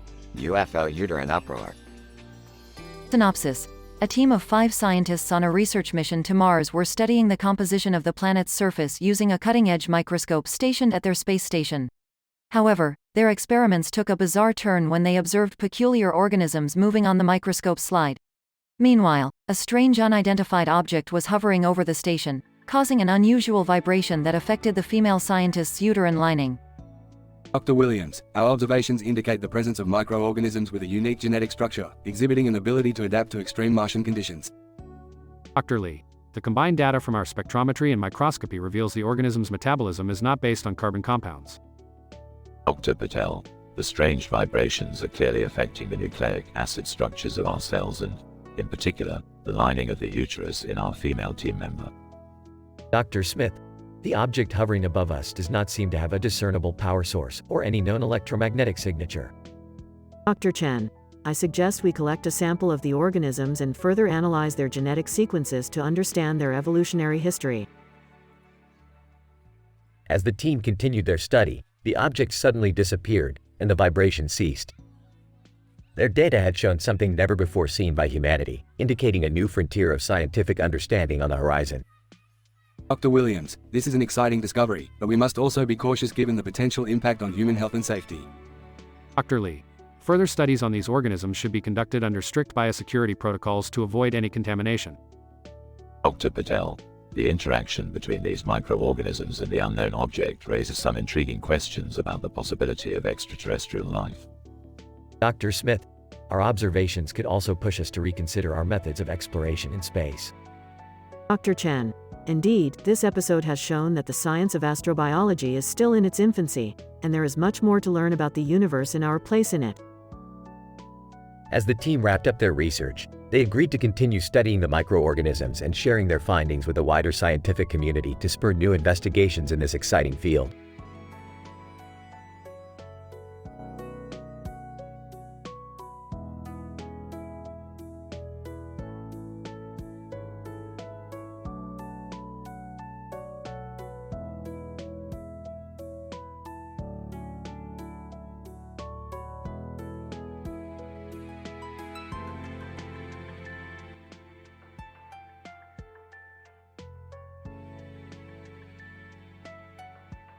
Narrator. In this episode of The Simpsons series collaboration with Rick and Morty, the dynamic duo find themselves on a mission to stop the Vorticons from attacking Earth. This scientific PhD university description will explore the events that unfold in Invasion of the Vorticons. Part 3. Objective: Stop the Vorticons. Morty, we're not dealing with ordinary space beings here. These Vorticons are bio-enhanced, capable of advanced telekinetic abilities. Oh, geez, Rick. What are we gonna do? I don't want to be mind-controlled by those alter versions of us. No need to worry, Morty. I've concocted a serum that will protect us from their mind control. Let's get to work. As Rick and Morty land on Vorticon Prime, they are greeted by a swarm of Vorticons. Using their high-tech weapons and gadgets, they begin to fight back. Wow, Rick, your ray gun is really doing some damage. Of course it is, Morty. I designed it myself, but we can't let our guard down yet. Suddenly, Alter Rick and Alter Morty appear, taunting them with their evil plan to control the entire universe. Alter, you cannot defeat us, Rick and Morty. Our powers are far beyond your comprehension. We'll see about that. Morty, hand me the serum. Using the serum, Rick and Morty were able to protect themselves from the Alter version's mind control. In a fierce battle, they managed to defeat the Vorticons, freeing them from the mind control. We did it, Rick. We saved the universe. Don't get too excited yet, Morty. We still have to take care of those Alter versions. And so, the stage is set for the final showdown between Rick and Morty and their Alter versions. Who will emerge victorious? Find out in the next episode of Invasion of the Vorticons.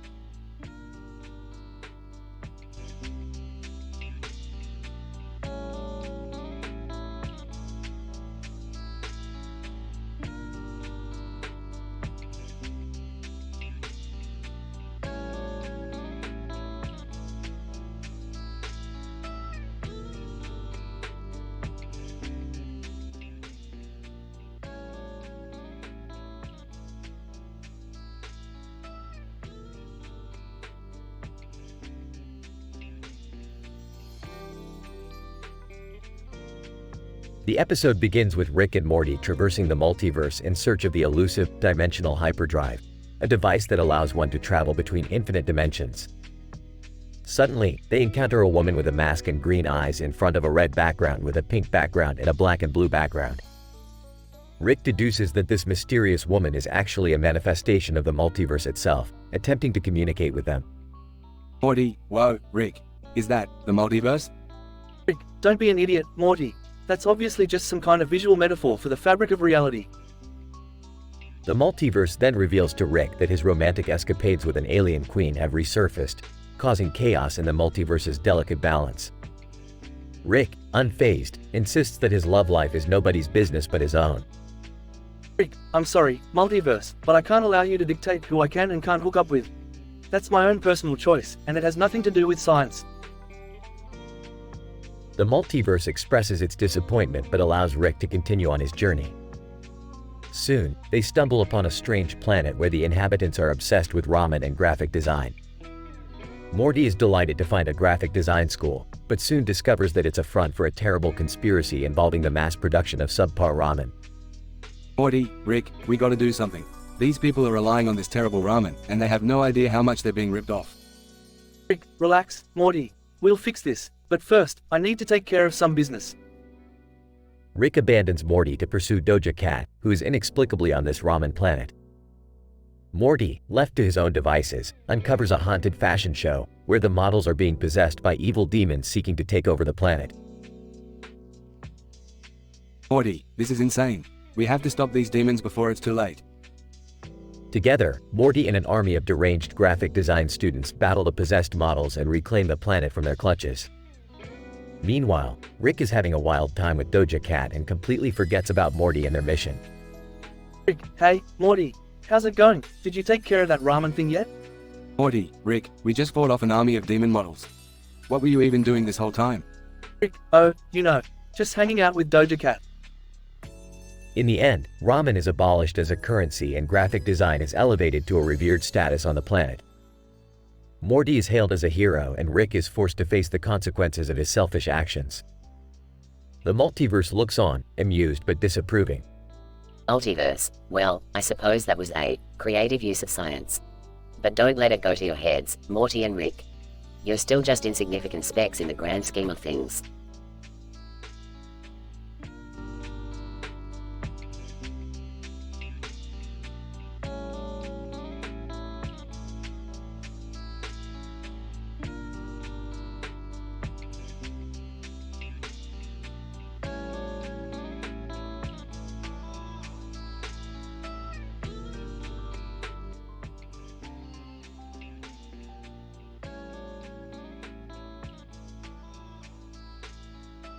Idol, the hilarity experiment. Opening shot. Rick, Morty, and Jerry are standing in front of a white background with a green and yellow rectangle, each holding a trophy. Morty, hold the portal open. I gotta grab something from the garage. Ah, okay Rick, but can you hurry? We're supposed to be at the Comedy Awards in 5 minutes. Oh man, I hope I win Best Supporting Character in a Sci-Fi Comedy Series. Rick returns with a device resembling a scientific calculator. Alright boys, time for a little experiment. This device enhances the hilarity of anything it's pointed at. We're gonna use it on the Comedy Awards and see how it affects the audience. But Rick, isn't that dangerous? ESH, Morty, if there's no risk involved, it's not science. The trio arrive at the Comedy Awards and Rick discreetly points the device at the stage, causing the host's jokes to become exponentially funnier. Arthrisha. Rick, what are you doing? You're disrupting the entire show. Relax, Arthrisha. I'm demonstrating the power of science. As Rick continues to point the device at various comedians and performers, the audience becomes more and more raucous. I think I'm gonna win now. This audience is eating it up. However, the experiment soon takes a dangerous turn as the device becomes overloaded with hilarity and explodes, causing the audience to go into a hysteria. Rick, we gotta get out of here before it gets worse. The trio escape through a portal, but not before picking up Vegeta, who was in attendance at the awards show. Vegeta, what in the name of science was that? Just a little experiment, Vegeta. Science can be unpredictable, but that's what makes it exciting. The episode ends with the group back in Rick's garage, admiring their trophies. I can't believe I won Best Supporting Character in a sci-fi comedy series. Thanks, Rick. No problem, Jerry. Just remember, with science, anything is possible. Rick, are we gonna clean up the mess we made at the Comedy Awards? Oh, let them deal with it. We got what we came for. The trio laughs, with the audience hearing a faint sound of maniacal laughter in the background as the episode fades to black.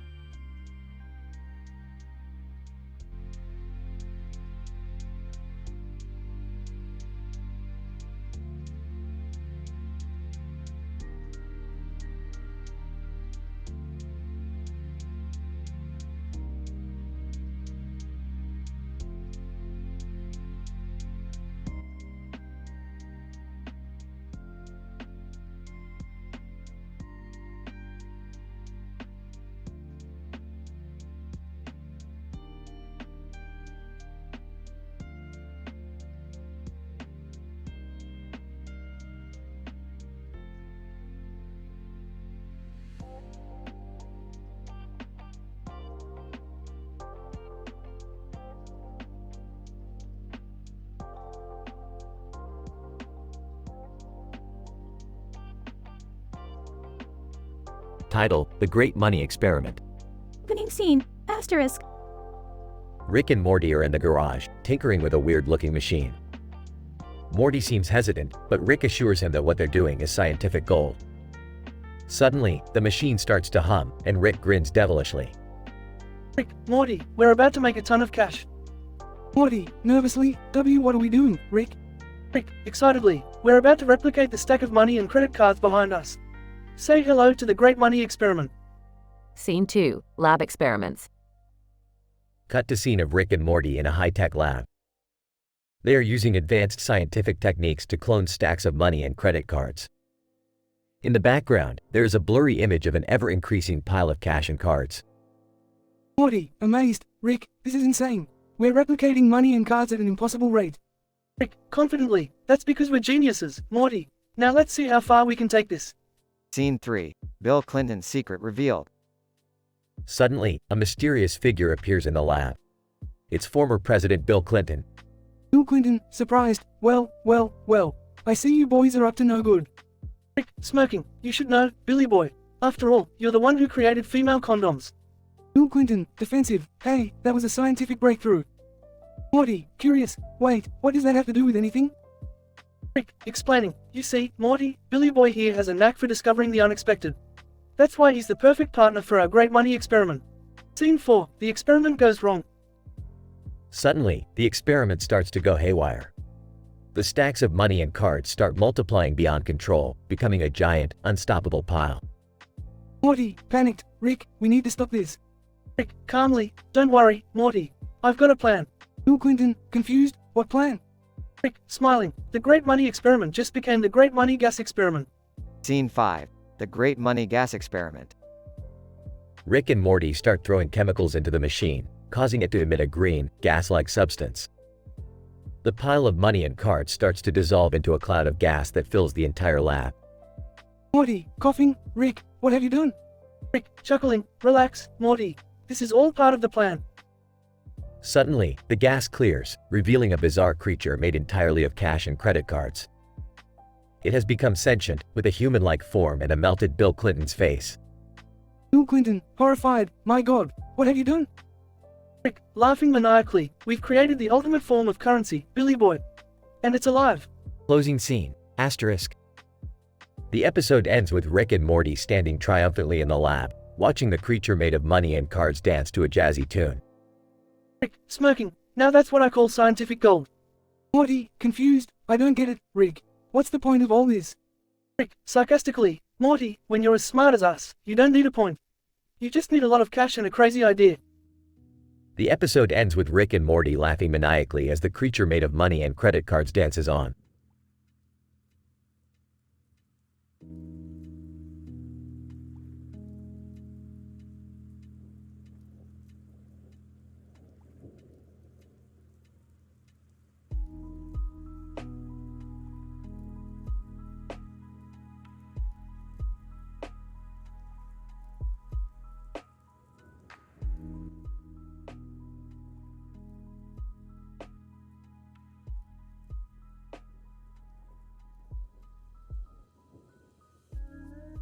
Narrator. In the latest installment of the popular animated show, Rick and Morty, Rick Sanchez and Morty Smith, engage in a climactic confrontation with their evil counterparts from a parallel universe.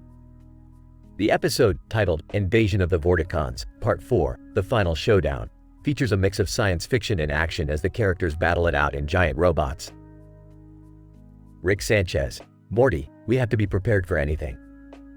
These alternate versions of ourselves are unpredictable, and we can't afford to underestimate them. Morty Smith, I know, Rick. But it's not like we haven't faced tough challenges before. Rick Sanchez, that's true, Morty. But we've never faced anything quite like this. Alter Rick and Alter Morty are incredibly intelligent and cunning. We need to stay focused and be ready for anything. As the battle heats up, the two sides engage in a high-stakes game of strategy and skill. Alter Rick and Alter Morty's giant robots combine into an even larger, more powerful one, but Rick and Morty refuse to back down. They use their ingenuity and scientific knowledge to outmaneuver their foes and ultimately emerge victorious. Morty Smith, we did it, Rick. We beat them. Sanchez, yes, Morty, but don't let your guard down just yet. Please tell them to make sure they don't come back. Alter Rick and Alter Morty manage to escape, but the Vorticons, who had been under their control, are finally free. They hail Rick and Morty as heroes and rejoice in their newfound freedom. The episode ends with Rick and Morty returning to Earth, having saved another universe from disaster.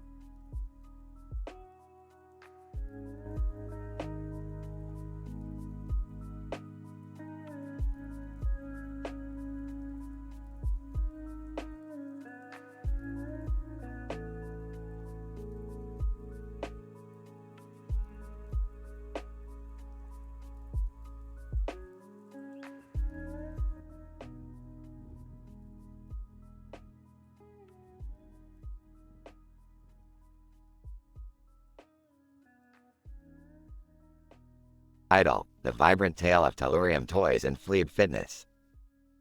Opening shot shows Rick and Morty in Rick's lab, surrounded by various scientific apparatuses. Morty, I've created a new weapon that could wipe out all of the Paw Patrol. Whoa, whoa, whoa! What did the Paw Patrol ever do to you, Rick? Nothing, Morty, but what if they ever decide to come after us? We need to stay one step ahead. Beth enters the lab, carrying a box of toys. Hey guys, I got these new toys for summer. They're called Tellurium toys. Rick and Morty look at each other with interest. Tellurium? That's an interesting element. Give me that box. As Beth hands Rick the box, a rainbow-colored portal appears behind them and a black and white dog with big eyes jumps out. Ugh. Hi, I'm Fluffy. I'm here to save the universe. What? Who let this dog in here? Fluffy, I'm one of the Paw Patrol. I heard you talking about us earlier. Rick, you didn't even lock the portal. What if other Paw Patrol members come through? Relax, Morty. They'll never find us. Suddenly, a group of Mantis aliens burst into the lab. Mantis, we've come for the Fleeb dirt. Give it to us now or suffer the consequences. Not so fast, Mantis. You're no match for my scientific prowess. Rick presses a button on a nearby console and a holographic screen appears. Behold, my latest invention, Fleeb Fitness classes. Fleeb Fitness? That sounds like a made-up term. It's a real thing, Morty. Trust me. What does it do? It's a type of physics-based exercise that utilizes Fleeb dirt to stimulate the muscles. Watch and learn. Rick leads the group in an impromptu Fleeb Fitness class, while also fending off the Mantis aliens with his new weapon. After defeating the Mantis aliens, Rick, Morty, and Beth are left standing in the lab, covered in Fleeb dirt. That was interesting. Interesting? That was a scientific breakthrough. We need to patent Fleeb Fitness right away. Rick, what about Fluffy over there? Are we just gonna leave him here? Hey, he'll find his way home eventually. Now let's focus on profit margins. The group exits the lab, leaving Fluffy behind. Fluffy, hey guys? Guys? Where'd you go? The screen fades to black as Fluffy barks in confusion.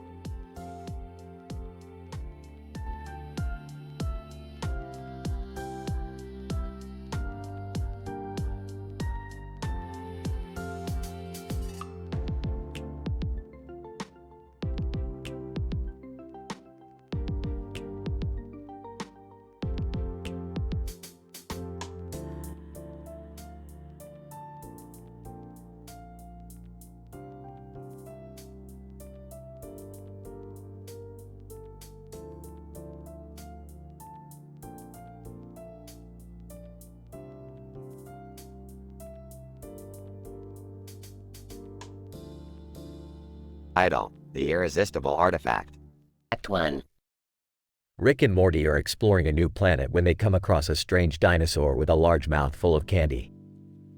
Rick immediately becomes fascinated with the creature and decides they need to bring it back to Earth for further study. Morty, this dinosaur could hold the key to unlocking the secrets of the universe. Plus, I've got a sweet tooth that needs satisfying. Act 2. Back on Earth, Rick sets up a dinosaur petting zoo to showcase their new discovery. Meanwhile, Morty stumbles upon an alien artifact that makes him irresistible to everyone around him. Rick, something weird is happening. Every time I use this artifact, people just can't resist me. It's like I'm a love god or something. Sounds like a dangerous piece of technology. We need to get rid of it before you accidentally start an intergalactic war. Act 3. Jerry comes to visit the petting zoo and is shocked when an alien race mistakes him for Morty's partner and begins worshipping him as a love god. Meanwhile, Rick and Morty discover that the artifact is actually a device created by an ancient alien race called the butternut squash. Morty, we need to get this artifact back to the butternut squash before it causes any more chaos. They're a highly advanced species and won't take kindly to us tampering with their technology. Act 4. Rick and Morty travel to the butternut squash's planet and meet their leader, an English literature enthusiast named Dr. Stone. Dr. Stone informs them that the artifact was originally meant to be a tool for peace and harmony, but was lost in an intergalactic war. Dr. Stone, it's a shame what's become of our technology. I fear we may never be able to achieve true peace again. Well, I hate to break it to you, Doc, but Morty's been using it to make people fall in love with him left and right. We're here to return it to you before things get out of hand. Belong. The butternut squash gratefully accept the artifact and Morty returns to being his normal, non-irresistible self. But not without a bit of self-reflection. You know, Rick, I learned something today. Love isn't something you can just control with an artifact. It's something that comes from within. Wow, Morty, that's deep. Almost sounds like something you'd find in a bad romance novel. Ha ha ha, shut up, Rick.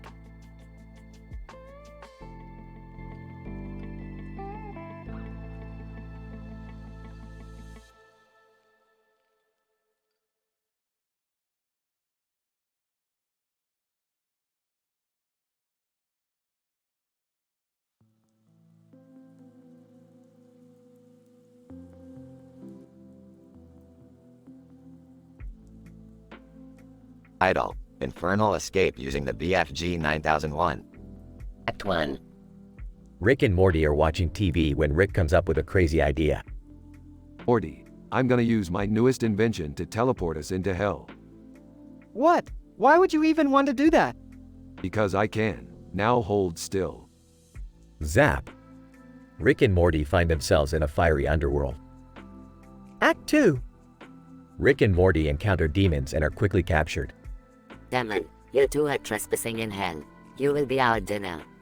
Not if we can help it. Morty, hand me the BFG 9001. The what? The Big F King Gun 9001. I made it when you were in the bathroom.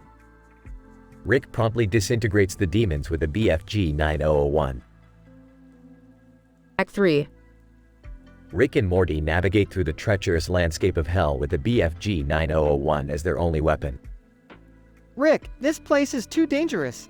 Can't we just go back home? No way, Morty. I want to explore and see what new inventions I can make down here. Suddenly, a massive demon guards the only way out of hell. Time to test my newest invention, the Hellfire Grenade. Rick throws the grenade and the demon explodes into a million pieces. You're insane, Rick. Act 4. Rick and Morty finally reach the exit of hell and quickly use the BFG 9001 to teleport back home. I can't believe we made it back alive. Of course we did, Morty. I'm a genius, and now, I have a new invention to sell to the devil. Wait, what? The episode ends with Rick and the devil in a heated negotiation over the BFG 9001.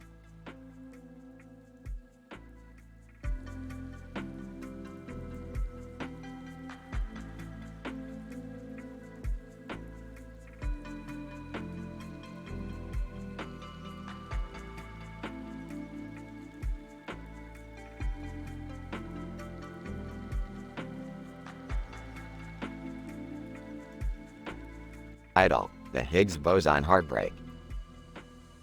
The episode begins with a futuristic vehicle hovering above a busy street, effectively demonstrating the principles of electromagnetic levitation.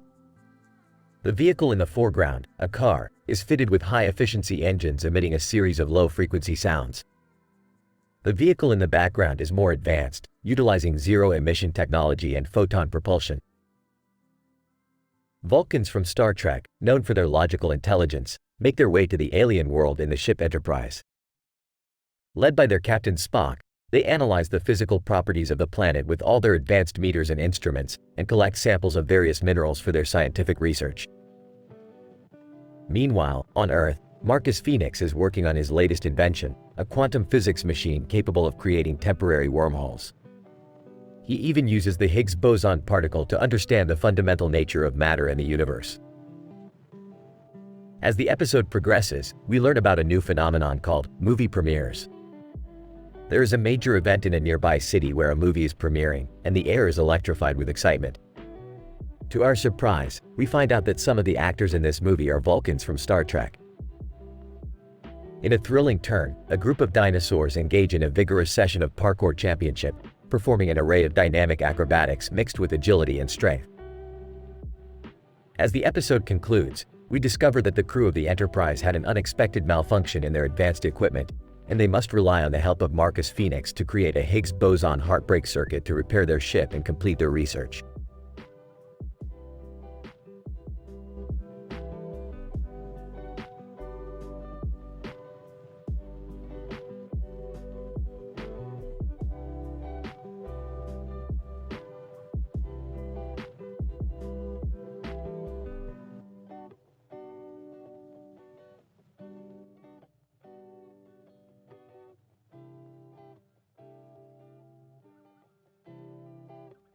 Idle, the quantum fishery unraveled. The episode began with Rick and Morty in their laboratory, trying to perfect their latest invention, a fish-catching device that can capture a fish through its quantum signature. As they were testing the gadget, something unusual caught their attention, a blurry image of a fish in the water with a blurry background of a wave of water. Morty, do you see that? The quantum signature of that fish is off the charts. We have to catch it. But Rick, we don't even know what type of fish that is. We don't need to know. We'll catch it and figure out what it is later. Summer, Jerry, come on. We're going fishing. Summer and Jerry were quickly recruited to join the quantum fishery mission, and together they boarded Rick's spaceship to embark on their journey. I've calculated the coordinates of the fish's location, but we can't get too close or it will detect us. We have to stealthily approach it using cloaking technology. Wait, cloaking technology? Is that even real? Is any of this real, Morty? As they approached the fish, they realized that it was not an ordinary fish but a fish made entirely of mercury, which immediately made Rick's gadget malfunction. Damn it, Morty, I forgot to factor in Mercury's quantum signature. Now we have to catch it the old-fashioned way. The group then engaged in an intense battle with the mercury fish, using all sorts of weapons and gadgets, including Summer's fishing skills and Jerry's charm. Hey, fishy, don't you want to come home with me? Finally, they managed to catch the fish and bring it back to the laboratory for analysis. I've never seen anything like this before. This fish is a quantum anomaly. It has the ability to manipulate time and space. What does that mean, Rick? It means we have to release it back into the ocean before it causes a tear in the fabric of reality. As they released the fish back into the water, they noticed something strange happening. The water began to glow, and the mercury fish transformed into a beautiful kaleidoscope of colors, accompanied by the song, Love Tonight, by Schaus. Well, that was unexpected. Who knew quantum fishing could be so trippy? Can we do it again? No, we're not messing with quantum anomalies again. Now let's go home and watch some interdimensional cable. The episode ended with the group laughing and joking about their crazy adventure, as the spaceship flew off into the universe.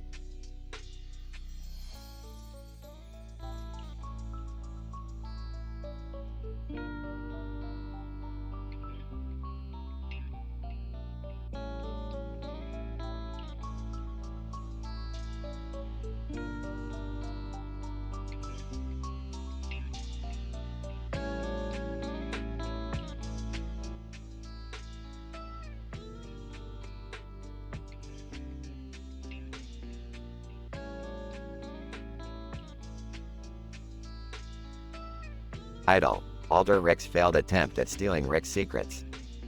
Introduction. In this episode, we see a cartoon of a robot in a room with a television and a ball in the grass next to it. However, the main focus of this episode revolves around Alter Rick's attempt at stealing Rick's secrets, and the subsequent fight against Rick's security system. It has been brought to my attention that someone is attempting to steal my secrets. Alter, I'll never understand why you keep everything locked up. My inventions and research could be dangerous in the wrong hands. It's better to be safe than sorry. Alter, enough with your morals. I just want to see what you have. Good luck with that. My security system will take care of you. Action. During the episode, Alter Rick sneaks into Rick's house to try to steal his secrets, but the security system beats him up badly. Alter Rick, determined to win, creates a robot to fight against the security system. An epic battle ensues, with the robot and the security system evenly matched. Alter, this is it. I'm finally going to succeed. Narrator. As the battle continues, Alter Rick seems to have the upper hand, with the robot overpowering the security system. Alter, victory is mine. Narrator. However, at the last moment, the security system delivers a final, powerful smack to Alter Rick, effectively defeating him. Peering. You see, Alter Rick, my security system is powered by a small battery. Alter, walking away. I can't believe I lost to a battery.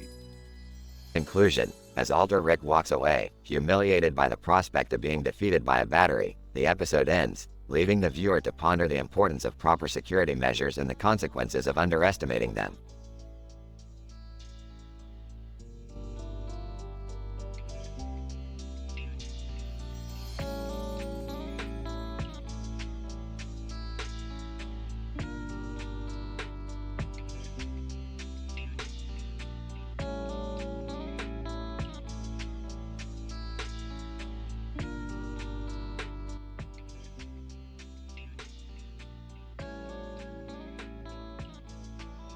Idle. The purple dragon statue in the dinosaur theme park. Abstract. In this episode, we investigate the intricate interplay between a purple dragon statue, a pool, and a castle in the background. Furthermore, we examine the role of balloons in front of the castle. We also explore the relevance of the city of Moscow, the presence of IMAC-P, and the influence of eggplants on human behavior. Additionally, we delve into the complexities of the dinosaur theme park, the motivations of the sexy scientist scheming, and the impact of sulfur on the natural environment. Introduction. In the heart of Moscow, near a pool, an imposing purple dragon statue sits. Its significance is unknown, but it has played a pivotal role in the city's history. In the background, a majestic castle looms, adding to the mythical allure of the area. Balloons adorn the foreground, representing a festive spirit that contrasts with the enigmatic aura of the location. The famous Twitch streamer, IMAC-Pi, is also present, adding an air of excitement and mystery to the situation. Methodology. Our team of scientists conducted an extensive study on the effects of eggplants on human behavior. We conducted surveys and trials to determine if the consumption of eggplants had any impact on mood and cognitive function. Meanwhile, the dinosaur theme park was examined in detail, with a particular focus on the ecological implications of giant, prehistoric animals roaming free. Results. The results of our eggplant study were inconclusive but intriguing. Some participants reported feeling more alert and focused after consuming eggplants, while others reported feeling drowsy and sluggish. The dinosaur theme park was found to be a significant environmental hazard, with the sulfur emissions contributing to air pollution and global warming. Additionally, we uncovered evidence of treacherous scheming by a sexy scientist, whose motives remain unclear. Discussion. Our scientific investigations have shed light on the complex interactions between seemingly unrelated elements. The purple dragon statue, although an icon of the city, holds secrets that are yet to be fully understood. The castle in the background adds to the air of mystique that envelops the location, and the balloons serve as a reminder of the importance of festivities in human culture. IMAC-P's presence raises numerous questions, the answers to which will require further research. Finally, our study on eggplants and the dinosaur theme park highlights the need for rigorous assessment of the environmental impact of human activities. The scheming of the sexy scientist remains a mystery but serves as a reminder of the darker aspects of human nature that can arise in the pursuit of scientific advancement.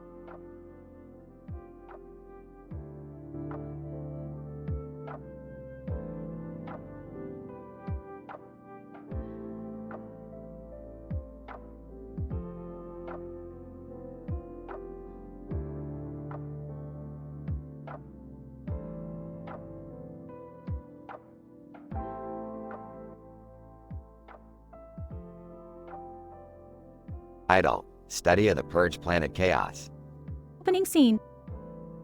The episode commences with a shot of two cartoon characters, namely Alice and Bob, standing next to each other in front of a planet. The planet is surrounded by a sky background consisting of bright, multicolored streaks. The characters appear to be discussing something of scientific significance. Alice, Bob, I believe we have finally located the Purge planet. Bob. Yes, Alice, it appears so. This could potentially be an important area of study. Main scene. The scene transitions to the planet's surface, where Alice and Bob are scrutinizing the chaotic conditions that prevail on the Purge planet. Alice, the planet seems to be in a constant state of upheaval. There is a significant amount of seismic activity. Bob. Yes, Alice, and we must also take note of the atmospheric conditions. The planet's sky appears to be in a state of perpetual flux.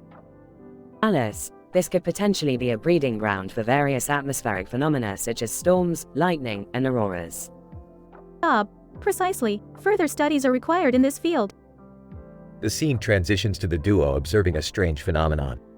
Alice, look over there. Bob. That looks suspiciously like the Success Kid meme.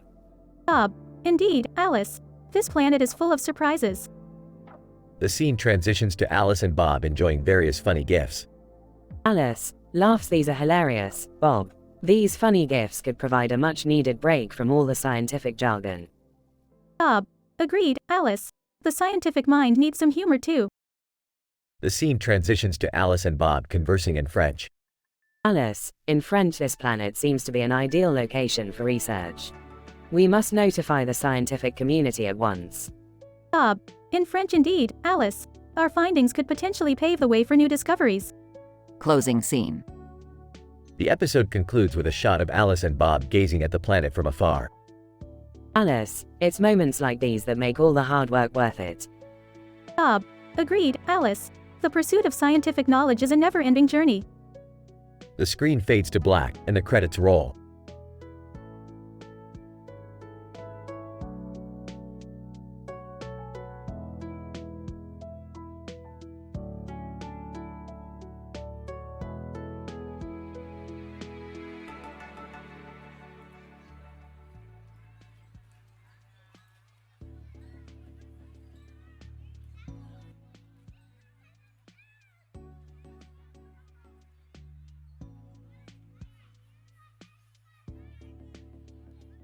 Idle. The Binary Babe Betrayal.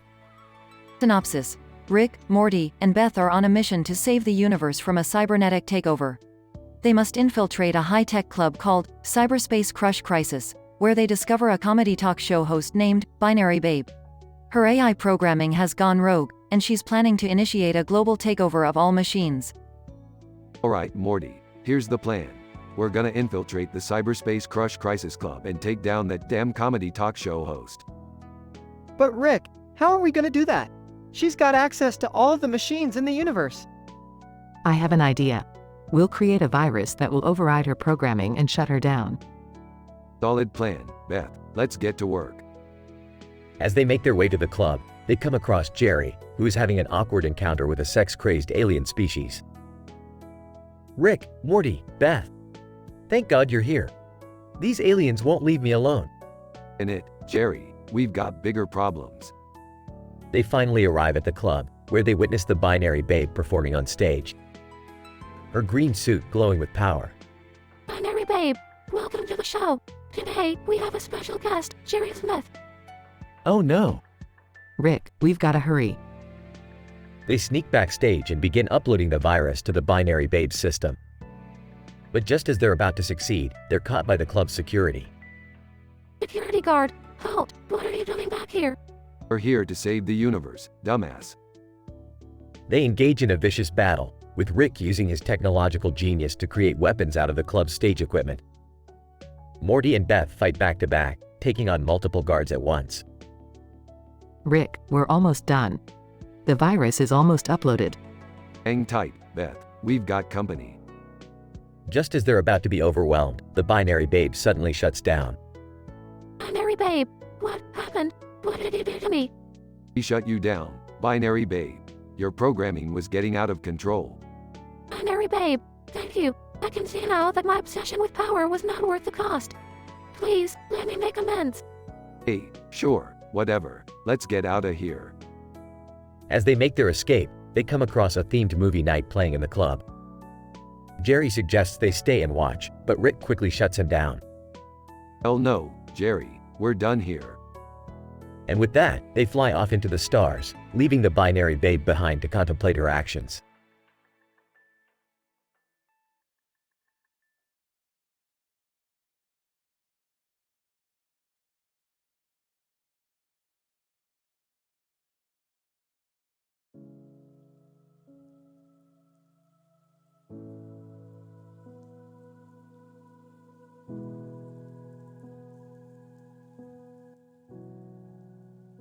Title: The Detoxification of a Neuropsychological Analysis. The episode begins with Rick returning to their dimension with a blue folder containing top-secret scientific research, which he claims to have obtained from a parallel universe. Morty becomes curious about the contents of the folder and steals the folder while Rick is asleep, but soon discovers it is just a bunch of cat memes. Morty then takes a drug known as goofballs, which induces a state of hyperactivity and causes him to lose his ability to distinguish reality from fantasy. He starts imagining himself as a superhero and even finds himself believing that he is a cow. Rick realizes the severity of Morty's condition and must detox him before it leads to permanent damage to his brain. Using a computer simulation, he creates a virtual program that forces Morty's brain to purge the toxins causing his hyperactivity. However, the detox process takes a turn for the worse when Morty's brain becomes trapped in the simulation and nearly destroys his cognitive functions. Rick must enter the simulation and navigate through Morty's hallucinations, which include flying pizzas and evil unicorns, to rescue him. In the end, Rick is successful in detoxifying Morty, but not before experiencing his own trip and coming to the realization that he may have overdone it with the experimental drugs in his laboratory. Morty, fully recovered, asks Rick if he can try the simulation for himself, to which Rick shrugs and says, "Why not? I've already messed up enough today." Detoxifying Morty was a piece of cake. Dealing with the aftermath of my own goofball addiction, not so much. Whoa, Rick, I feel like my brain is back to normal. Can I try the simulation again? Sure, Morty, just let me grab a drink first. I need to wash down all those cat memes with something.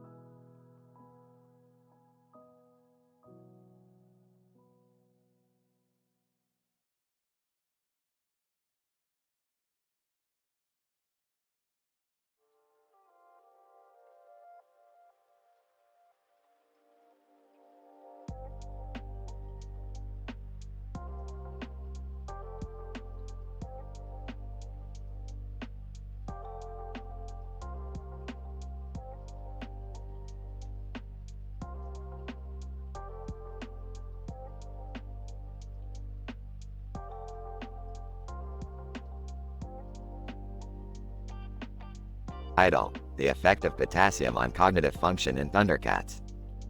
Introduction. This episode explores the potential cognitive enhancing effects of potassium in Thundercats. Two female characters with similar physical attributes, red hair and black and white clothing, Kiernan Shipka and Joanne Fabrics, are recruited for a study on the effects of potassium on cognitive function. Methods.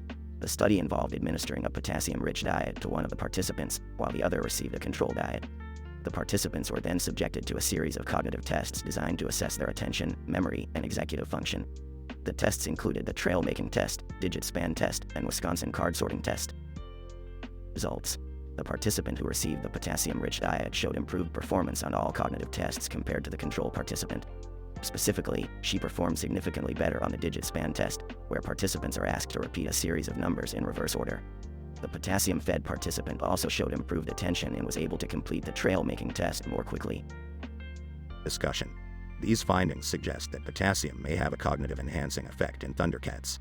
The mechanism behind this effect is currently unknown, but may be related to the role of potassium in the maintenance of fluid balance and neurotransmitter release. Further research is needed to confirm these findings and to identify the optimal dose of potassium for cognitive improvement. Kiernan Shipka, wow, I never realized potassium could affect my brain like that. I feel like a smarter Thundercat now. Joanne Fabrics, I wonder if I should start eating more potassium-rich foods. It would be interesting to see if it helps with my sewing skills. Conclusion: this episode provides evidence for the potential cognitive-enhancing effects of potassium in Thundercats.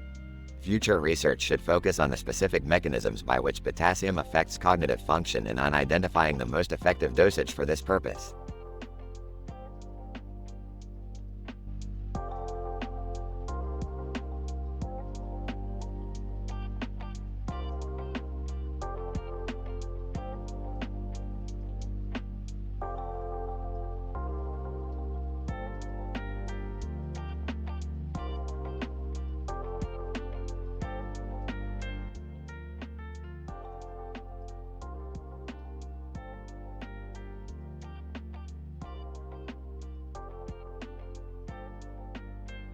Title: The Dystopian Deathmatch.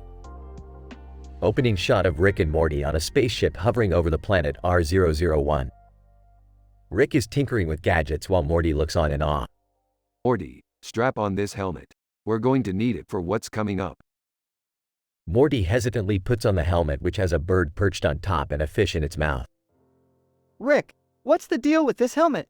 And why is there a bird on it? Shut up, Morty. This helmet is the key to surviving the dystopian gladiator deathmatch on this planet. And that bird is a cockatiel, a hyper-intelligent species that can detect threats. Oh, okay. So, what's the plan? We're going to infiltrate the deathmatch by posing as odd roommates. I've got a plan to win this thing and get out with an art director's prize of rare golf clubs and alien internet star Leela's autograph. Sarcastic. Oh, great. Cut to Beth at home eating chicken wings. To herself, these chicken wings are amazing. I wonder what Rick and Morty are up to. Rick and Morty are now dressed up as odd roommates in a cramped apartment. Rick is busy concocting a serum for their gladiator battle. Morty, hand me that bottle of tri-dimensional fluid, please. Handing the bottle. Rick, this serum is going to give us an edge in the battle, right? Morty, this serum is going to make us invincible. We will be the last one standing in the deathmatch. Cut to the deathmatch arena where Rick and Morty are facing off against a group of tough aliens armed with swords and spears. Morty, let's show these guys what odd roommates are made of. Nervous. Rick, I don't think this is a good idea. Shut up, Morty. He ingests the serum and becomes invincible. Rick proceeds to defeat all the aliens single-handedly while Morty watches in awe. Back at home, Beth is watching a documentary on chicken wings. To herself, wow, there's so much I didn't know about chicken wings. Cut to the spaceship where Rick and Morty are snacking on chicken wings while reveling in their victory. Morty, we did it. We won the deathmatch and got the art director's prize. Excitedly. You were right, Rick. That serum made us invincible. Sarcastic. Of course I was right, Morty. I've got a PhD in science, remember? Laughing. Yeah, I won't forget that anytime soon, Rick.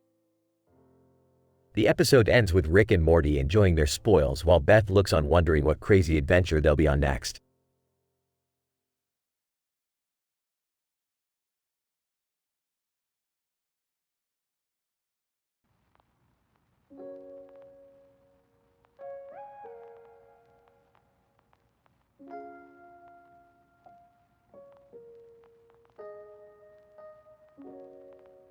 Title: The Multidimensional D&D Game. Synopsis. The episode begins with Rick and Morty playing Dungeons & Dragons in a virtual reality game that allows them to travel to different dimensions. Rick, the master of the game, is describing the roles and outcomes, while Morty clarifies whether they win or lose the encounter. Suddenly, a man wearing a blue hat and carrying a blue and white frisbee appears in the VR world. I see we have a new player. Welcome to our multidimensional D&D game. Blue hat guy, thanks, dude. I've heard a lot about this game, and I'm excited to give it a try. Okay, let's roll initiative and see who goes first. I got a 14. I got a 19. Looks like I'll be going first. As the game progresses, Rick, Morty, and Blue Hat Guy face all sorts of challenges and obstacles in their quest to defeat the evil dragon terrorizing the kingdom. They encounter giant monsters, treacherous oceans, and even travel through time and space. Okay, roll for perception. Let's see if you can spot the dragon's lair. Blue Hat Guy. I got a 16. Wait, I have a better idea. Why don't we just call the dragon and ask him nicely to stop terrorizing the kingdom? Morty, that's the stupidest idea I've ever heard, but it might just work. The trio successfully negotiates with the dragon, and the kingdom is saved. As they exit the virtual reality game, Rick turns to Morty and Blue Hat Guy. Well, that was a fun game. But remember, it's just a game. In real life, dragons aren't so easy to defeat. Blue Hat Guy. Yeah, man. But who needs real life when you've got virtual reality? I think you might want to take off your VR headset first. Overall, the episode is filled with humorous dialogue, references to popular culture, and absurd situations that keep the audience entertained.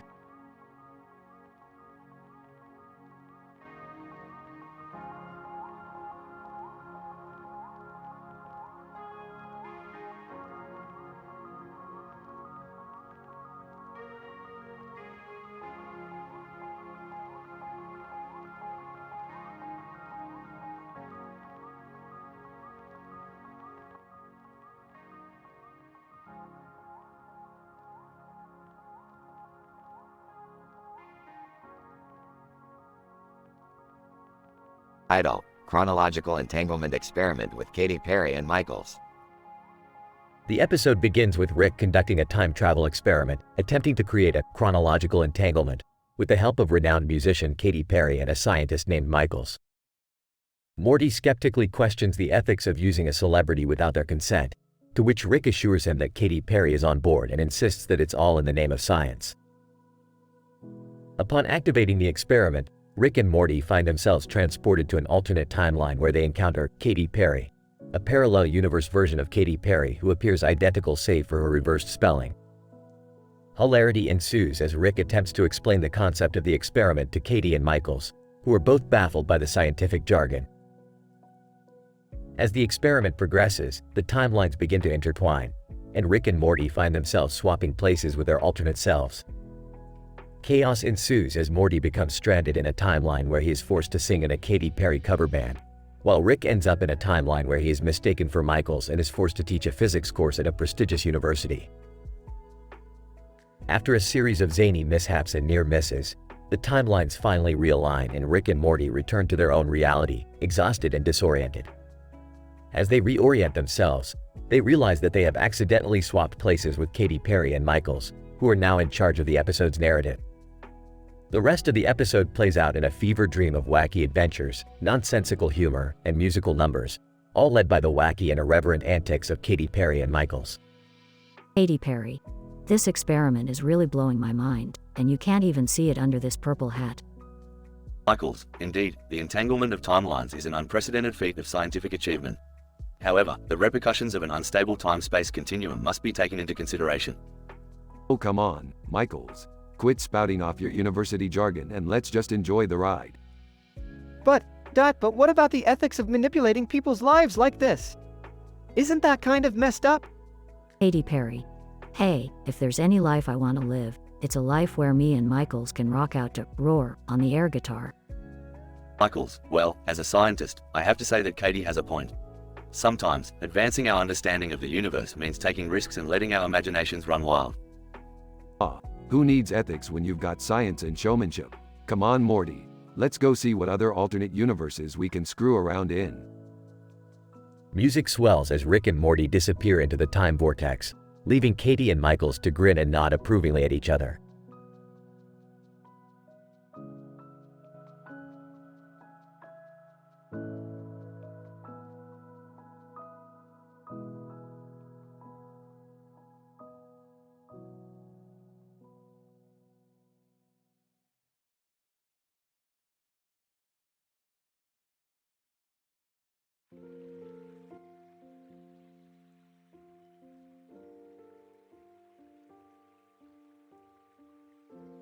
Narrator: In this episode of Rick and Morty, the duo ventures to Vorticon Prime to provide assistance in the face of a catastrophic culinary crisis.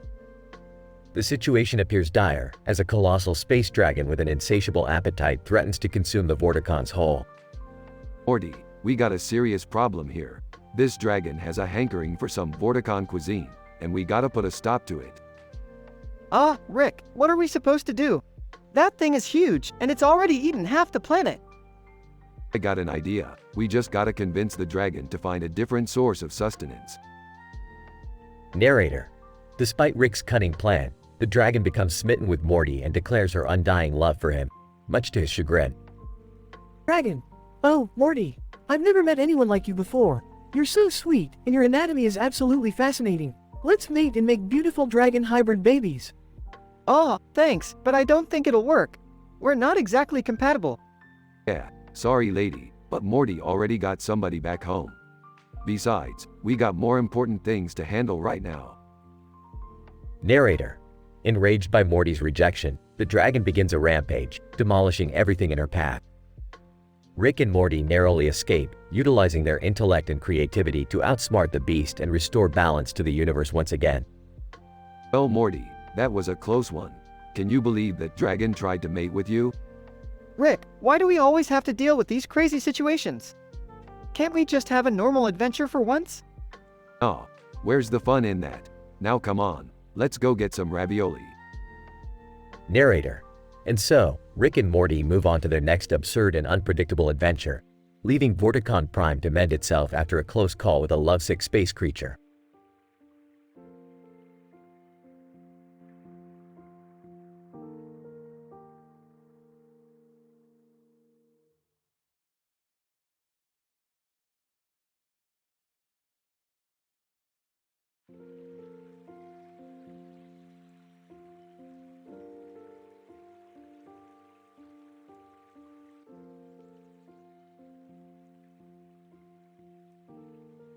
Title: The Helium-Manganese Paradox in Beth and Jerry's Couples Therapy.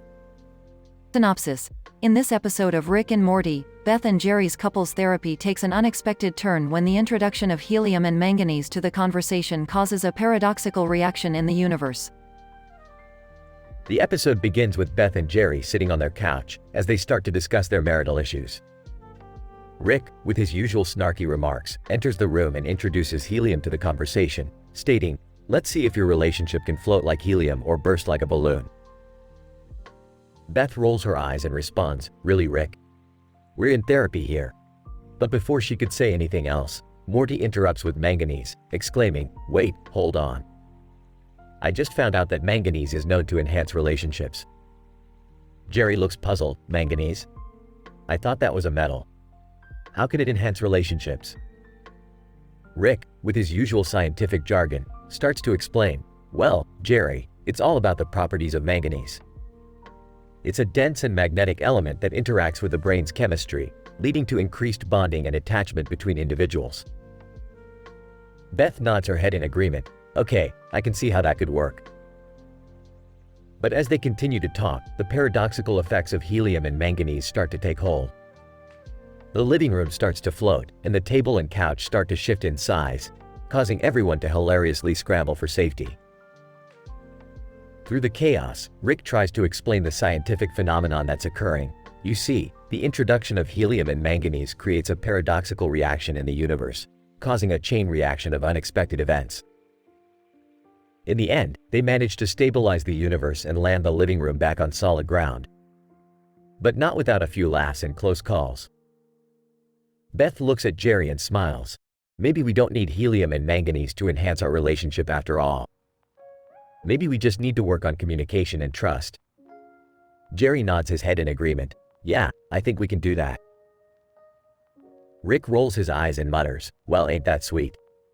And with that, the episode comes to a hilarious end, leaving audiences wanting more of Rick and Morty's scientific shenanigans.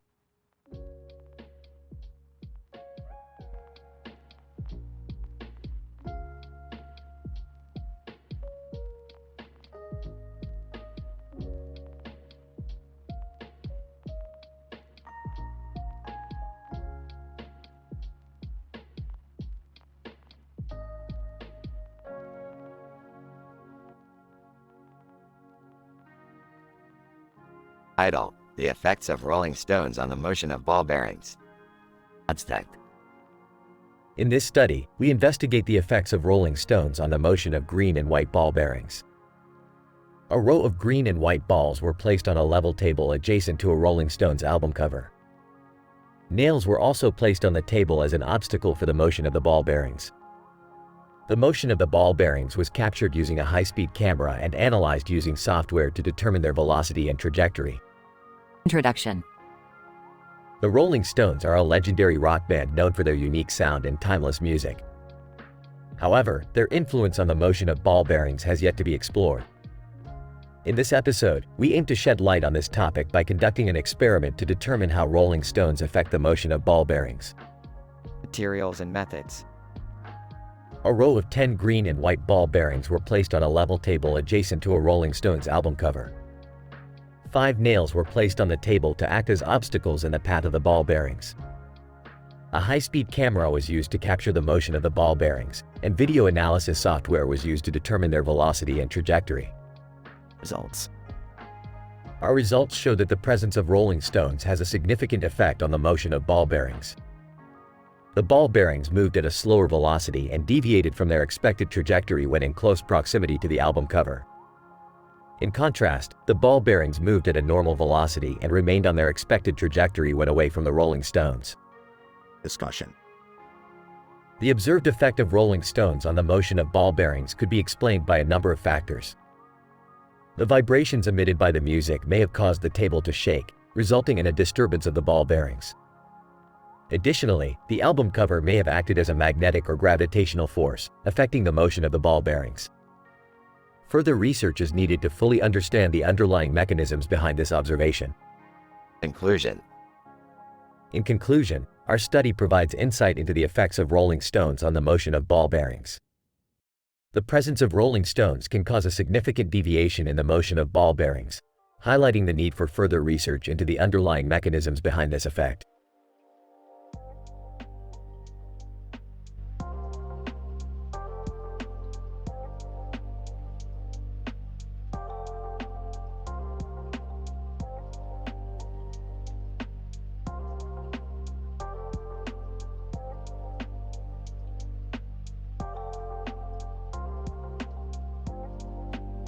Idle. The aurora borealis phenomenon and its impacts on interstellar relationships. Introduction. Our study explores the peculiar incident observed between 2 passengers, Jim Preston and Aurora Lane, aboard the Avalon spacecraft traveling towards the planet Homestead 2. The passengers reported a visual spectacle of aurora borealis, also known as northern lights. The aim of this study is to analyze the incident and its impacts on interstellar relationships. Observation. During a stopover in deep space, Jim Preston and Aurora Lane witnessed a beautiful display of aurora borealis in the night sky. The green hue visible in the background could be attributed to the ionization of oxygen and nitrogen in the Earth's upper atmosphere. While admiring the spectacle, Jim and Aurora appeared to be in a state of awe and content. Discussion.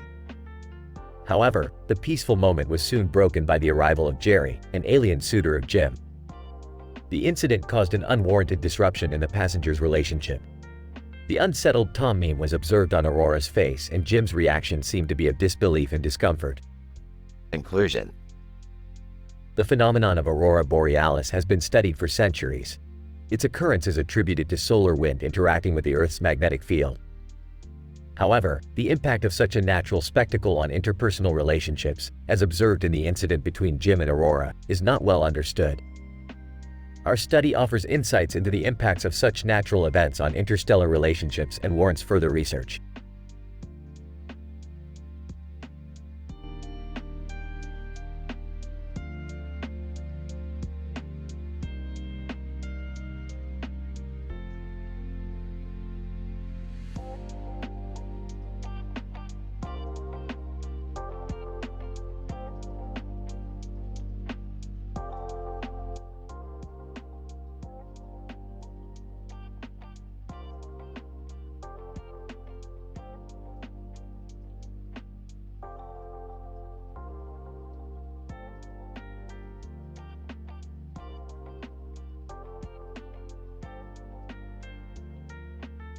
Idle, the plutonic playful pillow talk paradigm. Synopsis. Rick, Morty, and Summer are on a mission to retrieve europium from a space station, while Jerry and Beth enjoy a date night at home.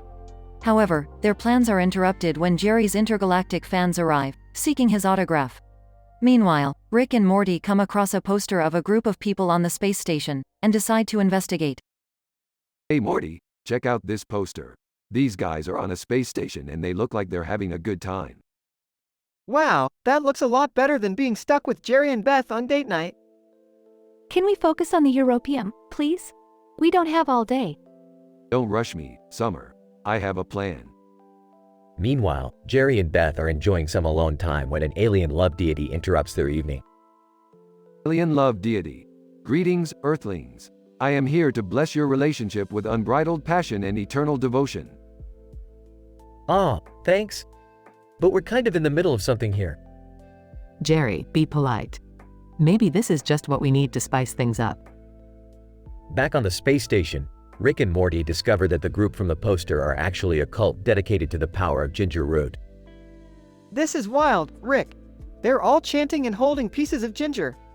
Oh great, we stumbled into a ginger cult. Just what we needed. As they try to retrieve the europium, the cult members mistake Rick and Morty for fellow worshippers and include them in their plutonic playful pillow talk ritual. Cult member, welcome, brothers. Let us share in the ginger root's power and unite in love.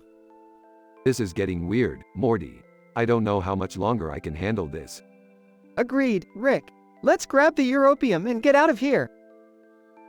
As the group makes their escape, Jerry's fans and the alien love deity collide, causing chaos in the Smith household. In the end, the Smiths and their alien guests are left to deal with the aftermath of their crazy evening. Well, that was certainly unexpected. Yeah, but at least we have some cool new fans. Alien love deity. And you, my dear Earthlings, have experienced the power of love in all its infinite forms. And we just go back to our old, boring lives now? Speak for yourself, Rick. I wouldn't mind a little excitement every now and then. And with that, the Smith family and their assorted guests retire for the evening, ready for whatever crazy adventures the universe has in store for them next.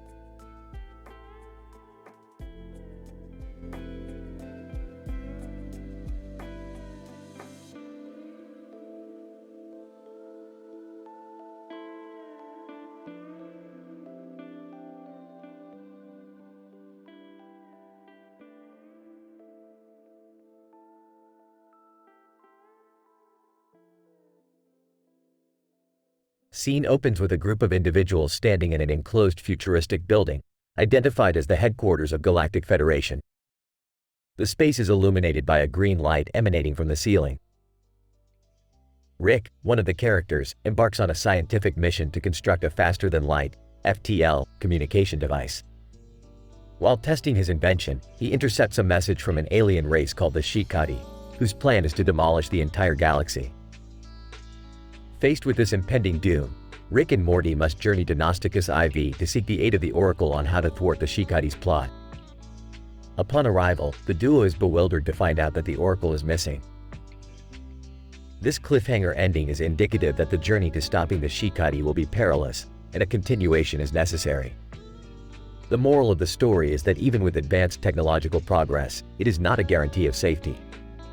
The physics behind the FTL communication holds promise, but we must not underestimate the Shikati's threat. This sounds all cosmic, Rick. Like, we're not gonna get caught up in any space-time continuum craziness, are we? I'm skeptical about all this, Rick. Is it even possible to stop an entire alien race that wants to destroy the galaxy? I'm eager to see what planetary surprises lie in store, but we need to remain vigilant and keep our research skills sharp. I hope risking our lives for the fate of the galaxy will be worth it, but we have to try. It is our duty as responsible citizens in the Federation. To be continued.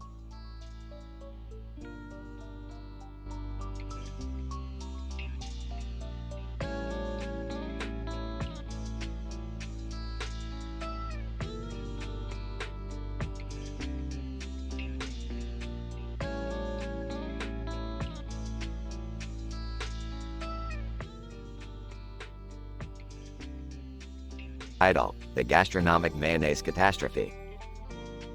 The episode begins with Rick, Morty, Jerry, and Summer sitting around the kitchen table. On the table is a plate of food containing meat, cheese, and vegetables with a fork and knife in the middle. Rick suddenly has an idea and suggests they create a new condiment, a super concentrated mayonnaise, which leads them to venture off to a distant planet in search of rare ingredients for this mayonnaise.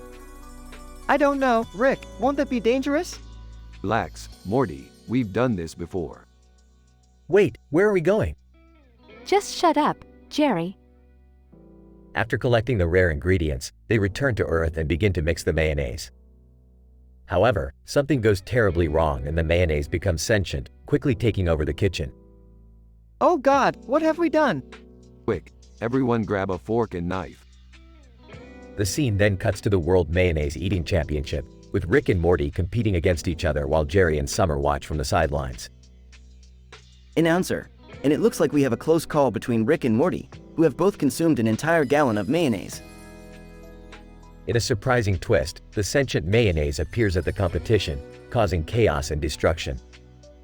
Rick and the gang must band together to stop the mayonnaise from causing further harm.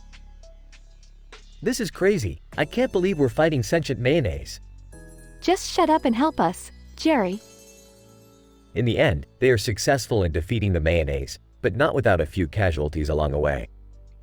I can't believe we survived that. Yeah, well, that's the price we pay for science, Morty. And also, never underestimate the power of mayonnaise. The camera then zooms in on the plate of food with a fork and knife in the middle, as if to imply that this entire ordeal was triggered by their hunger for culinary experimentation. The end.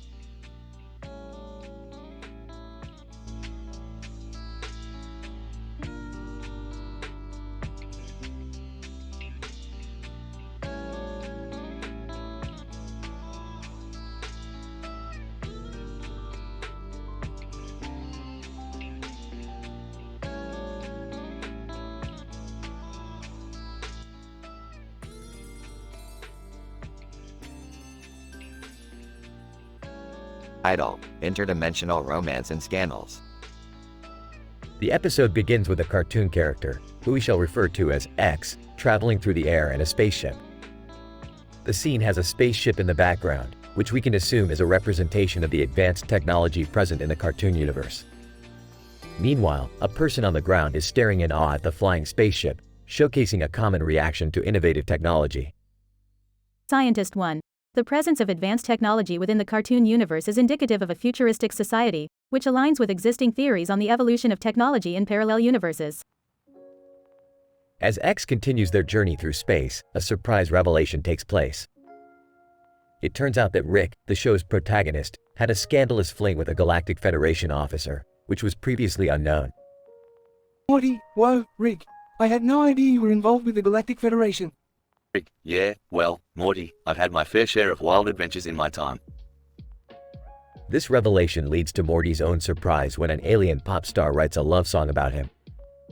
It is important to note that this alien species may have a different concept of love, which could be further explored in future episodes. Scientist 2, the portrayal of a different understanding of love between alien species is an intriguing aspect of the episode, as it presents unique perspectives on the concept of emotions and relationships. Furthermore, Rick's raunchy past as a multiverse playboy resurfaces, adding another layer of complexity to the show's central characters. This aspect is explored in great detail, highlighting the importance of character development in the series. Scientist 3. The exploration of Rick's past adds depth to his character, while also providing interesting insights into the multiverse's social norms and expectations. Towards the end of the episode, the fusion of two characters takes place, showcasing the use of technology to merge entities and form new hybrids. This concept is further explored, highlighting the show's fusion of science fiction and comedy. Scientist 4. The fusion of two characters represents the intersection of technology and biological beings, which could lead to fascinating insights on hybrid creation and technological advancements. Overall, this episode explores the complex themes of romance and scandal, while also delving into the use of technology and its potential in creating new forms of life. The show's ability to blend scientific concepts with humor continues to captivate viewers and provides food for thought for the scientific community.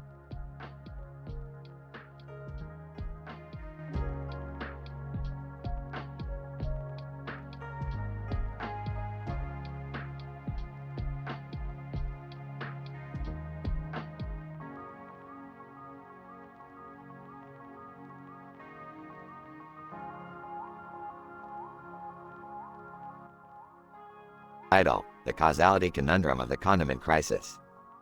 Synopsis.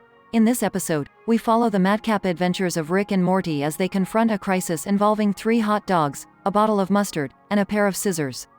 The episode opens with the duo conducting experiments on the properties of ketchup and mustard, with Rick expounding on the chemical composition and molecular behavior of the condiments. You see, Morty, the chemical makeup of ketchup and mustard is quite fascinating. Ketchup, being a suspension of tomato pulp, vinegar, and sugar, has a higher viscosity than mustard, which is an emulsion of mustard seeds, vinegar, and water. However, the acidity of mustard can make it more reactive than ketchup in certain conditions. Oh, Rick, I don't really care. Can we just eat these hot dogs already? Not so fast, Morty. These hot dogs are the key to unlocking the secrets of the universe. By applying precise cuts with these scissors, we can alter the spatial and temporal properties of the hot dogs, thereby affecting the course of causality itself. I don't think you know what you're talking about, Rick. As Rick and Morty begin to snip at the hot dogs, the condiments spill everywhere, causing a rift in the time-space continuum. Suddenly, Rick and Morty find themselves in a parallel universe where mustard is outlawed and ketchup is the dominant condiment. Morty, we've got to fix this before it's too late. Without the proper balance of ketchup and mustard, the entire fabric of reality could unravel. As they navigate this ketchup-dominated world, Rick and Morty encounter a band of condiment rebels who fight against the oppressive regime. With their help, Rick devises a plan to restore mustard to its rightful place in the universe. We'll reverse the polarity of the mustard molecules using this device I've rigged together, and create a massive explosion that should restore the balance of condiment power. You're insane, Rick. Thank you, Morty. Now help me push this button.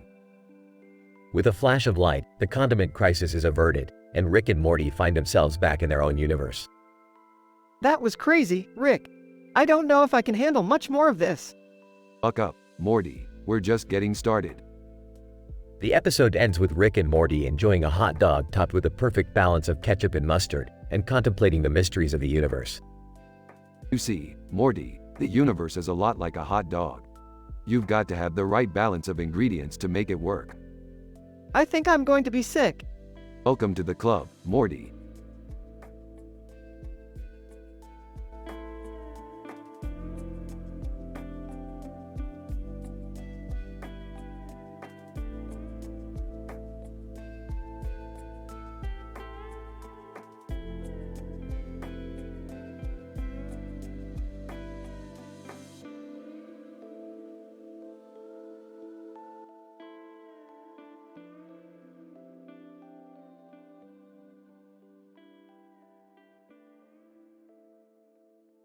Narrator: Goodbye, Galaxy, Part 2, The Search for the Oracle.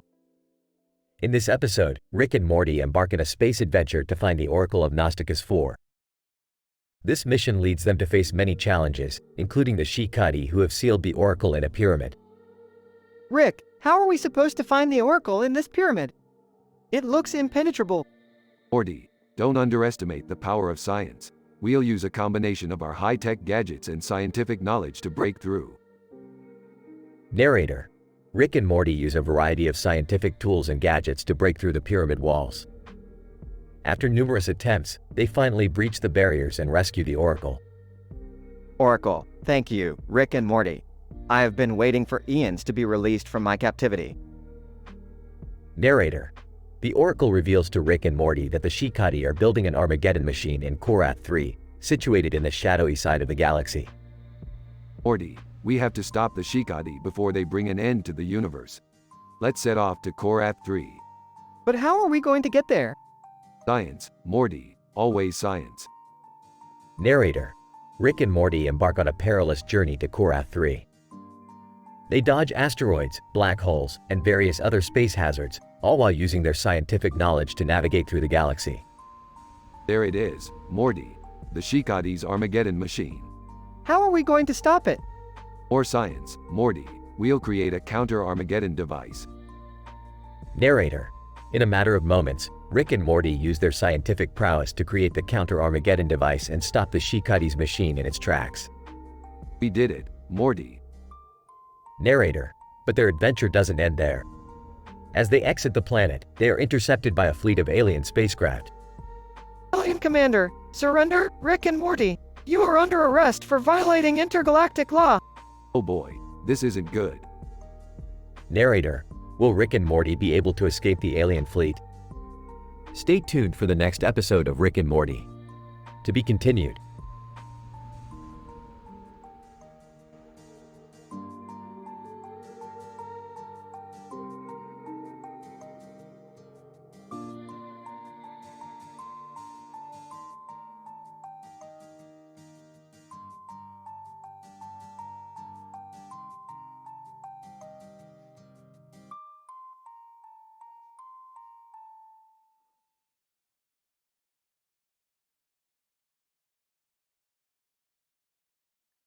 Idol, The Love Hypothesis, a Rick and Morty adventure.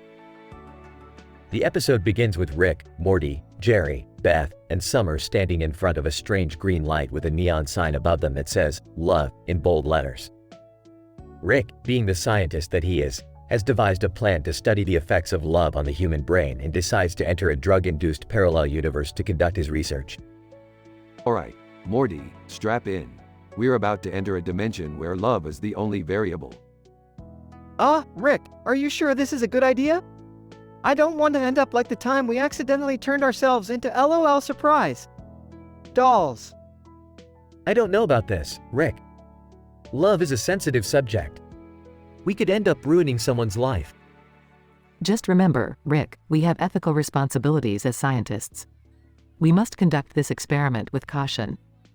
Can we hurry up? I'm missing out on my daily dose of slandering people on social media. As they enter the parallel universe, they encounter a world filled with strange and unusual plant life. Rick, being a botanist, becomes immediately fascinated and begins studying the plants. These are some interesting plants. I wonder what effect they have on the human brain when exposed to love.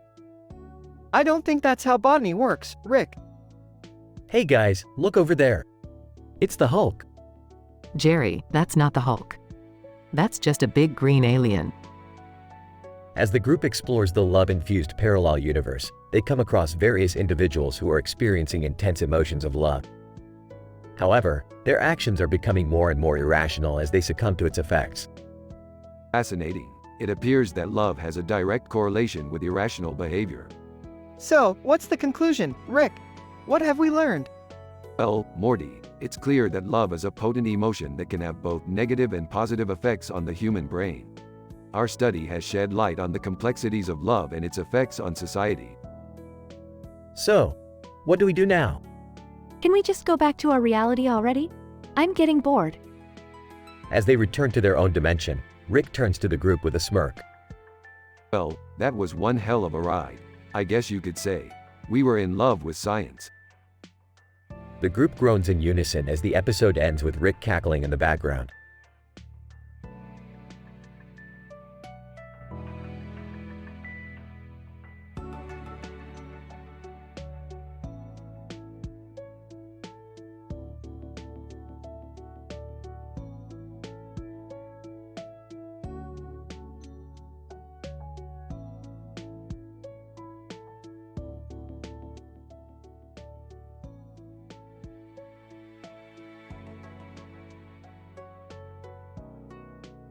Idol, Multiverse Playboys and Alien Gardeners, a Rick and Morty adventure. The episode begins with Rick, Morty, and Jerry standing on a stage surrounded by flashing lights and a neon sign in the middle. Rick, with a mischievous grin, begins to explain a complex scientific theory about the multiverse and its endless possibilities. Morty and Jerry are both visibly confused, but before they can ask any questions, Rick pulls out a device and transports them to a portal. Whoa, Rick, where are we? Just another one of my multiverse Playboy mansions. Playboy Mansion? What does that even mean? Oh, you know, just a place where I used to hang out and, mingle with the ladies of various dimensions. Suddenly, a group of shady-looking individuals approach Rick, Morty, and Jerry, claiming that Rick owes them a large sum of money. Rick denies any debt, but the situation quickly escalates into a brawl. Rick, this is insane. How are we going to get out of here? Relax, Morty, I've got this. Rick pulls out a device that sends them to a futuristic city, where they meet John Anderton, the protagonist of Minority Report. After a series of misadventures, they discover that Rick's past Playboy antics have caused a ripple effect in the multiverse that threatens to collapse reality as we know it. Ah, Rick? I don't think you thought this through. Shut up, Jerry. I've got a plan. As they attempt to fix the multiverse, they stumble upon an intergalactic alien gardening competition where they must compete against a group of highly skilled extraterrestrial gardeners. Why do we have to do this, Rick? Because it's the only way to save the multiverse, Morty. Now, let's get to gardening. In the end, Rick and the gang save the multiverse and narrowly escape the wrath of the angry individuals from Rick's past. As they return to their own dimension, Morty can't help but ask the important question. So, Rick, what happened at that Playboy mansion you took us to? Hey, nothing much. Just another day in the life of the multiverse's most interesting man. And with that, the episode ends with Rick downing a drink and a wink to the audience.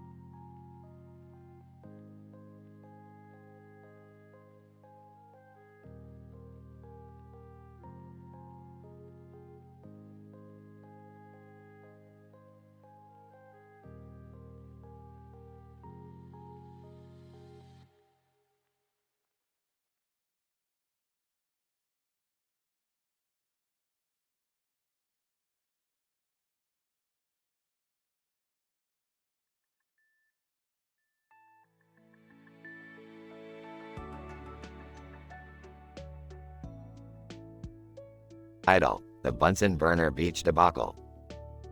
Opening shot. Rick, Morty, and Jerry are hanging out in Rick's lab, surrounded by various scientific devices and experiments. Alright, Morty, I've got a new adventure for us. We need to investigate the strange occurrence of a man in a suit and tie eating a hot dog on a bun in a pan on a beach. Ah, Rick, that doesn't sound very exciting or dangerous. Oh Morty, you never understand the complexity of science. We need to find out why someone would go through such a convoluted process just to eat a hot dog on the beach. Can I come too? Sarcastically, sure, Jerry. We'll just have to dumb everything down for you. Cut 2. The trio arrive at the beach and immediately spot the man in question.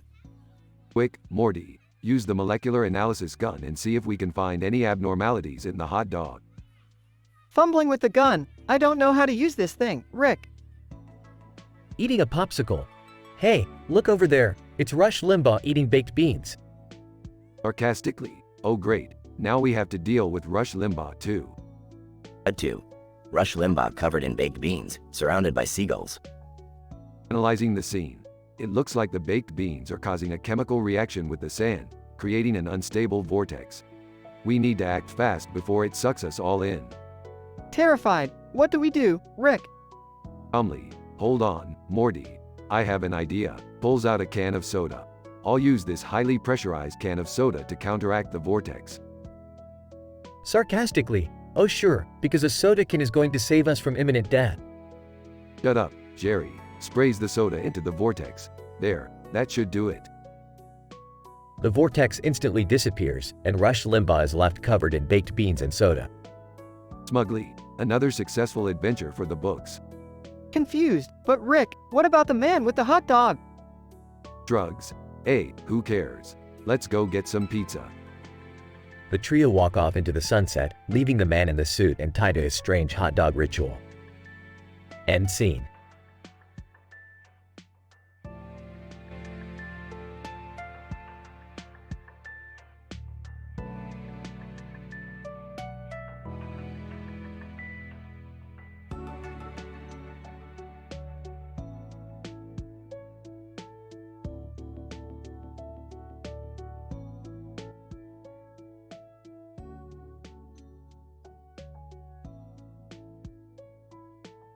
Idle, the quantum theory of baked beans and sand. Opening shot of Rick and Morty in their spaceship as they travel to a parallel universe where beans and sand mix in such a way that it creates a time-space continuum. Morty, I've been thinking. What if we exist in a universe where beans don't mix with sand? What if we can change that? Oh geez, Rick, I don't. Suddenly, they spot a man sitting on the beach with a pile of sand next to him and a shoe on the beach. Bingo. That's it. Morty, quick, let's beam down. They land on the beach and approach the man. Excuse me, sir, can you tell us about the sand and baked beans on your beach? We might have just discovered a new way to travel through time. Man, what? I just like to sit here and eat my baked beans, man. Suddenly, Rush Limbaugh appears, eating baked beans and making a mess of things. Oh great, just what we needed. A celebrity causing chaos. Rick, what are we gonna do? We need to figure out the science behind this mess. They take samples of the sand and the baked beans and take them to the lab. Morty, we need to conduct a series of experiments to see how the beans and sand interact. They begin mixing different amounts of sand and baked beans and observe the results. It's working, Morty. We can use the mixture to create a portal to travel through time and space. Wait, what about Rush Limbaugh? We can stay here, Morty. We have bigger things to worry about. Suddenly, the portal opens and Rick and Morty jump in. Hang on, Morty. This might get a little bumpy. They travel through different dimensions, seeing everything from talking vegetables to giant flying cats. This is insane, Rick. I can't keep up. Just hold on, Morty. We're about to land. They land in their own universe and Rick quickly closes the portal before anything else can come through. Well, Morty, that was one hell of a ride. Yeah, but what about the man on the beach in Rush Limbaugh? Who cares, Morty? We have bigger things to worry about now. I'm hungry. Let's go get some baked beans. The end.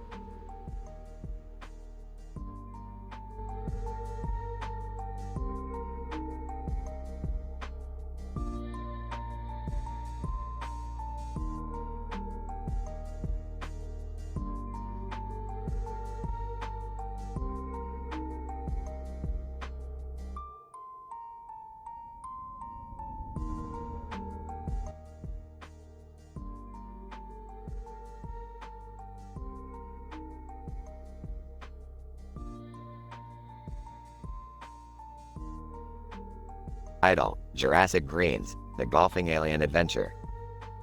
The episode begins with Rick and Morty tinkering with some sci-fi gadgetry in their garage laboratory. Jerry enters, asking to be included in the duo's shenanigans. Oh yeah, let's just invite the everyman into our advanced realm of science. Great idea, Jerry. Come on, Rick, he just wants to hang out. He's family. Fine, strap in, losers. The trio pile into Rick's flying car and soar into the intergalactic cosmos. They come across a dinosaur-themed mini golf course, which catches Rick's attention. Oh boy, it's been a while since I played a good game of putt-putt. Rick, are you forgetting about the Blorgen golf tournament you won last year? Hey, those Blorgens were a bunch of chumps. This is real golf, Morty. They proceed to play a round of golf, with Rick naturally dominating the competition. That is, until Summer enters the scene. Hey guys, check out this alien I met. He's super cool. The gang is introduced to an extraterrestrial named Zelorp, who takes a liking to the sport of golf. He joins in on the game, showcasing some impressive skills.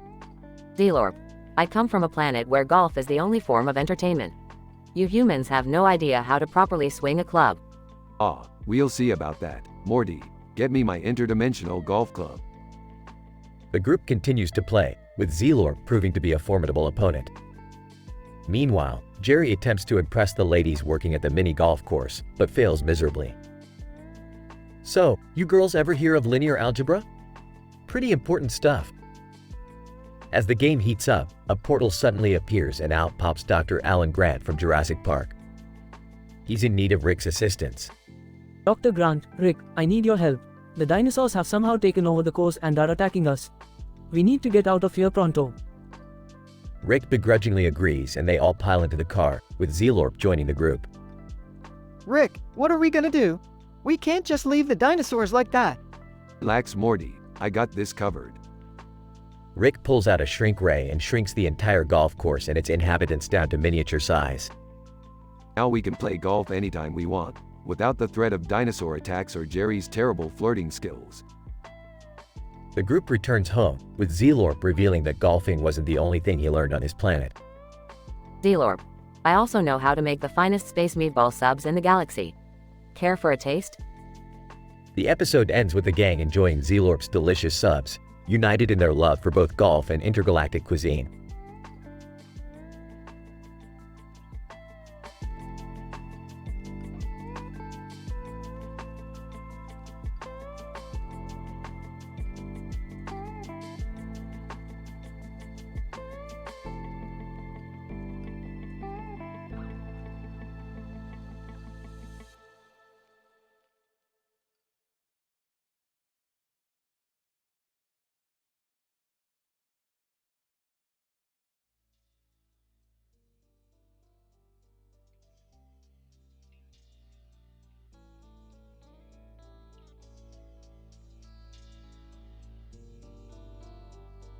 Idle, the Presbyterian paradox. Opening scene. Rick, Morty, and Summer are all sitting in the living room of the Smith house. Rick is tinkering with some sort of device, while Morty and Summer are engrossed in their smartphones. Suddenly, Rick stands up and announces, Morty, Summer, we've got a mission. We've received a blurry photo of a forest with some weird sign in the foreground. Our mission is to investigate this unknown location and find out what it means. Scene 2. The trio arrive at the forest and start looking around for any clues. Suddenly, they hear a strange voice. Voice. Sim Presbyterian speaks. What the hell was that? Rick. It sounds like some sort of alien language. We need to use our universal translators to understand it. Scene 3. The trio use their universal translators to understand the voice. The voice reveals itself to be a time-traveling prankster who has been messing with their minds. Time-traveling prankster. Ha! Gotcha again, Rick. You should have seen the look on your face. That's it. I'm going to teach you a lesson about the dangers of time travel. Scene 4. Rick builds a device that can distort gravity's sexy gravitas, essentially making objects weightless and able to float around in the air. The trio use this device to play pranks on the time-traveling prankster. Scene 5. The time-traveling prankster is so annoyed with the trio's pranks that he tries to send them back in time to an unknown location. However, due to a malfunction in his machine, they end up back in the forest they started in. What just happened, Rick? Where are we? I think we may have created a time paradox. We need to postpone our plans of leaving until we figure out how to fix this mess. Scene 6. As the trio attempt to fix the time paradox, they encounter sudden clarity Clarence, who has had a revelation. Sudden clarity Clarence. Wait a minute. Presbyterian is just supposed to be there, spelled backwards. Wow, that's a pretty obvious revelation. Sudden clarity Clarence. I know, but the implications are huge. We might have just solved one of the biggest mysteries in the universe. That's great, Clarence, but we're kind of in a time paradox right now. Maybe save the Enlightenment for later? Scene 7. The trio eventually figure out how to fix the time paradox and return home. However, they all come to the realization that ultimately their pranks and antics were just distractions from the bigger picture of existence and the mysteries of the universe.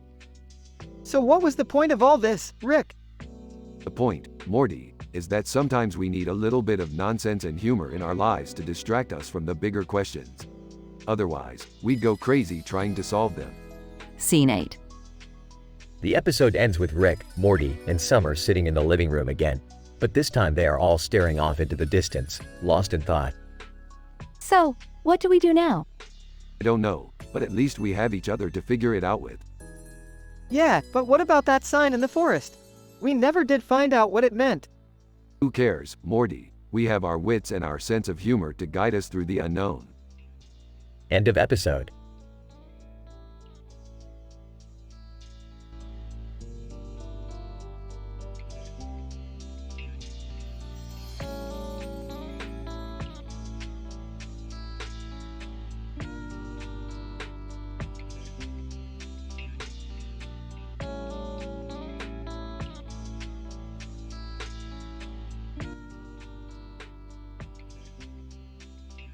Narrator, In this episode, we observe a blue-suited and tied protagonist standing in front of a purple sky adorned with a cluster of stars and distant celestial bodies emitting a blue light.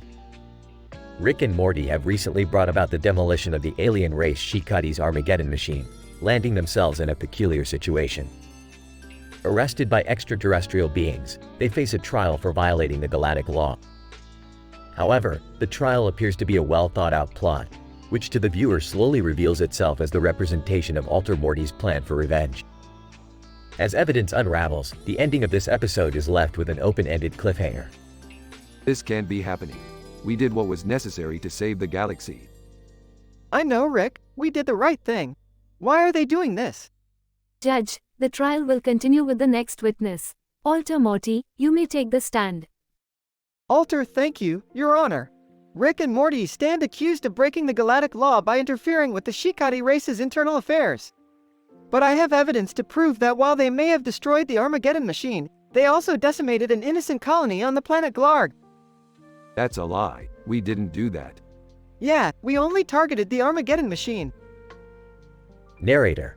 The plot thickens as the trial comes to an end, with Rick and Morty facing severe consequences of their actions. Will they be able to prove their innocence, or are they doomed to endure the wrath of the galactic law? Tune in next time to find out.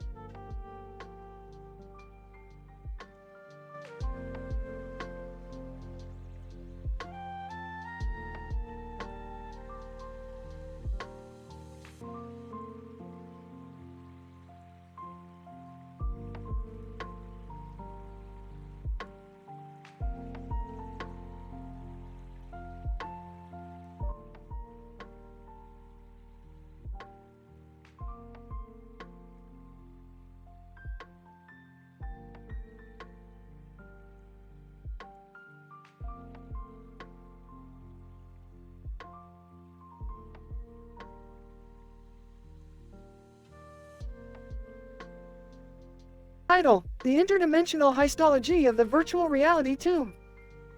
Morty and Summer are sitting on a park bench, gazing at a distant building. Morty, Summer, do you see that over there? Summer, what, Morty? Morty, that ancient cursed tomb.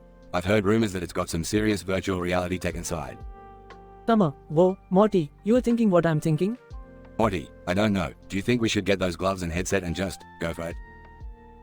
Rick, who had been eavesdropping, appears suddenly behind them. Rick, that's a terrible idea. You two kids can't just go heisting some interdimensional tech like that. It's way past your level of incompetence. Morty, but Rick, what if we could get some help? Like, I don't know, Dr. Wong or something. Rick, burps asterisk Dr. Wong. That hack, no way, Morty. But, burps asterisk I do have some connections. And I guess we could give it a try. Dr. Wong appears on the scene, eyeing the gloves and headset on the table. Dr. Wong, so what's the plan, Rick? You want me to hack into that virtual reality system and get the goods for you? Rick, you got it, Doc. And I'll handle the rest. Dr. Wong disappears, leaving the trio alone again. Morty, so, what now, Rick? Rick, well, Morty, I was thinking, how about this? We use the virtual reality headset to enter a cooking contest on an alien planet. Summer, Rick, that's insane. What could we possibly win? Rick, I don't know, Summer, how about some serious street credit? Plus, we can finally settle once and for all who's the best chef in the universe. The scene shifts to the alien cooking contest, with dishes beyond description being presented to the judges. Rick, Morty, and Summer are sweating in anticipation. Rick, come on, yes. The judges have just announced the winners. Rick, it's us, Morty. We won. Morty, whoa, Rick. I guess all those interdimensional food lessons paid off. Suddenly, Yenta, a suspicious-looking alien, approaches them. Yenta, hey, I heard you guys are into some heisty stuff. I could use some help with a little virtual reality heist of my own.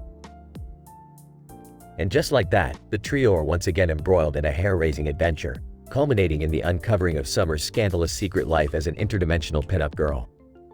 Rick, burps well, now that we're done with that little diversion. Who wants to try on the gloves and headset for real?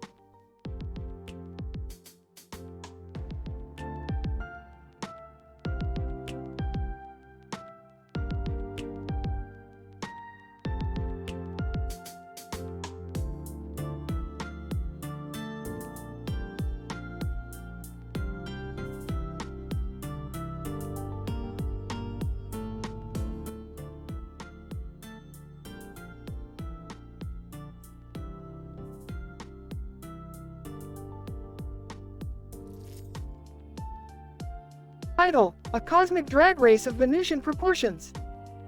Scientific synopsis. The episode centers around the concept of alien species integration, specifically the integration of the flamboyant Venus vixen vanity species into Earth's culture. Rick invents the interdimensional drag race, inviting Venusian drag queens to compete against Earth's finest, with the lure of a powerful cosmic artifact as the grand prize.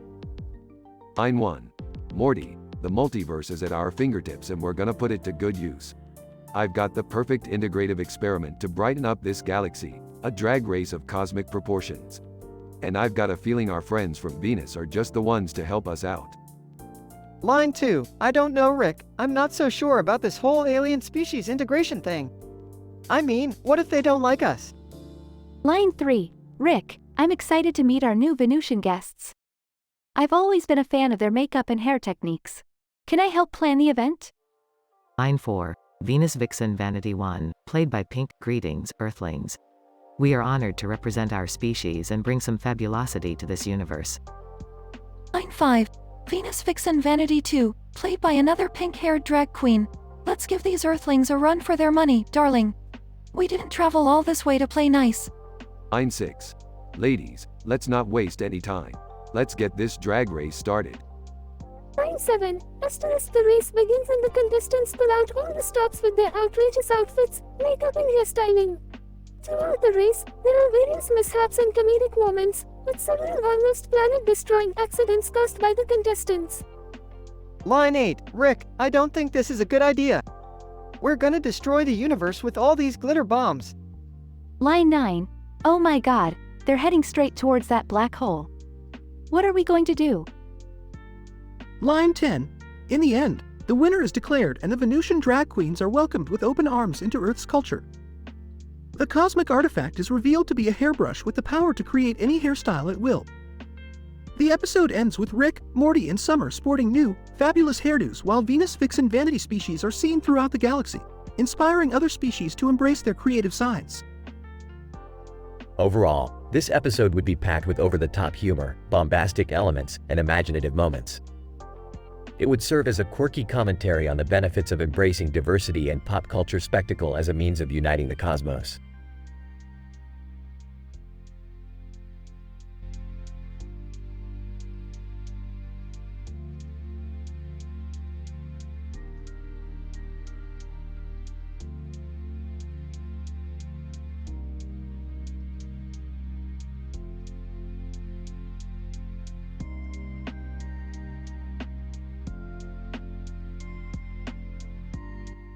Title: The Multiverse Adventure of Rick and Morty in the Fantasy Landscape. The episode starts with Rick and Morty entering a fantasy landscape with a river and a forest with moss growing on it and a yellow lantern in the foreground. Rick analyzes the environment and theorizes a possibility of alternate dimensions as the reason for the fantastical elements present. Morty, prepare for a multi-dimensional ride. We might encounter some bizarre stuff, but it's all in the name of science. Aw geez, Rick, do we have to? I just wanted a Balinese massage. But this place doesn't offer that. Let's explore and find out what's going on here. As they wander deeper into the forest, they encounter a time-traveling samurai who challenges them to a sci-fi themed treasure hunt. Rick and Morty immediately accept the challenge and embark on a journey through various dimensions. This is crazy. We are jumping across alternate universes at the speed of light. Don't complain, Morty. This is what you signed up for. Now let's find that treasure. They encounter various obstacles such as Thundercats and Vegeta, but with Rick's scientific genius and Morty's quick thinking, they manage to overcome them and reach their objective. Wow, Rick, that was insane. I don't think I can handle another adventure like this. Oh, Morty, that's the beauty of science. Unlimited possibilities. Just as they are about to return, Rick realizes they are running low on oxygen. He quickly constructs a device to replenish the depleted oxygen levels and they make it back to their original dimension alive. Another successful mission, Morty, and we didn't even have to sacrifice a Morty this time. Phew, I'm glad we made it back in one piece. Can we just relax now? Relax? We've got more dimensions to explore.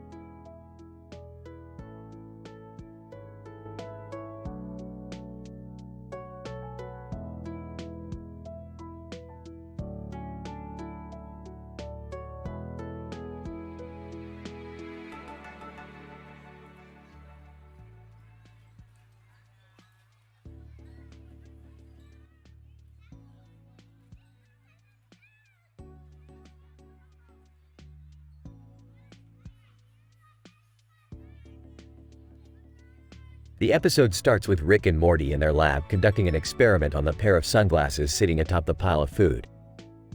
Rick explains that the sunglasses have unique quantum properties that allow the wearer to see through multiple dimensions. Jerry enters the lab and immediately tries on the sunglasses, causing chaos as he sees multiple versions of himself in different dimensions. Beth enters and demands that they stop messing with dangerous technology, but Rick puts her doubts to rest by demonstrating the safety of the sunglasses. Morty, fascinated by the potential of the sunglasses, convinces Rick to take him on a dimensional date. They hop from one dimension to the next, experiencing wild adventures and meeting bizarre versions of familiar characters. Meanwhile, Jerry continues to wear the sunglasses and begins to spiral into a paranoid delusion that he is being watched by some unseen force. He barricades himself in the house with a knife and fork, convinced that he must protect himself from the dimensional invaders. Beth, worried for her husband's safety, seeks help from an unlikely source, Clarice Starling from the Silence of the Lambs. Clarice agrees to lend her expertise and they track down Jerry, only to find him muttering about the dimensional butternut squash that is out to get him. In the end, Rick and Morty return from their dimensional date only to find chaos in their wake. They must work to undo the damage caused by their reckless experimentation, all while being serenaded by a random appearance from Post Malone. The episode concludes with Jerry realizing that he was actually just high from using one of Beth's body scrubs, and he comedically admits to his overreaction. Rick, Morty, the quantum properties of these sunglasses are incredible. We could use them to explore entire dimensions of reality. Morty, wow, that sounds amazing. Can we take him for a spin? Beth, absolutely not. You two always manage to create chaos wherever you go. Jerry, I don't know, these glasses are starting to freak me out. What if there's something watching us from another dimension? Clarice, darling, don't worry, Mr. Smith. I'll handle this. We just need to find the source of your delusion and neutralize it. Rick, Post Malone, what are you doing here? Post Malone, just hanging out, man. You know how it is. Jerry, I knew it. The dimensional butternut squash is closing in. We have to stop it. Beth, Jerry, that's just one of my body scrubs. You were high this whole time. Jerry, oh, sorry about that. I got a little carried away. Morty, wow, that was wild. We should probably be more careful with science stuff in the future. Rick, hey, where's the fun in that?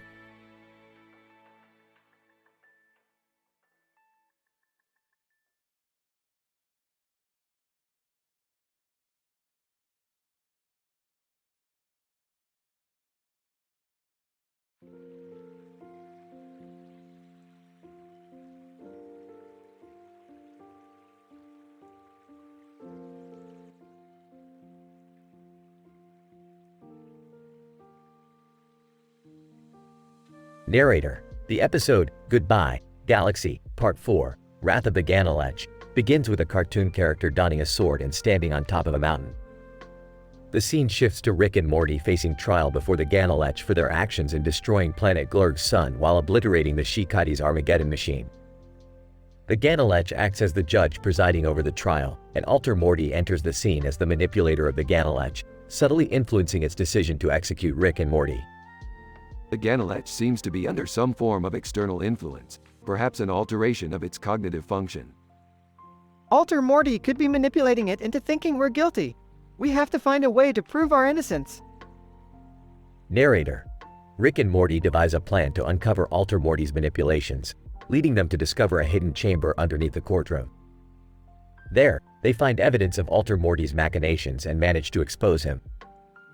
In a final attempt to escape, Alter Morty activates a trapdoor, but Rick and Morty quickly subdue him before he can get away. Ganalech, it appears Alter Morty was attempting to deceive me for his own gain. His actions have not gone unnoticed. Narrator. The Ganalech exonerates Rick and Morty of any crimes, and they are free to return to Earth. Rick and Morty remark on the strange events that unfolded during the trial, but remain ultimately satisfied with the outcome. Alter Morty's tactics were quite clever, but ultimately his actions were predictable. It appears we have outsmarted the opposition once again. I'm just glad we're not going to get executed, Rick. Narrator. And with that epilogue, the episode ends with Rick and Morty returning home, their latest adventure successfully concluded.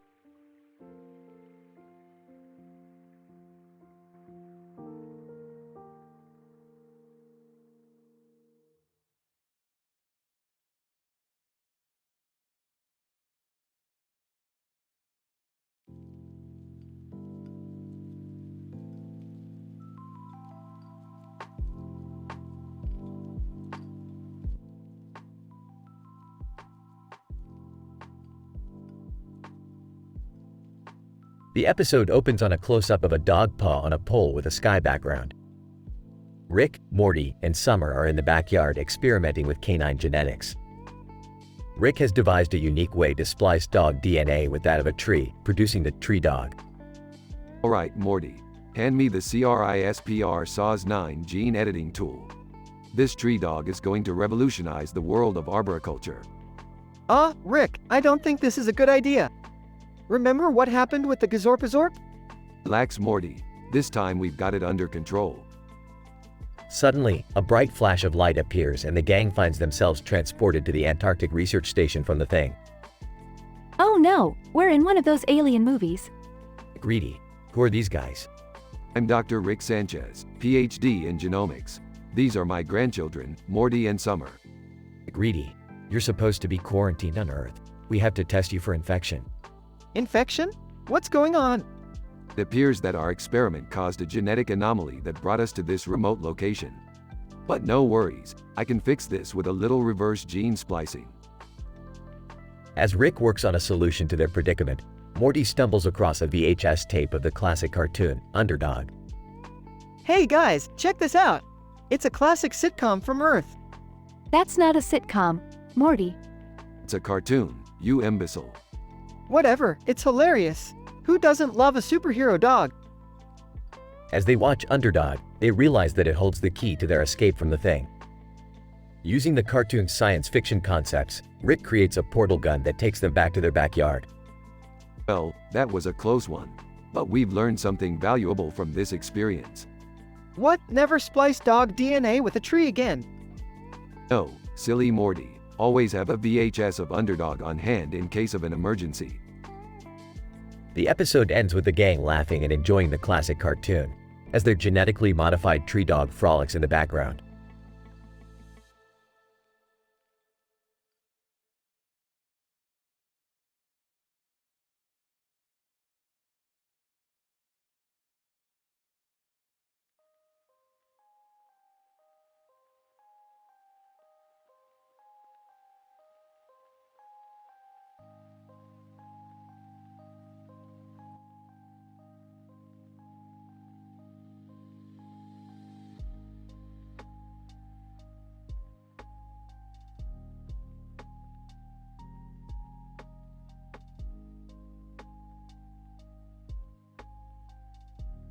Title: The Soup Experiment. Synopsis. In this episode, Rick and Morty experiment with soup and monkeys while Summer tries to get in on the scientific action. Scene 1. Morty, it's time for some soup experimentation. I've got 2 bowls of clam chowder and a couple of monkeys ready to go. I'm not sure if we should be messing with animals, Rick. Relax, Morty. These monkeys are trained professionals. Scene 2. Summer walks in, curious about what Rick and Morty are up to. What are you guys doing? We're conducting a highly scientific experiment on the effects of soup on primate behavior. Can I help? Summer, I don't think this is a good idea. Nonsense, Morty. The more the merrier. Let's get started. Scene 3. The monkeys are placed on a table with 1 bowl of soup in front of each monkey. The plate of food is placed in between them. Okay, let's observe their behavior. I don't see anything happening. Patience, Morty. This is science. Scene 4. After a few minutes, the monkeys begin to show signs of aggression towards each other. Oh no, they're fighting. Yes, and it's all because of the soup. Fascinating. I don't think this is fascinating, Rick. It's kinda messed up. Scene 5. David Attenborough suddenly appears out of nowhere. David Attenborough, greetings, fellow scientists. I couldn't help but overhear your soup experiment. May I join in? Of course, David. The more the merrier. Wait, how did you get here? David Attenborough, the magic of television. Scene 6. David Attenborough begins to narrate the monkeys' behavior as they continue to fight over the soup. David Attenborough. Here we see the alpha male attempting to assert dominance over the weaker male, all in the name of soup. This is crazy. It's all in the name of science, Summer. Scene 7. The fight between the 2 monkeys continues to escalate, to the point where they knock over the plate of food and spill the soup. Oh no, the soup! Abort the experiment. This is a disaster. David Attenborough, fear not, fellow scientists. This is all part of the scientific process. We shall learn from this failure and improve upon it in future experiments. Scene 8. The episode ends with Rick, Morty, Summer, and David Attenborough sitting around, reflecting on what they've learned from the soup experiment. Well, we may have failed this time, but that's what science is all about. Trying, failing, and learning from our mistakes. I guess that's true, Rick. I still think it was messed up to mess with animals like that. David Attenborough, indeed, Summer. But we scientists must always question and challenge ourselves, even when it's uncomfortable. That's the only way we can truly learn and grow. Damn, Dave, you're a wise one. The end.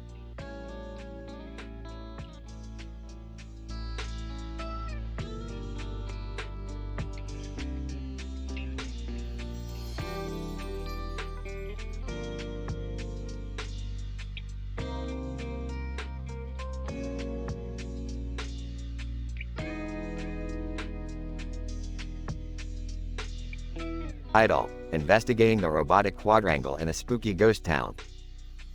Abstract. This episode focuses on the investigation conducted by our futuristic AI detective, utilizing manual lymphatic drainage to enhance cognitive function, to uncover the events occurring in a spooky ghost town.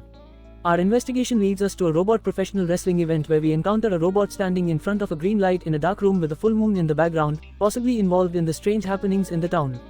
As we dig deeper, we discover that Summer finds herself in a love quadrangle in the multiverse, adding complexity to our investigation and potentially leading us to unexpected results. Introduction. Futuristic AI detective. Our investigation begins at the spooky ghost town, where reports of unusual activity have been reported. Utilizing manual lymphatic drainage to enhance our cognitive function, we will delve into the investigation to uncover the truth behind these events. Body. Robot professional wrestling announcer. Ladies and gentlemen, welcome to the Robot Professional Wrestling event. Our main event tonight features a mysterious robot standing in front of a green light in a dark room with a full moon in the background. Let the match begin. Futuristic AI detective. The robot seems to be exhibiting unconventional behavior, potentially indicating its involvement in the strange occurrences in the town. We must investigate further. Excuse me, but have you seen my boyfriend? He's lost somewhere in the multiverse. Futuristic AI detective. This could potentially add complexity to our investigation.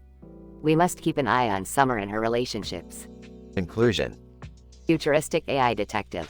Our investigation has led us to unexpected results. The love quadrangle in the multiverse may be a key factor in the strange events happening in the spooky ghost town. Further research is needed to fully understand the situation and prevent any future disturbances.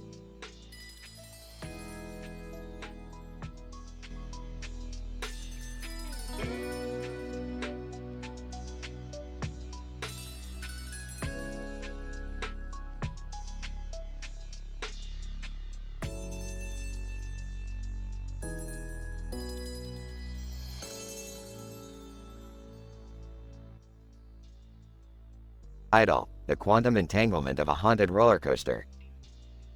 The episode opens with Rick and Morty at a fairground, where Morty is gawking at a particularly grandiose roller coaster. Rick, ever the buzzkill, quips about how the design is subpar and how he could easily create a superior version. Jerry and Beth arrive with Summer, eager to partake in the fun.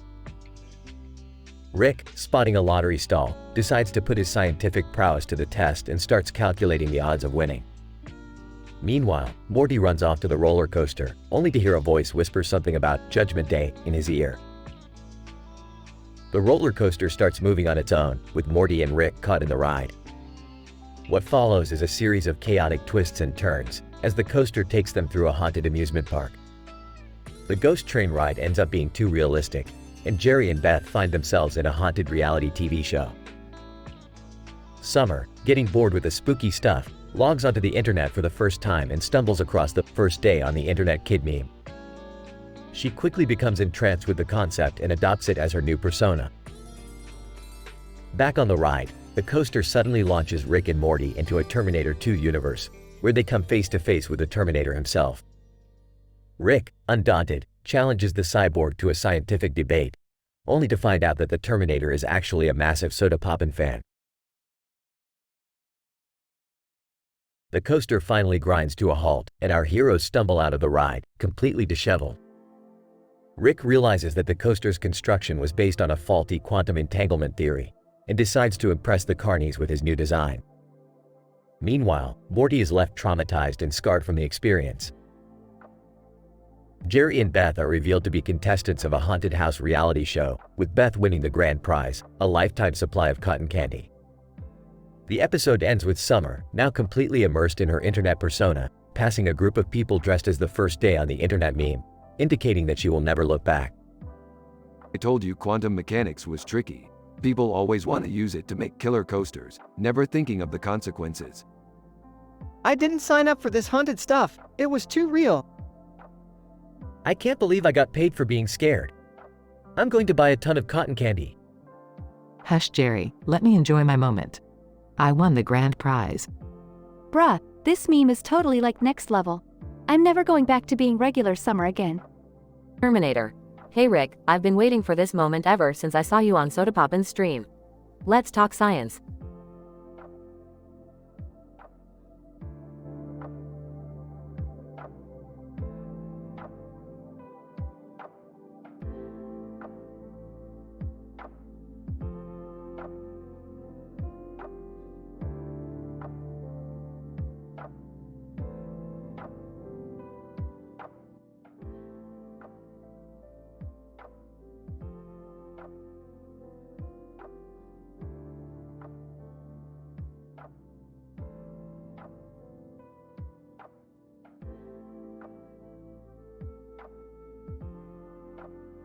Idle, the Scratchers train adventure. The episode opens with Rick, Morty, Jerry, Beth, and Summer on a train traveling through a lush green countryside next to a forest of trees and grass-covered hillsides on a sunny day. As the train zips along the tracks, Morty gets excited to buy some Scratchers. Hey, Rick, I'm gonna go buy some Scratchers. Morty, you know those are a waste of money. Come on, Rick. Just one won't hurt. Rick rolls his eyes and Morty hurries off to buy some Scratchers. Morty returns with a stack of Scratchers, each with different designs and prizes. Rick, check out all these Scratchers I got. Look at this one, it's got a picture of a unicorn on it. Oh boy, Morty, have fun losing your money on those things. Morty scratches off the first one and wins a small prize. Woohoo! Look at this, Rick. I won a pencil. Oh great, Morty. You just became a pencil millionaire. Morty continues to scratch off each of the remaining tickets, winning various small prizes such as stickers, buttons, and keychains. Dang it! I lost on this one, Rick. I wanted that giant stuffed banana. Morty cusses and throws a random object nearby, shattering the window of the train. Morty, watch yourself. You almost hit Jerry's face. Hey, watch it, Morty. Morty scratches off the last ticket and wins the grand prize. Holy crap, Rick! Look at this, I won a trip to space camp. Morty, you're already going to space camp with me next week. Oh yeah, that's right. Well, I'm sure I'll find a way to use this prize in the future. The train suddenly comes to a stop and an announcement comes over the intercom. Announcement. Attention passengers, there is a disturbance on the tracks ahead. We will be delayed for an undetermined amount of time. The group sighs in frustration as Morty continues to play with his Scratcher prizes. Hey Morty, can I have one of those stickers? Morty hands Summer a sticker, but accidentally drops one of the Scratchers on the floor. Oh no, I dropped it and it's facing down. That means it's bad luck. Morty, that's just a superstition. Suddenly, the train jolts and starts moving again, causing Morty's Scratcher to flip over and reveal the dreaded lose result. No! Aw! Morty picks up a nearby potted plant and chucks it out the window, shattering the glass. Morty, what the hell? That plant cost more than your Scratcher. I don't care, Rick. That was a bad Scratcher. The episode ends with the train finally arriving at its destination and Morty sulking over his bad luck with Scratchers.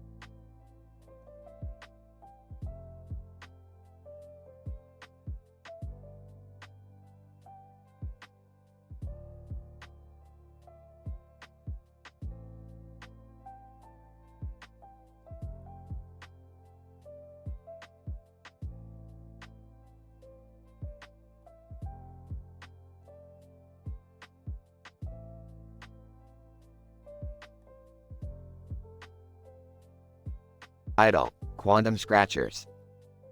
The episode begins with a scientific explanation of quantum mechanics and the phenomenon of Schrödinger's cat. Suddenly, Rick and Morty appear in an alternate universe where apples come in different colors due to the strange laws of physics. Morty, welcome to the universe where apples are red or green depending on their quantum state. Whoa, that's mind-blowing. Rick, can we grab some fruit? Not now, Morty. We have to buy some scratchers. Scratchers? You mean those lottery tickets that give you a chance to win money? Yes, Morty, but these are quantum scratchers. They have infinite possibilities and can alter the fabric of reality. I don't get it, Rick. Just buy them, Morty. Trust me. Morty buys several scratchers and starts scratching them off.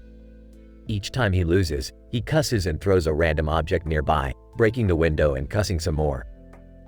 Rick, these scratchers suck. I haven't won anything.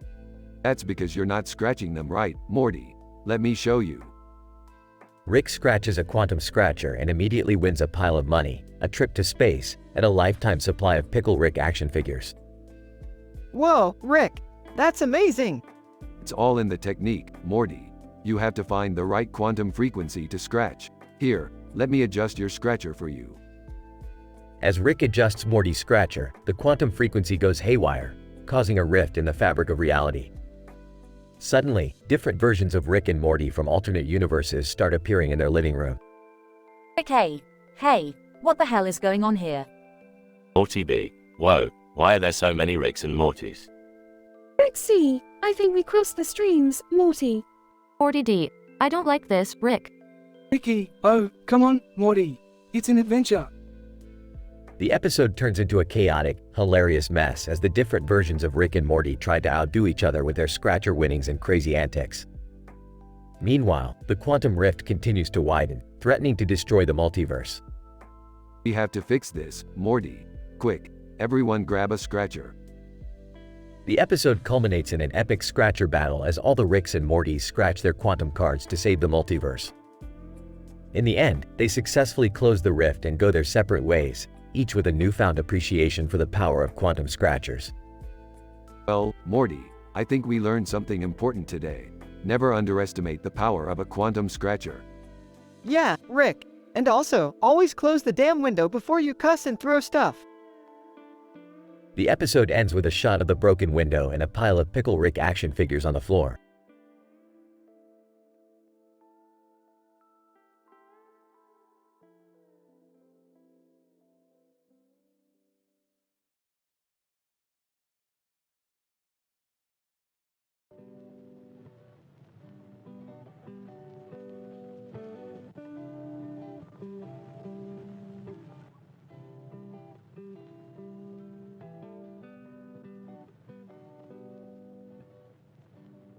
Title: Origami Madness. Scientific description. In this episode, Rick, Morty, and Summer explore the intricate world of origami, specifically focusing on a white origami piece on a green mesh cloth with a white square on its side. Through the use of advanced scientific equipment, the trio discovers that the origami piece is actually a coded message from an advanced alien civilization. Act 1. Morty, you idiot. That's not just any old origami piece. It's a coded message from a highly advanced alien civilization.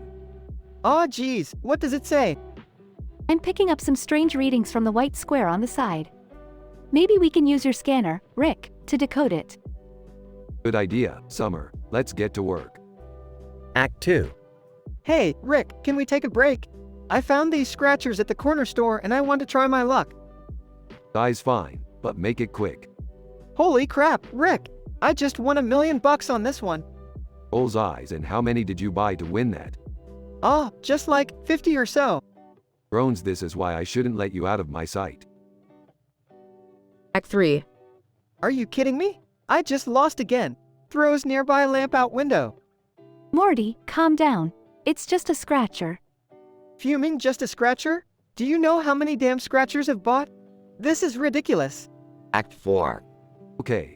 I think I've decoded the message. It says Rick is interrupted by a loud crash. Yelling from outside, asterisk, fuck this damn vase. What's going on out there? Storm's back in, I lost again. Okay. Is that what you want to hear? Act 5. Alright, let's focus here, people. The message says that this advanced alien civilization needs our help to stop an impending threat to their planet. Oh man, that sounds serious. Maybe we should try to help them out. Agreed. But first, can we please stop for a snack break? Jake's head, I swear. You two are going to be the death of me.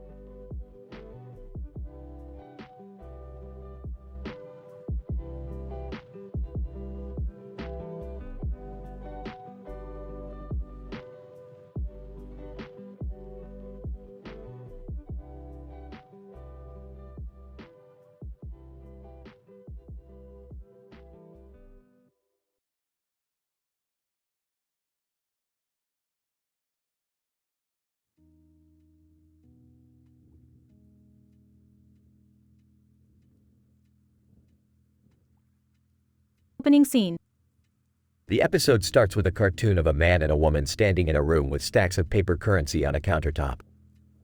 The man stands in front of a doorway and appears to be guarding against any potential entry. Narrator. In this scene, we observe a classic case of criminal behavior. The characters are hoarding large sums of money, indicating they have likely taken part in illegal activities to obtain such wealth. The male character at the door may be trying to protect the criminal activity and prevent others from entering. Character 1. Looks like we've hit the jackpot, baby. Character 2. Yes, but we need to be careful. We don't want any unwanted attention. Cut to Morty entering the store to buy scratchers. Narrator. In this scene, we observe Morty indulging in a risky behavior known as gambling. Scratchers, a type of lottery ticket, provide the player with a chance to win monetary prizes based on their ticket purchase. I'll take 100 of those scratchers, please. Narrator. Morty's excessive purchase of scratchers may indicate addictive behavior, as well as a disregard for the risks associated with gambling. Cut to Morty scratching off his first ticket. Narrator. Scratchers come in various designs and prize amounts. The potential prize is revealed once the player scratches off the designated area on the ticket. Oh, come on. This is rigged. Narrator. Morty's frustration with losing the first scratcher may indicate his inability to handle disappointment and impulsiveness. Cut to Morty scratching off multiple tickets with various prize amounts. Narrator. All scratchers have predetermined odds of winning, with the highest prizes being less likely to win.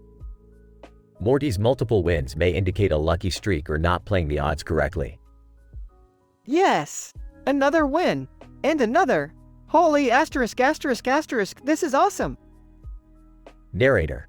Morty's excitement at winning multiple scratchers may indicate a rush of dopamine in his brain, which is often associated with feelings of pleasure and reward. Cut to Morty losing on a scratcher.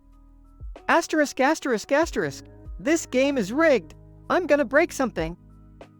Narrator. Morty's inability to handle losing may indicate a lack of emotional regulation and potential for destructive behavior. Cut to Morty throwing a random object outside the window. Narrator. Morty's impulsive behavior of throwing an object outside the window may cause harm to others and disrupt the environment. Closing scene. Narrator.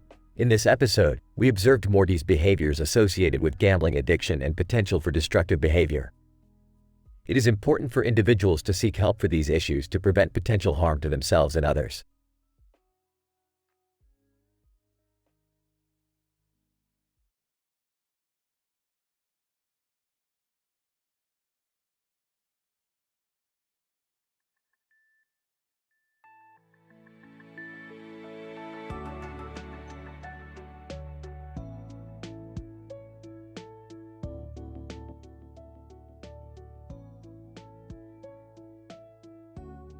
Idle, the lottery of life.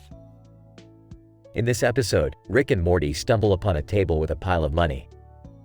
Upon closer inspection, they find that there is another pile of money on the adjacent table. Rick's scientific curiosity piques, and he begins to theorize that the money piles exist in some sort of quantum entanglement. Morty, do you see this? The money piles are entangled. Who knows what kind of physics-defying shenanigans we could get into here. Morty, of course, suggests that they buy scratchers with the money. Lots of them. So they do. Morty goes crazy buying scratchers, with the prizes ranging from a mere $1 to a whopping $10,000. Oh my god, Rick! I won $10,000. This is amazing. Ah, don't get too excited, Morty. It's just a mere pittance in the grand scheme of things. However, for every winning scratcher, there were at least 5 losing ones, making Morty increasingly frustrated and causing him to cuss and break things. F*K, another loser? This is Bulls *T, throws a vase, smashing it against the wall. Rick, finding Morty's despair hilarious, suggests that they sell Beth and Summer's organs on the black market to buy more scratchers. What the F*K, Dad? You can't just sell our organs. Yeah, what the F*K? Relax, it's just science. Now, which one of you has the most valuable organs? Cut to Morty counting a large sum of money, surrounded by stacks of scratchers. I can't believe it, Rick. I've hit the jackpot. I won $100,000. Big deal, Morty. I could generate that money with a snap of my fingers. But I have to admit, this was a fun experiment. Yeah, I guess it was. But I never want to see another scratcher again. Agreed. Now let's go find some trouble to get into. They beam away in the portal.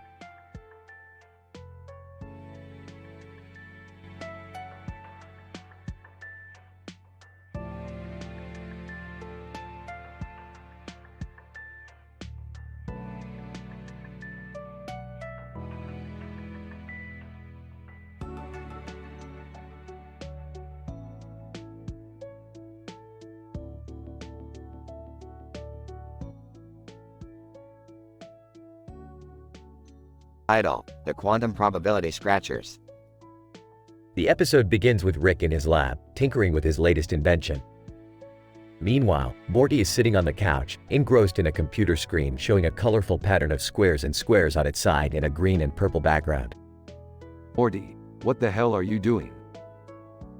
Oh, Rick, I found this website that sells these quantum probability scratchers. They claim to have a higher chance of winning than regular scratchers. Quantum probability? That's just a fancy way of saying they're a scam. But they have pictures of people winning big prizes. Entering the room. Hey guys, what's going on? Morty is wasting his time and money on quantum scratchers.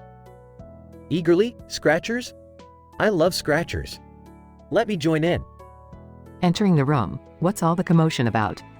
Her husband wants to waste his money on scratchers. Sarcastically, oh wow, what a surprise.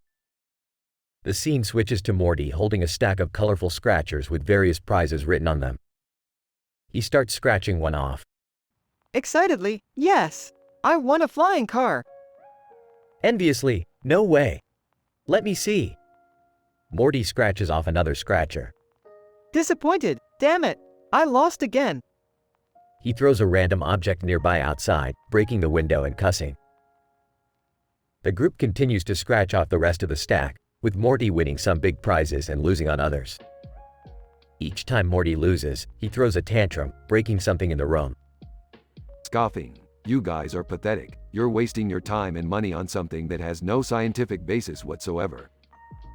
Rolling her eyes, and what are you doing in here, Rick? Smirking. Just modifying my invention to increase its molecular stability and optimize its quantum entanglement capabilities. The episode ends with the group sulking in defeat, surrounded by broken objects and discarded losing scratchers.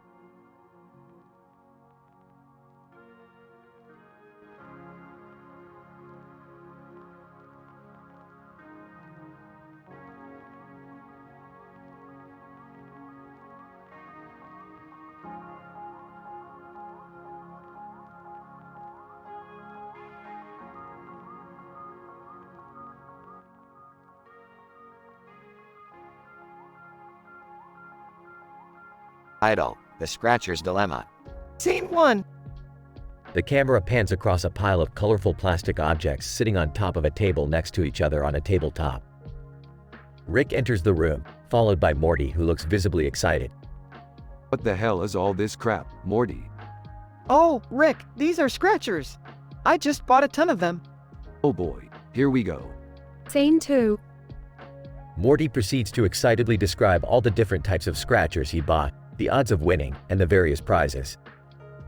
These ones have a 1 in 10 chance of winning. And this one has a big cash prize. And look at this one, it's shaped like a spaceship. Morty, Scratchers are a scam invented by the government to suck all your money away. You're not gonna win anything. Scene 3. Morty begins scratching off the tickets, and every time he loses, he cusses and throws a random object nearby outside, breaking the window and cussing even harder. What the fuck, Rick? I just lost again. Fuck this table. Throws a lamp out the window. I told you this was a bad idea, Morty. But go ahead, keep throwing shit out the window. I'll just call the repairman tomorrow. Scene 4. Morty grows increasingly desperate, selling off Beth and Summer's organs on the black market to buy more scratchers. Come on, big money, no whammies. And if I win, I'll buy back Beth's kidney, I promise.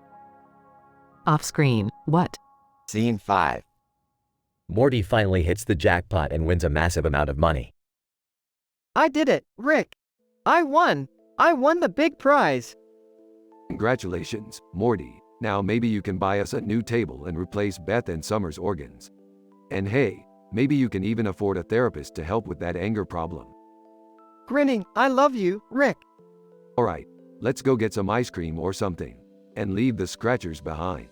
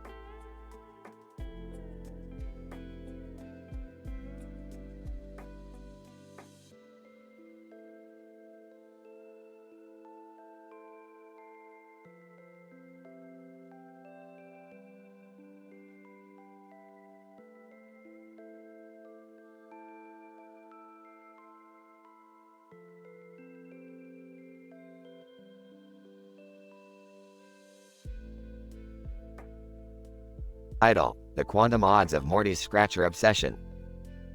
The episode begins with Rick and Morty on a cosmic subway ride through different dimensions of space-time.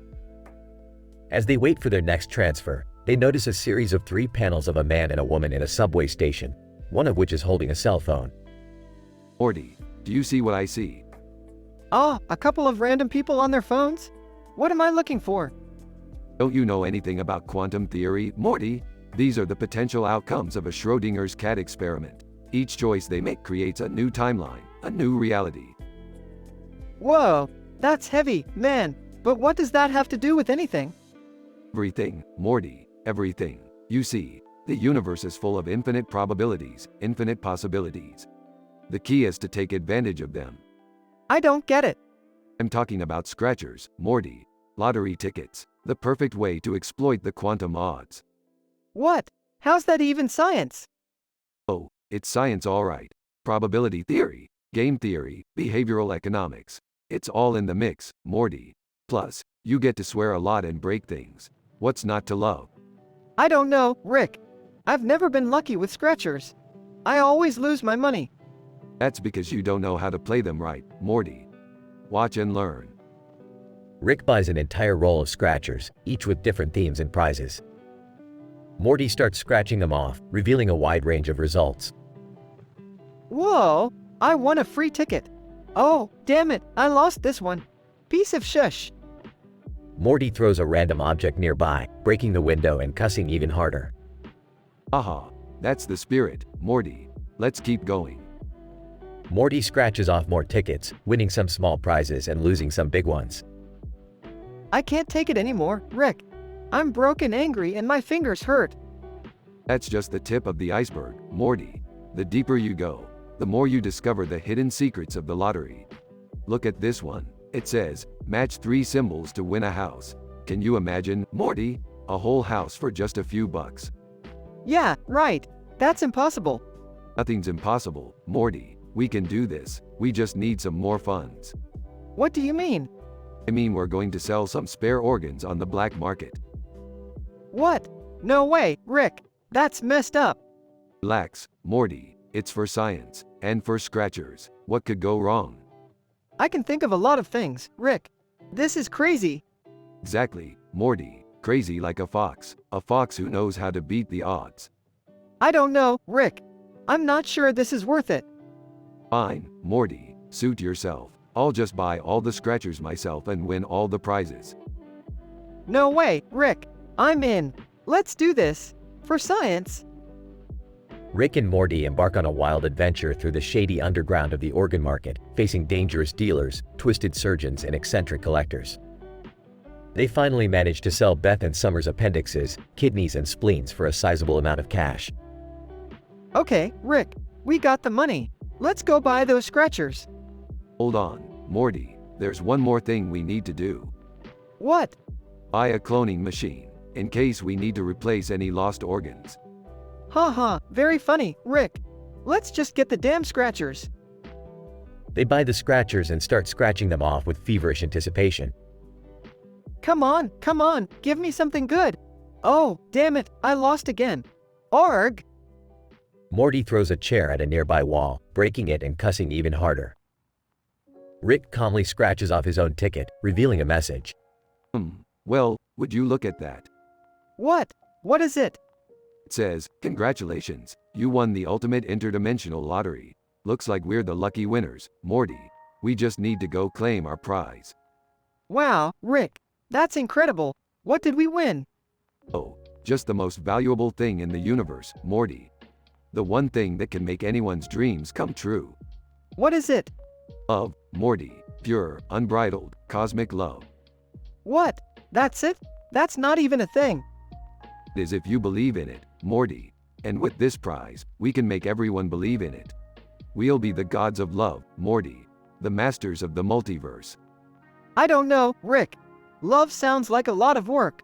And I don't think we have enough organs left to handle that. Nonsense, Morty. Love is easy.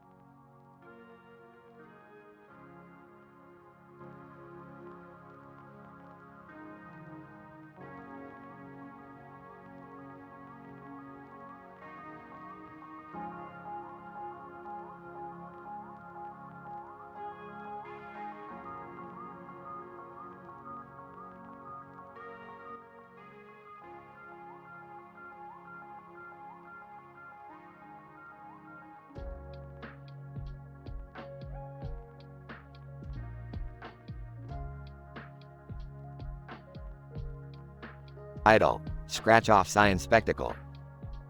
Opening shot. We see Rick and Morty in an interdimensional store display area, examining a wall of baskets and boxes with a green and yellow object in the middle. Morty.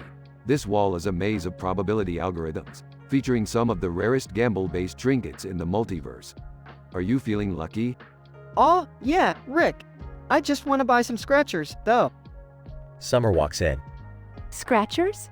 Ha! What a pathetic waste of. Shut up, Summer. I ain't here no fat, flop sweat drippin' scuzz bucket stopping me or Rick from trying to catch a win. Whoa, Morty. That was some intense verbal aggression. Maybe we should test your luck to calm you down.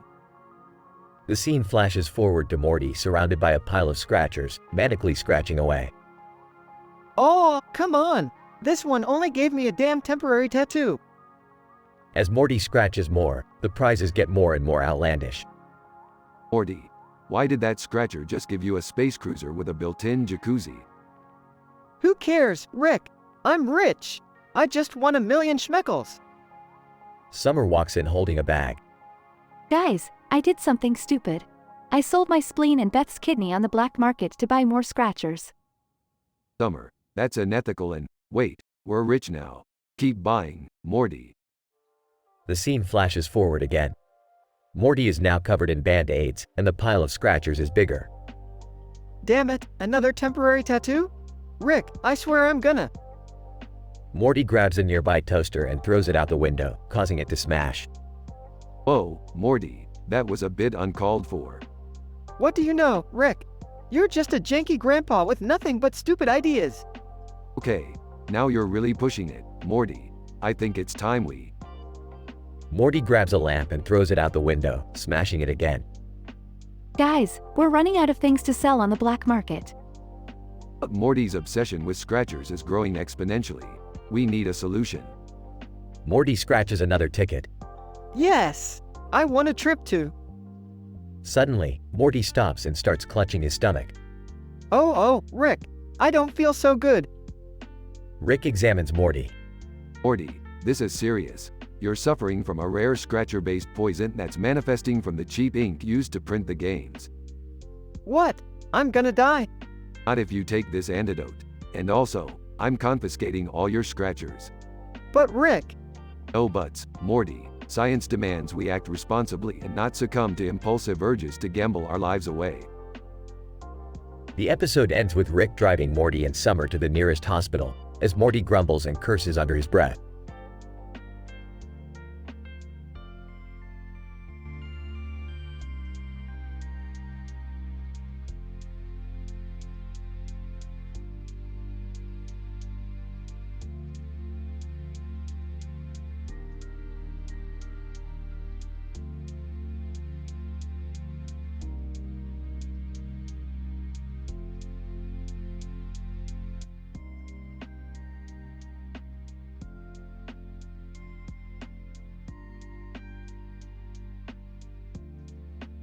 Title: The Great Scratcher Fiasco.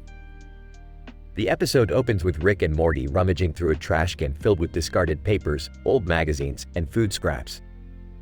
Rick explains to Morty the concept of probability and mathematical chance, while Morty seems more preoccupied with the wads of money flying around them. Morty, you have to understand the basic principles of probability if you want to make anything of yourself in this world. But Rick, look at all this money.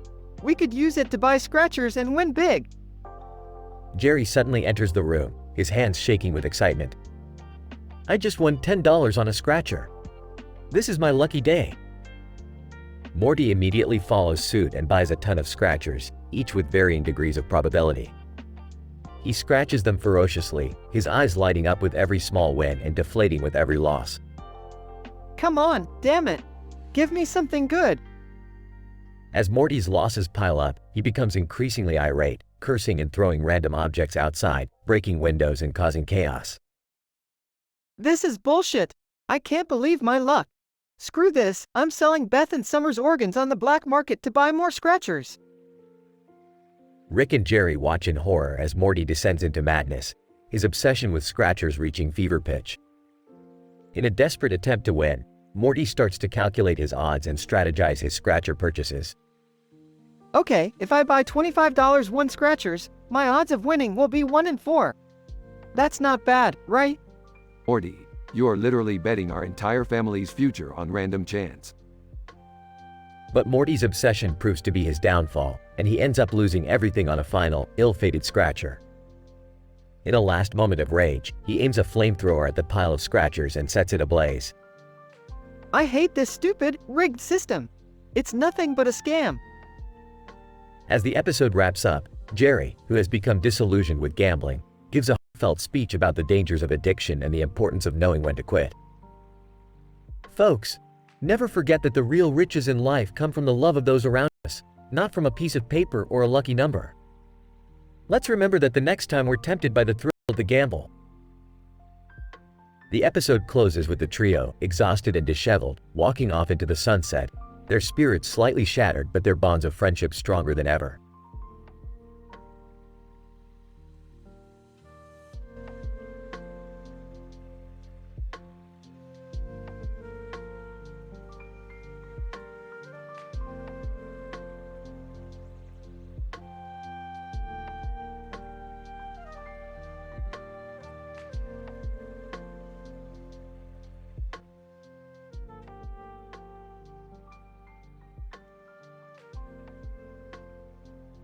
Title: The Carnivorous Grapes of Wrath.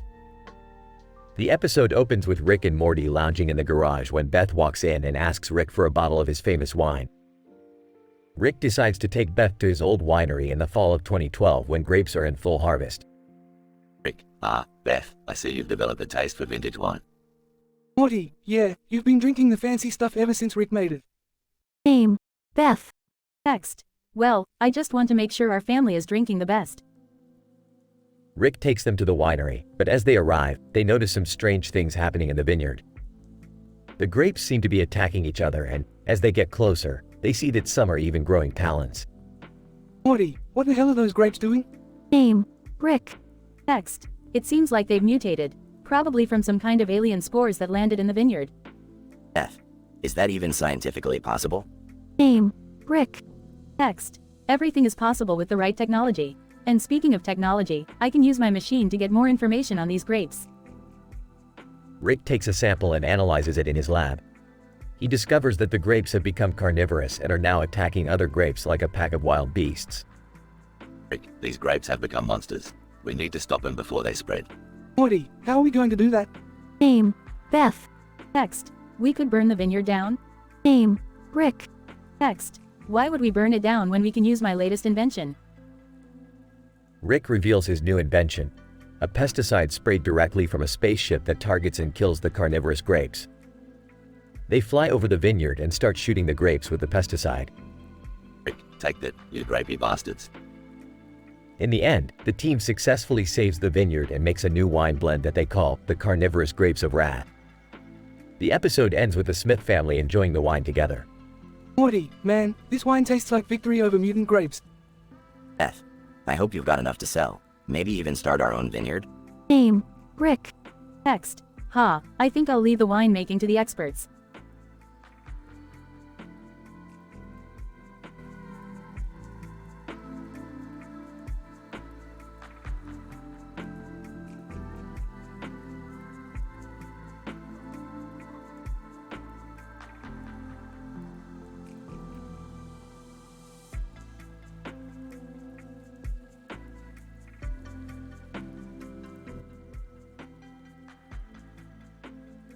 Title: Interdimensional Scientific Shenanigans, The Mystery of the Haunted Dinosaur Theme Park. Synopsis: Rick and Morty use an interdimensional portal to attend a scientific conference at a fictional university named after Antoine Lavoisier. While exploring the university, they encounter two men in suits and bow ties standing next to each other in a hallway illuminated by fluorescent lights on the ceiling. These men turn out to be fellow conference attendees, and they invite Rick and Morty to visit a futuristic underground fight club that they claim to have stumbled upon. Rick, excitedly, a futuristic underground fight club? We gotta check that out. Morty, nervously, I don't know, Rick. That sounds dangerous. Plus, we're here for the conference, remember? Rick, dismissively, conference schmonference. This is real science, Morty. Now let's go get our fight on. They arrive at the fight club to find it ruled by a ruthless leader modeled after the Godfather's Michael Corleone. The leader challenges Rick to a fight, which Rick reluctantly accepts, but Morty isn't so lucky. He's captured and taken prisoner. Morty, panicked, Rick, help. They're gonna hurt me.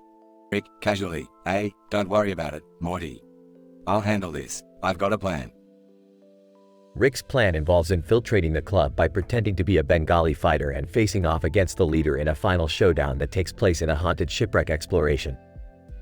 Rick emerges victorious, and he and Morty are reunited and promptly decide to leave the conference and explore a nearby dinosaur theme park instead. Morty, excitedly, wow, a dinosaur theme park. This is gonna be great. Rick, sarcastically, yeah, I'm sure it'll be a real blast, Morty. Just like every other freaking dinosaur-related adventure we've ever had. The episode ends with Rick and Morty's latest adventure coming to a close, but fans know that the duo will always be back for more interdimensional scientific shenanigans.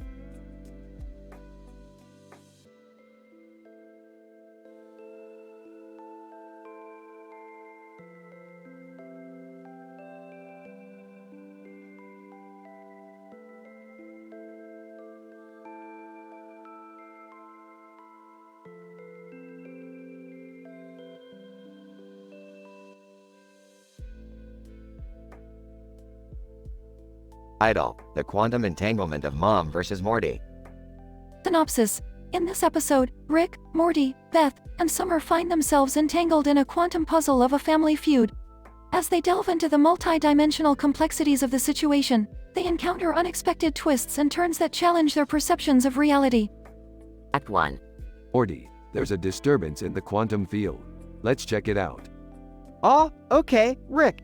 But I gotta warn you, I'm a little distracted right now. Scene fades to Morty in the electrified cage on the moon, preparing to fight Beth. Come on, Morty, you're not afraid of your own mother, are you? No way, Mom! I'm ready to knock you out. Act 2. What the hell is going on here? Why are you guys fighting? It's just a friendly UFC match. Nothing to worry about. Friendly, Morty has brass knuckles and you're holding a baseball bat. This is serious business. Just let us fight, Rick. We've got some pent-up aggression to release. Act 3. As the fight ensues, the quantum entanglement becomes more prevalent. The crowd's cheers turn into distorted echoes that reverberate throughout the cosmos. The electrified cage becomes a portal to alternate dimensions. Morty, you're not just fighting me. You're fighting against the entire universe. Bring it on, Mom. I'm ready to take on anything. Rick, Summer, and Beth watch in amazement as Morty wins the fight and restores balance to the quantum field. Well, Morty, that was one hell of a crazy ride. Yeah, Rick. Let's never speak of it again. End scene.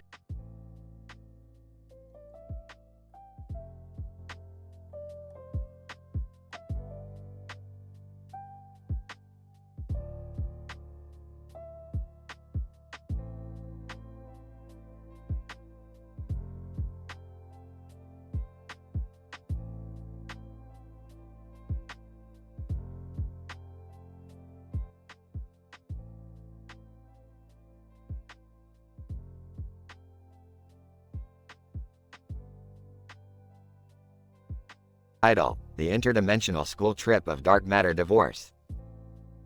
The episode begins with Rick, Morty, Jerry, and Beth attending a seminar on interdimensional travel at the prestigious Institute of Multidimensional Studies. The group is joined by a new member, Asuka Langley Soryu, a brilliant young scientist from an alternate universe. Great, another genius to dim my shine. Asuka, your arrogance is exposed by your insecurity. Ooh, I like her. During their tour of the facility, the group stumbles upon an unexpected experiment involving dark matter. The experiment goes awry, and the group is transported to an alternate universe. They find themselves in a high school classroom filled with students dressed in uniform. Whoa, where are we? I think we're in Japan. Asuka, no, this is not Japan. This is an alternate universe in which Japan never existed. That's a wild concept. The group soon discovers that they are stuck in this alternate universe and must find a way back home. However, they soon realize that the students in this alternate universe are not ordinary. They all possess the ability to manipulate dark matter, and they use it to create incredible phenomena, such as levitation and teleportation. Interesting. These kids are more advanced than we are, and they're still in high school. Asuka, that's because their education system prioritizes science and mathematics. Oh boy, I didn't do well in either of those subjects. The group desperately tries to find their way back home while navigating the strange customs and absurdities of this alternate universe, including a bizarre ritual of dark matter divorce, where couples break up by conjuring up a black hole to swallow their significant other. I thought our universe was crazy, but this is something else. I think I'm going to ask for a transfer to this universe. I could use some new gadgets.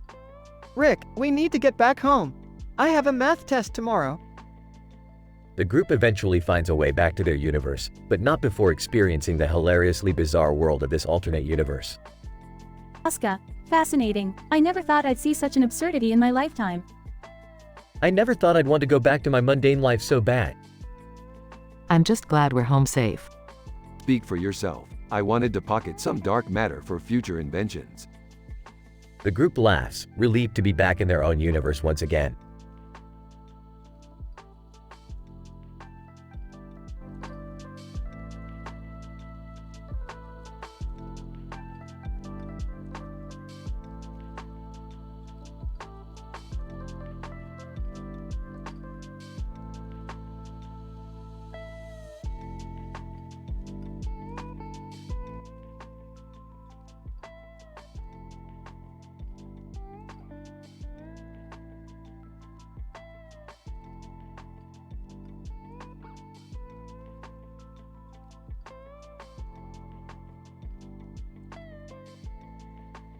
Title: The Neurobiological Implications of Flora and Fauna Interactions.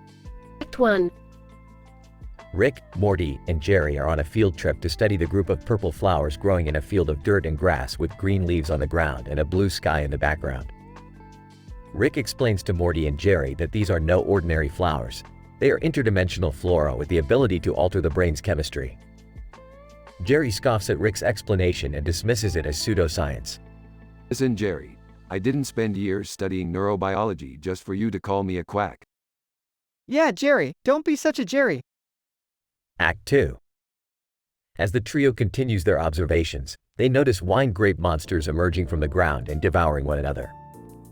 Rick realizes that the flora is responsible for the rise of these grape monsters, but their interactions have become uncontrollable. I thought this was supposed to be a simple study on flowers, not some weird monster breeding ground. Oh, Jerry, maybe if you paid attention to the lecture instead of drooling over the daisies, we wouldn't have gotten into this mess. Act 3. The grape monsters start to attack the group, but Rick, Morty, and Jerry manage to escape to a nearby cave. There, they discover an ancient artifact that can control the flora's effects on the creatures. Wow, Rick, this is like one of those Indiana Jones movies. Except with less Shia LaBeouf and more brain-altering plants. Act 4. Using the artifact, the group manages to subdue the grape monsters and bring them back to a controlled state. But in the process, Jerry accidentally ingests some of the flora and starts to hallucinate wildly. I see giant pink elephants with top hats and monocles. Oh God, it's beautiful. That's it, Jerry. You're on your own. Morty and I are out. As Rick and Morty leave Jerry behind, they realize that the neurobiological implications of flora and fauna interactions are far more complex than they initially thought. God damn it, Morty. I think we need to get our PhDs in plant biology if we're gonna keep dealing with this shit. Oh boy, I don't know, Rick. Do I really have to get a PhD? That sounds hard. Just shut up and follow me. We've got some studying to do.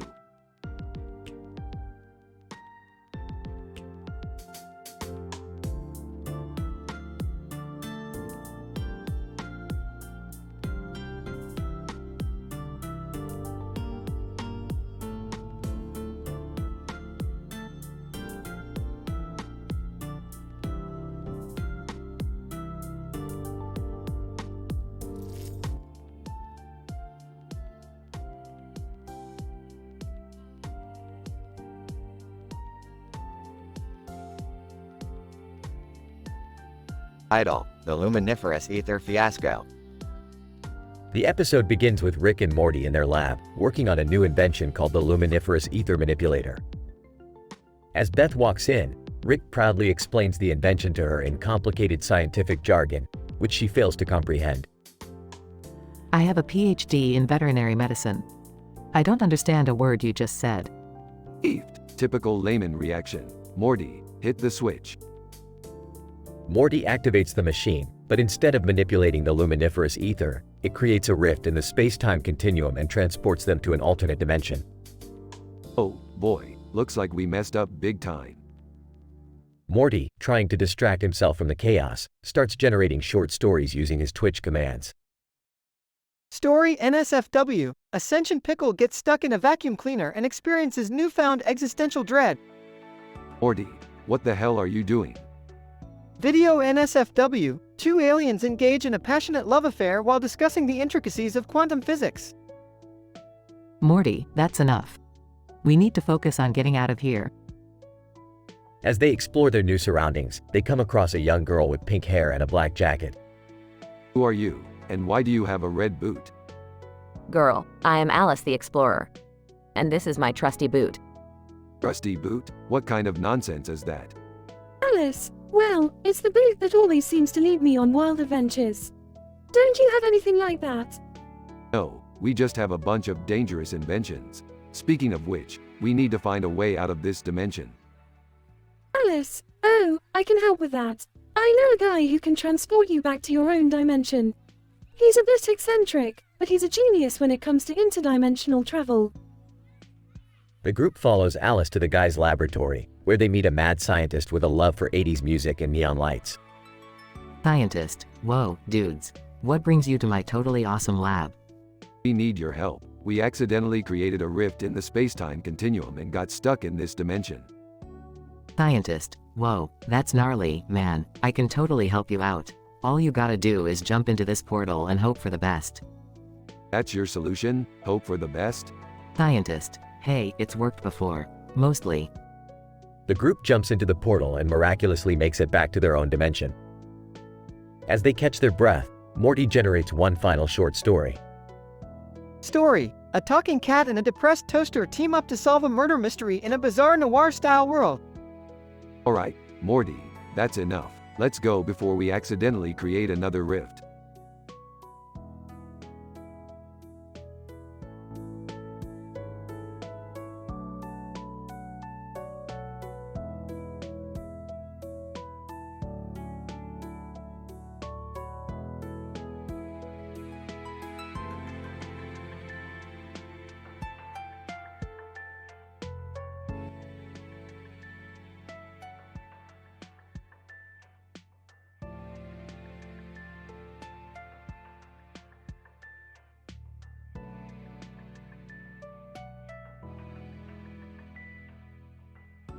Idle, the interdimensional mumbo-jumbo of the Twitch command universe. The episode opens with Rick and Morty in the garage tinkering with their latest invention, a device that generates black and white patterns of words on a sheet of paper with a black and white background. As they are testing the device, Morty suddenly gets the idea to generate various short stories on Twitch using the commands IMG, story, and description. Rick is skeptical at first, but Morty convinces him to try it out as he explains the scientific PhD university terms behind the algorithms used to generate the stories. They log onto Twitch and Morty begins typing in different commands to generate the short stories. Initially, the stories are mundane and unintelligible. But soon, Morty starts to input more interesting and NSFW commands. As the stories unfold, the duo soon find themselves in a crazy and hilarious adventure, jumping from one dimension to another. Here are some highlights of the episode. Morty, IMG sexy alien twins. Rick, Morty, what the hell are you doing? Morty, generating a short story, Rick. Aimless alien. Oh my space god. Those twins are so hot. Rick, Morty, what did I tell you about generating NSFW stories? Morty, it's just a harmless bit of fun, Rick. Look, people are loving it. Rick, fine, let's see where this takes us. Nameless Alien 1, story giant tentacle monster. Aimless Alien 2, and a tiny Rick clone. Nameless Alien 1, fighting to the death.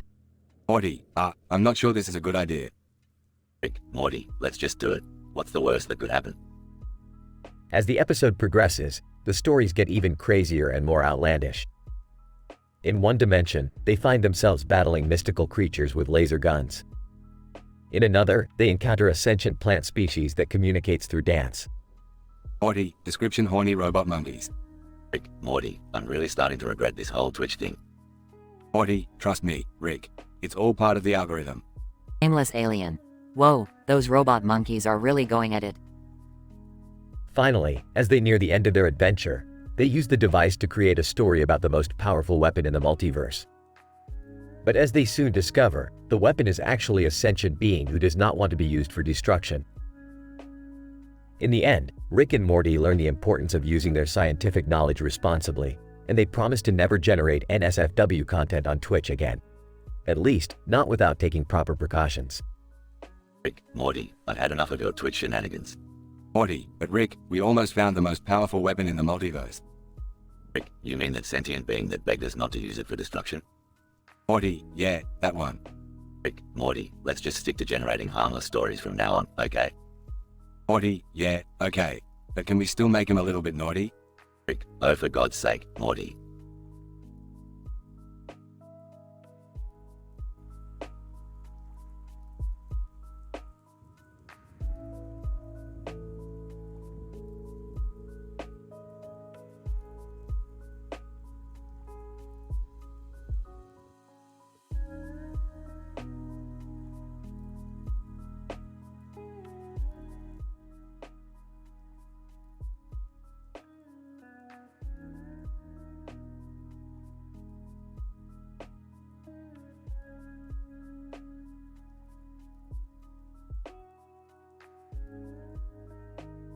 The episode entitled The Quantum Storyteller is a meta-modern exploration of the nature of storytelling, reality, and video games.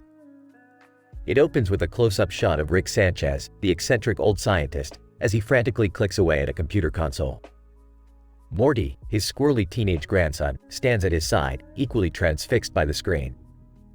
The camera zooms out to reveal their bizarre setup. Rick is holding a gun and a flashlight, while Morty is seated in front of the computer screen, keyboard in hand. Morty, get ready to see some crazy shit.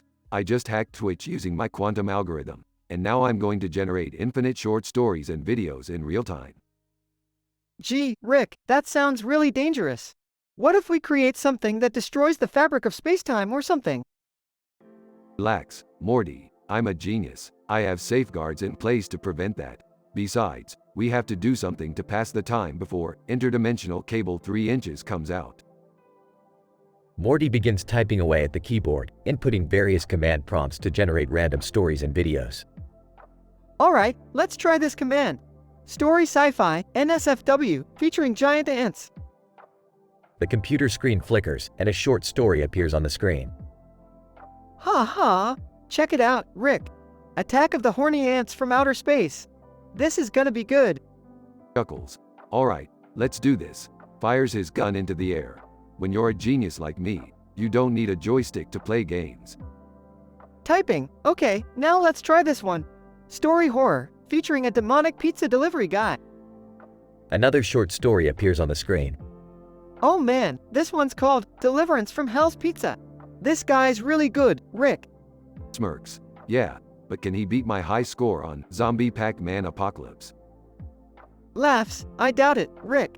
Typing. Alright, let's try one more. Video documentary about a bizarre deep-sea creature that looks like a butt.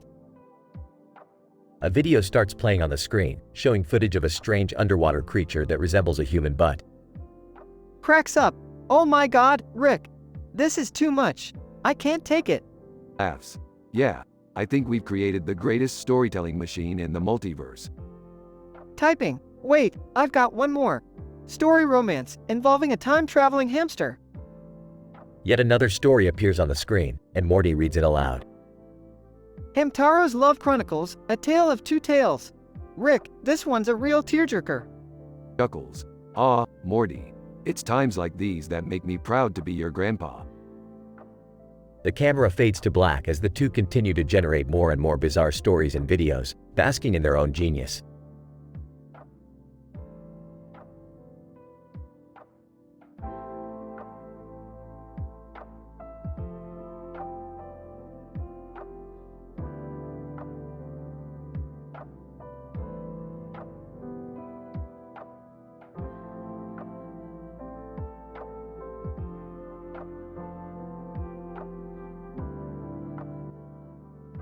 Idol, the relationship between alien meme war, Billie Eilish and the best-selling romance novel by Morty in a multiverse. The episode opens with a scene of a cartoon character standing on top of a hill with a green light in the background and a green light in the sky. This is a visual representation of an alien meme war, a phenomenon that has been observed in the outer reaches of the multiverse. The green lights indicate the presence of a particular type of energy that is emitted during these battles. As we explore the multiverse, we come across the bestseller romance novel by Morty. This book has caused a stir in the scientific community due to its content and popularity. The novel describes Morty's adventures in the multiverse, where he falls in love with a beautiful alien from a distant planet. The popularity of this novel has led to a surge in interest in the alien meme war. Scientists are now studying these battles to understand the energy emissions and how they may have an impact on the multiverse as a whole. Furthermore, the episode explores the influence of the singer Billie Eilish on the multiverse. Her music has been observed to have a calming effect on alien beings, leading to increased cooperation between different species. As the episode progresses, we see the cartoon character from the opening scene become involved in the alien meme war. It is through this character's experiences that we learn more about the energy emissions and the potential consequences of these battles. In conclusion, this episode presents a complex web of relationships between the alien meme war, Morty's best-selling romance novel, and the calming influence of Billie Eilish's music. Through exploration of these topics, the episode provides insights into the workings of the multiverse and its many mysteries.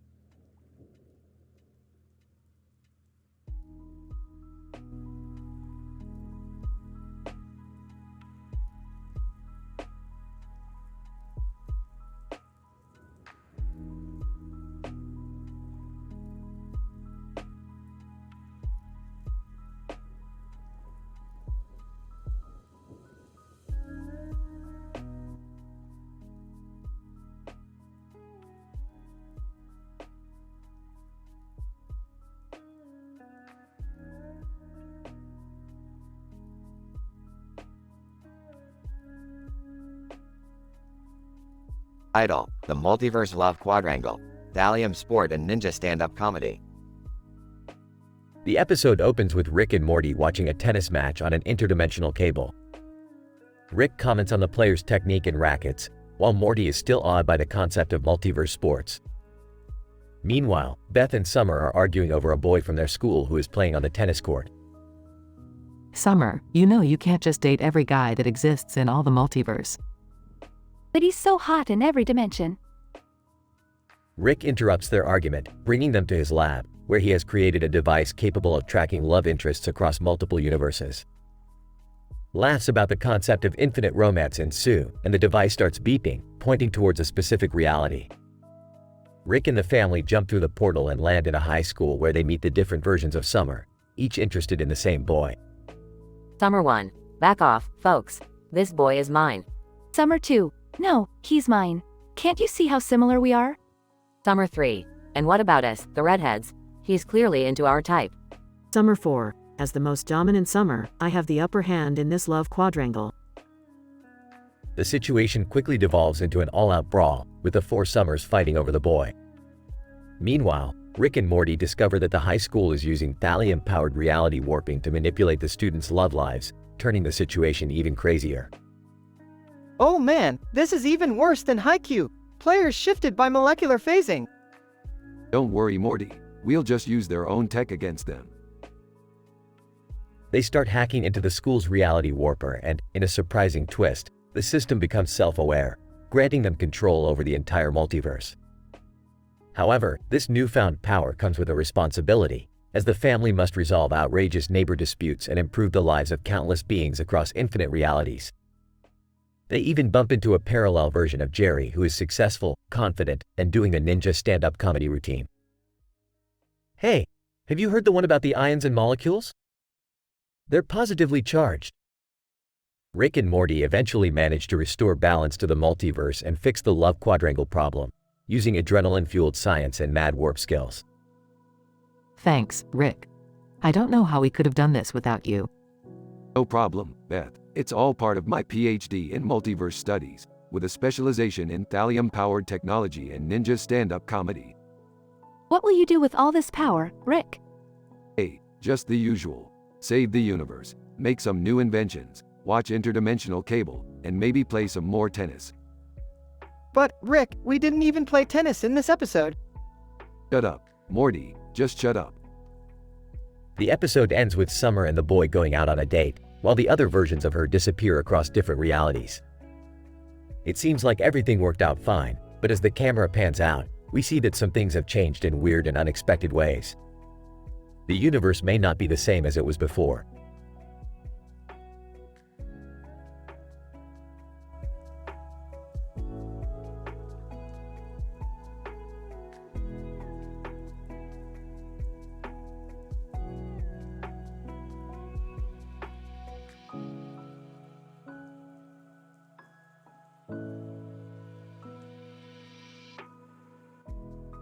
Idol, the chlorophyll complexities of Cabbage Patch Kids in Bridgerton.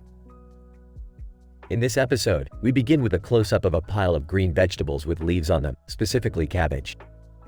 The cabbage, from the Brassica family, contains a high amount of chlorophyll, a green pigment found in all plants that plays a critical role in the process of photosynthesis. The red background in the frame, from a color theory perspective, adds a complementary contrast to the green color, making it visually stimulating and appealing. As the camera pans, we are introduced to a group of Cabbage Patch Kids, a popular toy collection from the 1980s. who have come to life and are roaming around a vegetable garden.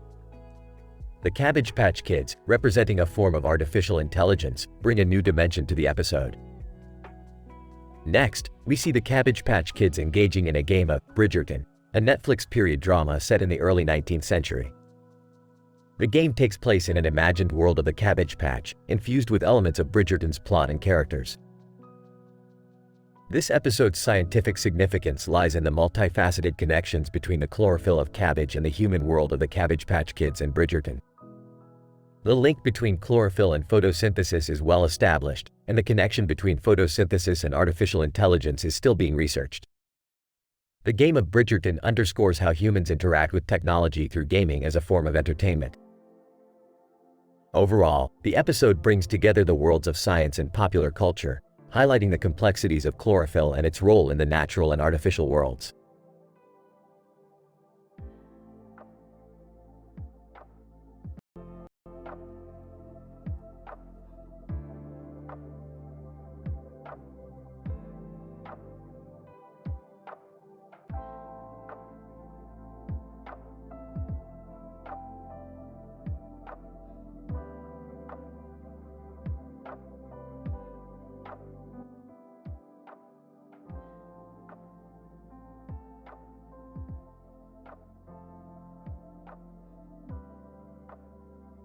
Idle, the green robot with 4 wheels and the green ball with 4 wheels on Mars. The episode starts with Rick and Morty on their way to Mars to gather some avocados for Rick's experiments. As they land, they come across a green robot with 4 wheels that seems to have malfunctioned. Rick, being the curious scientist he is, decides to fix it, but when they do, the robot instantly turns on them and starts shooting at them. Seems like this robot is programmed to attack any life form that it deems as a threat. Geez, Rick, you had to go and fix it, didn't you? Just then, they notice a green ball with 4 wheels and a clock approaching them. It seems to have a romantic interest in the green robot. Whoa, that's weird. Is that ball in love with the robot? Looks like it. Let's see how this plays out.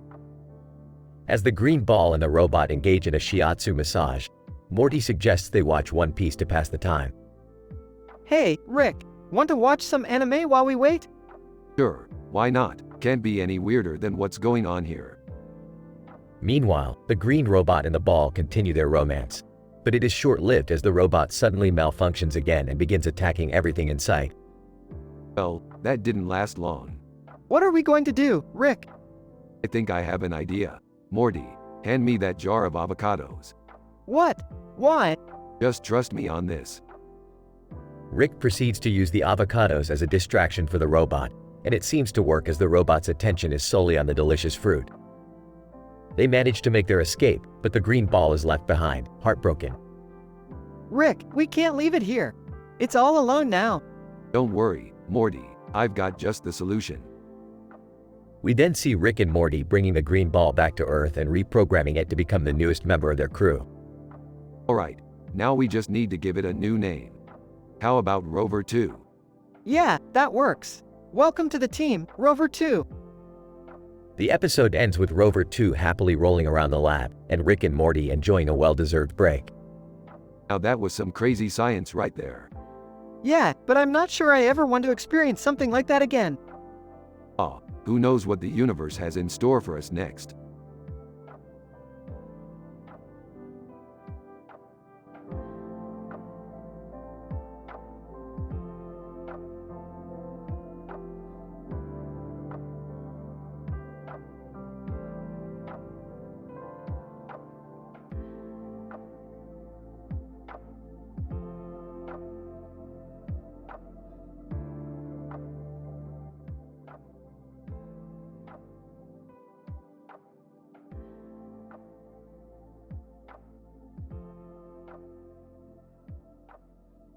Idle, the multiversal makeup mishap.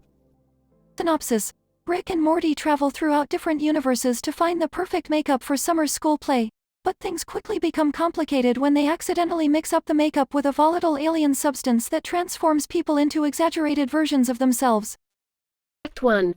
Morty, we need to find the perfect makeup for summer's play. And I know just the place to take us. Oh, okay, where?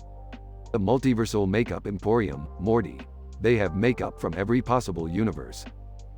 Act 2. Makeup artist, welcome to the Multiversal Makeup Emporium. How can I assist you? We need the perfect makeup for a school play. Something that really pops, you know? Makeup artist, I think I have just the thing. Rick, what's with all the other guys here with beards and glasses? These are my fellow PhD colleagues, Morty. They're here to help us with any makeup science we may need. Act 3. Alright, Morty, let's test out these makeup samples. Morty accidentally mixes the makeup with a nearby alien substance. Morty, what did you do? That substance is highly volatile. Suddenly, the room fills with a blinding light and Rick, Morty, and the others are transformed into their exaggerated cartoon counterparts. Act 4. Carl's Jr. employee. Welcome to Carl's Jr. What can I get for you? Whoa, what happened to you guys? We mixed the multiversal makeup with an alien substance. Now we're stuck like this until we can find an antidote. Carl's Jr. employee. Sorry, I can't take your order like this. You're scaring off the customers. Act 5. Rick, we've been to every universe we can think of. Where else can we find an antidote? There might be one last place we haven't tried. The interdimensional pharmacy. Act 6. The group arrives at the interdimensional pharmacy. Pharmacist, welcome to the Interdimensional Pharmacy. How can I assist you? We need an antidote for a makeup mishap that turned us into caricatures of ourselves. Pharmacist, I have just the thing. The group takes the antidote and returns to their normal selves. Hello. Thanks for getting me the perfect makeup, guys. You look different. Long story, Summer. Let's just say we won't be mixing makeup with alien substances anytime soon.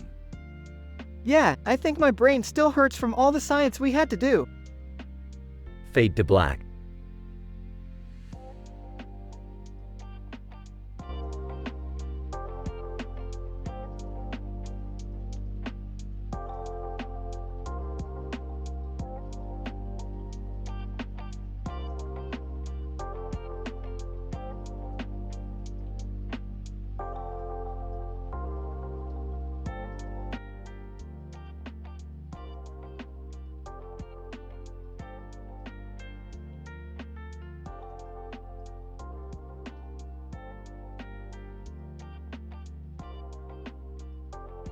Title: Rubidium Gigolo Misadventures. Opening shot of Rick and Morty's lab. Morty, I've been working on an experiment involving rubidium. I need you to go and fetch it from the garage. Sure thing, Rick. What are we using it for? We're going to create a green and white abstract painting with a black border. It's going to be a masterpiece. Morty retrieves the rubidium and brings it to Rick. Okay, Morty, let's get to work. Scene switches to Jerry, who is in a different universe, where he's a famous gigolo. Oh yeah, baby. You know you want it. Client, you're amazing, Jerry. How do you do it? It's all in the hips, sweetheart. Scene switches back to Rick and Morty's lab. Okay, Morty, we're almost done. We just need to add the final touch. What's that, Rick? We're going to infuse the rubidium into the paint to give it a radioactive glow. Morty hesitates. Is that safe, Rick? Safe? Morty, this is science. Who cares about safety? Scene switches back to Jerry. I gotta say, I'm loving this universe. Being a gigolo is the life. Client, Jerry, you're so funny. You should do stand-up comedy. Stand-up? I don't know about that. I'm more of a sit-down kinda guy. Scene switches back to Rick and Morty's lab. Okay, Morty, it's done. Let's admire our work. Morty looks at the painting and his eyes widen. Wow, Rick, it's amazing. I've never seen anything like it. That's because we're geniuses, Morty. Now let's go show it off. Scene switches back to Jerry. Okay, baby. That'll be $500. Client, what? $500? That's too much. Hey, I'm worth it. You don't want some cheap gigolo, do you? Client, no, I suppose not. Scene switches back to Rick and Morty, who are showing off their painting at an art exhibit. Art critic. This painting is truly remarkable. I've never seen such a beautiful use of rubidium in an abstract piece. Thank you. We put a lot of hard work into it. Morty looks over and sees Jerry walking by, still in his gigolo outfit. Rick, isn't that Jerry? What, Jerry? What's he doing here? Morty walks up to Jerry. Jerry, what are you doing here? And why are you wearing that outfit? Oh, hey Morty. I'm just exploring different universes. And as for the outfit, I'm a famous gigolo in this one. Pretty cool, huh? Morty and Rick exchange a look. Well, we've seen enough of this universe. Let's get out of here. Morty and Rick quickly leave, with Jerry trailing behind.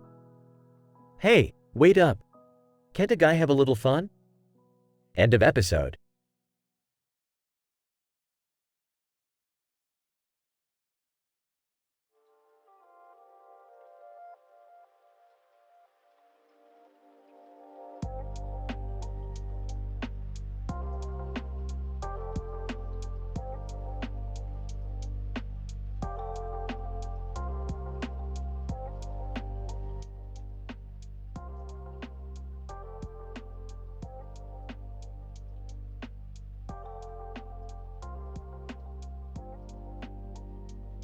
Idle, Quantum Disco. Synopsis. In this episode, Rick and Morty embark on a scientific exploration into quantum mechanics. After discovering a new form of subatomic particles, they decide to take a break and head to a nearby nightclub to blow off some steam. Act 1. Morty, I've discovered a new form of subatomic particles that could revolutionize the field of quantum mechanics. Geez, Rick, can't we take a break for once? Maybe go to a nightclub or something? Thinking for a moment, I guess we could use a night off. Let's go to the quantum disco. Act 2. At the quantum disco, the duo finds themselves at a neon green and pink dance party. Rick decides to scan the surroundings with his scientific instruments and discovers something fishy. Morty, something's not right here. These particles aren't behaving like they should. So, what do we do, Rick? Hold on, Morty, let me just. Pulls out a device from his lab coat. Tweak this a bit. Pushes a button. Oh, it's on now. Act 3. Suddenly, the music starts to get louder, and the whole dance floor starts shaking. Calls Rick and Morty on a video chat. What's going on? Did you two break reality again? With a smirk. No, Beth. We just made some improvements. In the background, guys? I think I'm stuck in some kind of quantum loop. Typical Jerry. Chuckles. Act 4. A cartoon character with a pink and green background appears on the screen. Cartoon character, in a deep voice. You fools, you've disrupted the quantum matrix. Prepare to face the consequences. Sarcastically. Oh no, it's the quantum overlord. What are we gonna do? Nervously, Rick, we gotta get out of here. Don't worry, Morty, I've got just the thing. Act 5. Rick pulls out a device that transports them all to another dimension, where the particles behave normally again. Phew, that was close. Good thing I always carry a quantum teleportation device. Geez, Rick, I don't think I'm ready for this kind of adventure. Adding Morty on the back. Don't worry, Morty, you'll get used to it. Hello. Still stuck in the quantum loop. Help me. I'm losing my mind. Sighs, I can't believe I married him. End of episode.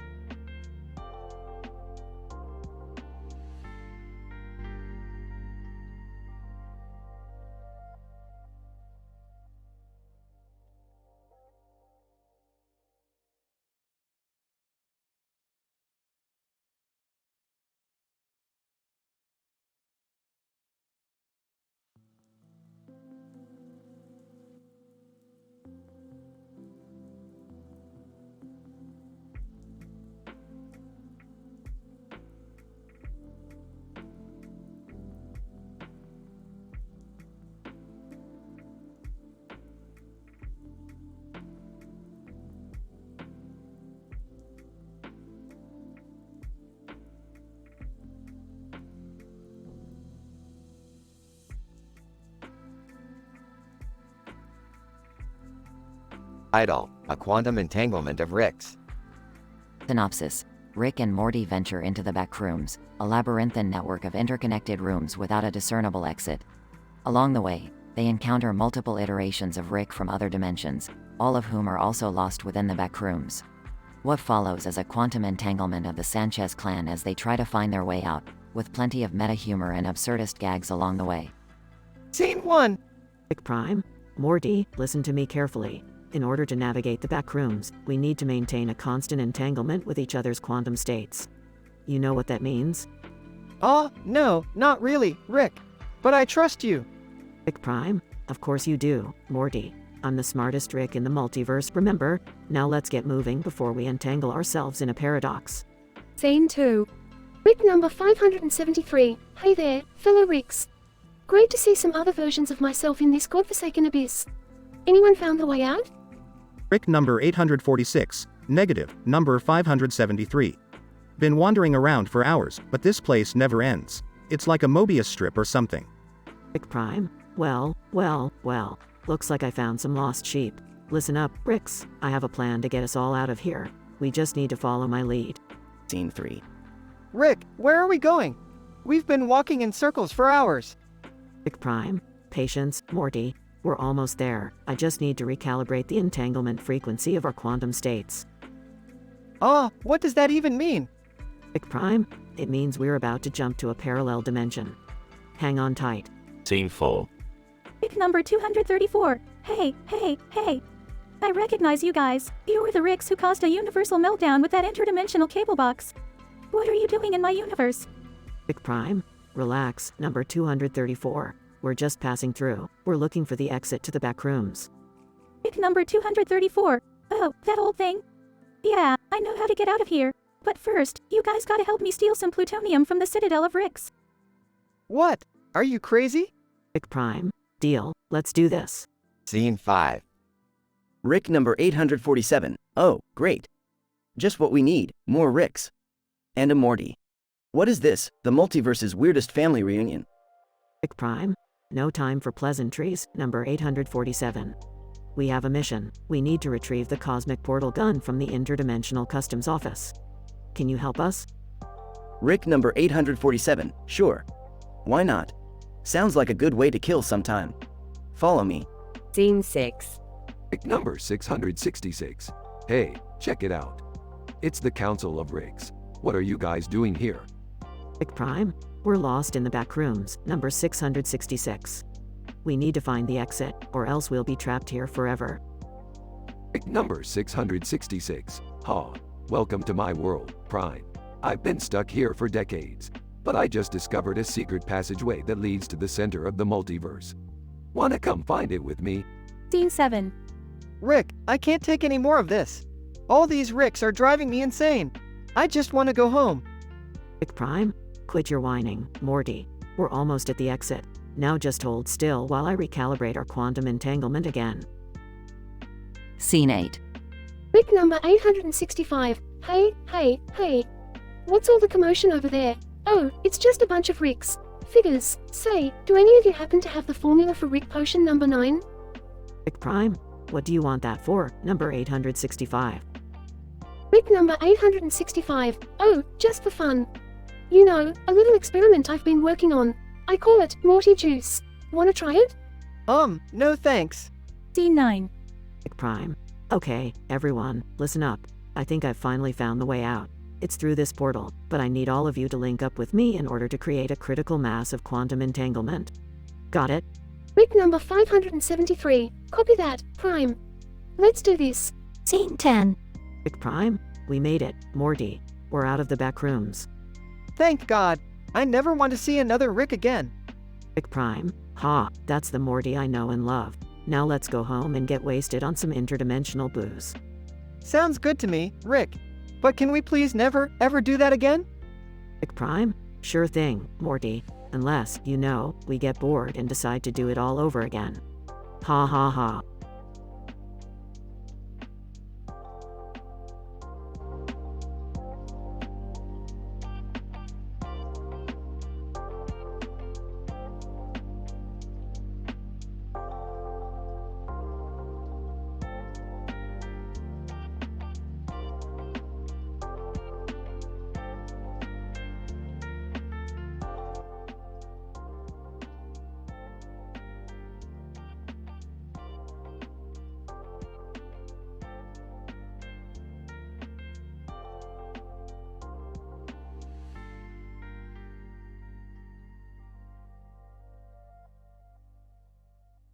Idle, the multi-dimensional backpack of Jerry. Synopsis. In this episode, Rick and Morty embark on a highly scientific adventure that takes them to an alternate dimension where they come face to face with an old version of Jerry. Little do they know, they are about to get caught up in a wild and crazy plot involving an evil Rick, a multi-dimensional backpack, and a building with a mysterious light on its face. Scene 1, Dimension H781. Rick and Morty land their spaceship on a desolate world. They exit the ship to investigate when Morty points out a strange cartoon character standing in front of a building with a light on its face and a backpack. Rick, check that out. Who's that weirdo? Looks like a character from an old cartoon show, probably from an alternate dimension. Let's go talk to him. Scene 2, Meeting an old Jerry.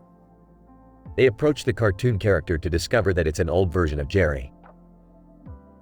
Rick, Morty, I'm so glad to see you guys.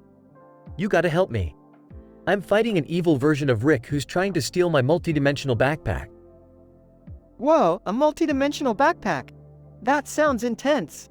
Yeah, and knowing you, you've probably been using it to store your favorite shirts and a spare sandwich.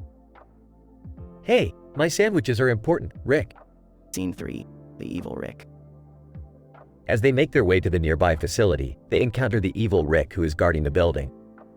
Evil, well, look who it is. The weakling version of Jerry and Rick. I've been waiting for you. What do you want, evil Rick? Why are you after that backpack? Evil, simple. The backpack holds the key to infinite power and I will stop at nothing to get it. Scene 4, entering the building. Rick, Morty, and Jerry devise a plan to sneak into the building and retrieve the backpack. They enter the facility and come across many obstacles including traps, secret doors, and puzzles. Finally, they arrive at the backpack's location. Scene 5, the backpack's power. As they open the backpack, they discover the true nature of its power. It contains various items from different dimensions that can alter reality itself. The group decides to use these tools to defeat evil Rick once and for all. Scene 6, the battle. The stage is set for an epic showdown between Rick and evil Rick. Using the items from the backpack, they engage in a fierce battle that spans across multiple dimensions. Lasers, explosions, and even a dragon make an appearance. Scene 7, Victory. Finally, Rick emerges victorious. Evil Rick is defeated and the backpack is returned to Jerry. Wow, I never realized how much power this thing had. Thanks for helping me, guys. No problem, Jerry. Now, can we get out of here before something else tries to kill us? Yeah, this place is starting to give me a headache. Scene 8, the final joke. As Rick, Morty, and Jerry make their escape, they encounter a group of aliens who ask them about the building with the light on its face. Alien, excuse me, travelers. We are looking for the legendary House of Light. Have you seen it? Oh yeah, that place. It's just a building with a light on its face. Nothing too special. Except for the multi-dimensional backpack and evil Ricks and stuff. And my sandwiches. Everyone laughs as they fly off into the sunset.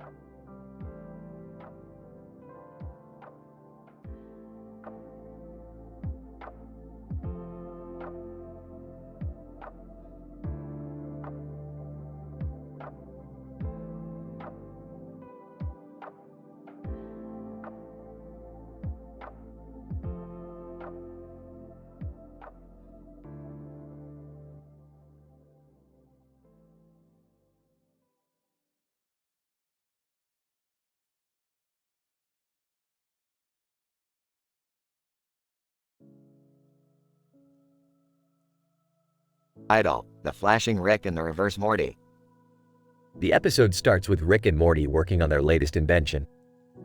Suddenly, a cartoon character with a weird hair and a weird face appears in front of them. What the hell is that? I don't know, but he's holding a knife and a lightsaber. Hey guys, what's going on? Why does that weirdo have a knife and a lightsaber? I don't know, but he's not from our dimension. He's from a different cartoon universe. Oh no, this is going to mess up the timeline. Suddenly, the Flash appears and confronts the strange character. Flash, who are you and what are you doing here? Strange character. I am Dexter from Dexter's Laboratory, and I am here to retrieve my stolen invention. Good luck with that. We don't have your stupid invention. Yeah, we've got bigger problems. The reverse flash is here. Oh man, this is not good. The reverse flash appears and engages the Flash in a battle. What's happening? It's too fast to follow. They're moving so quickly that they are disrupting the time-space continuum. We need to stop them before it's too late. The group then teams up to stop the Flash and the reverse flash. Chaos ensues as they fight and mess with the timeline. This is ridiculous. We're causing more problems than we're solving. Yeah. We need to get out of here before things get worse. But how do we fix the timeline? I have an idea. Hold on tight. Rick then activates his latest invention, which restores the timeline and sends everyone back to their respective dimensions. Wow. That was insane. I don't even know what just happened. I think we almost destroyed the universe. Hey, it wouldn't have been the first time. Let's go get some Szechuan sauce. The group then ends the episode by going out for some fast food.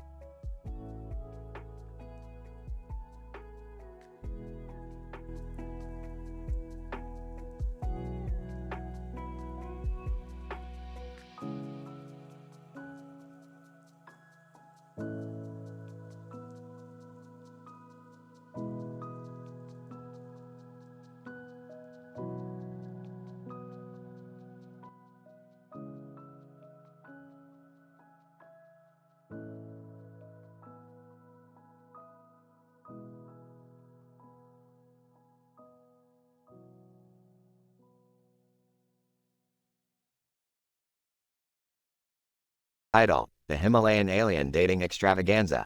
Opening scene.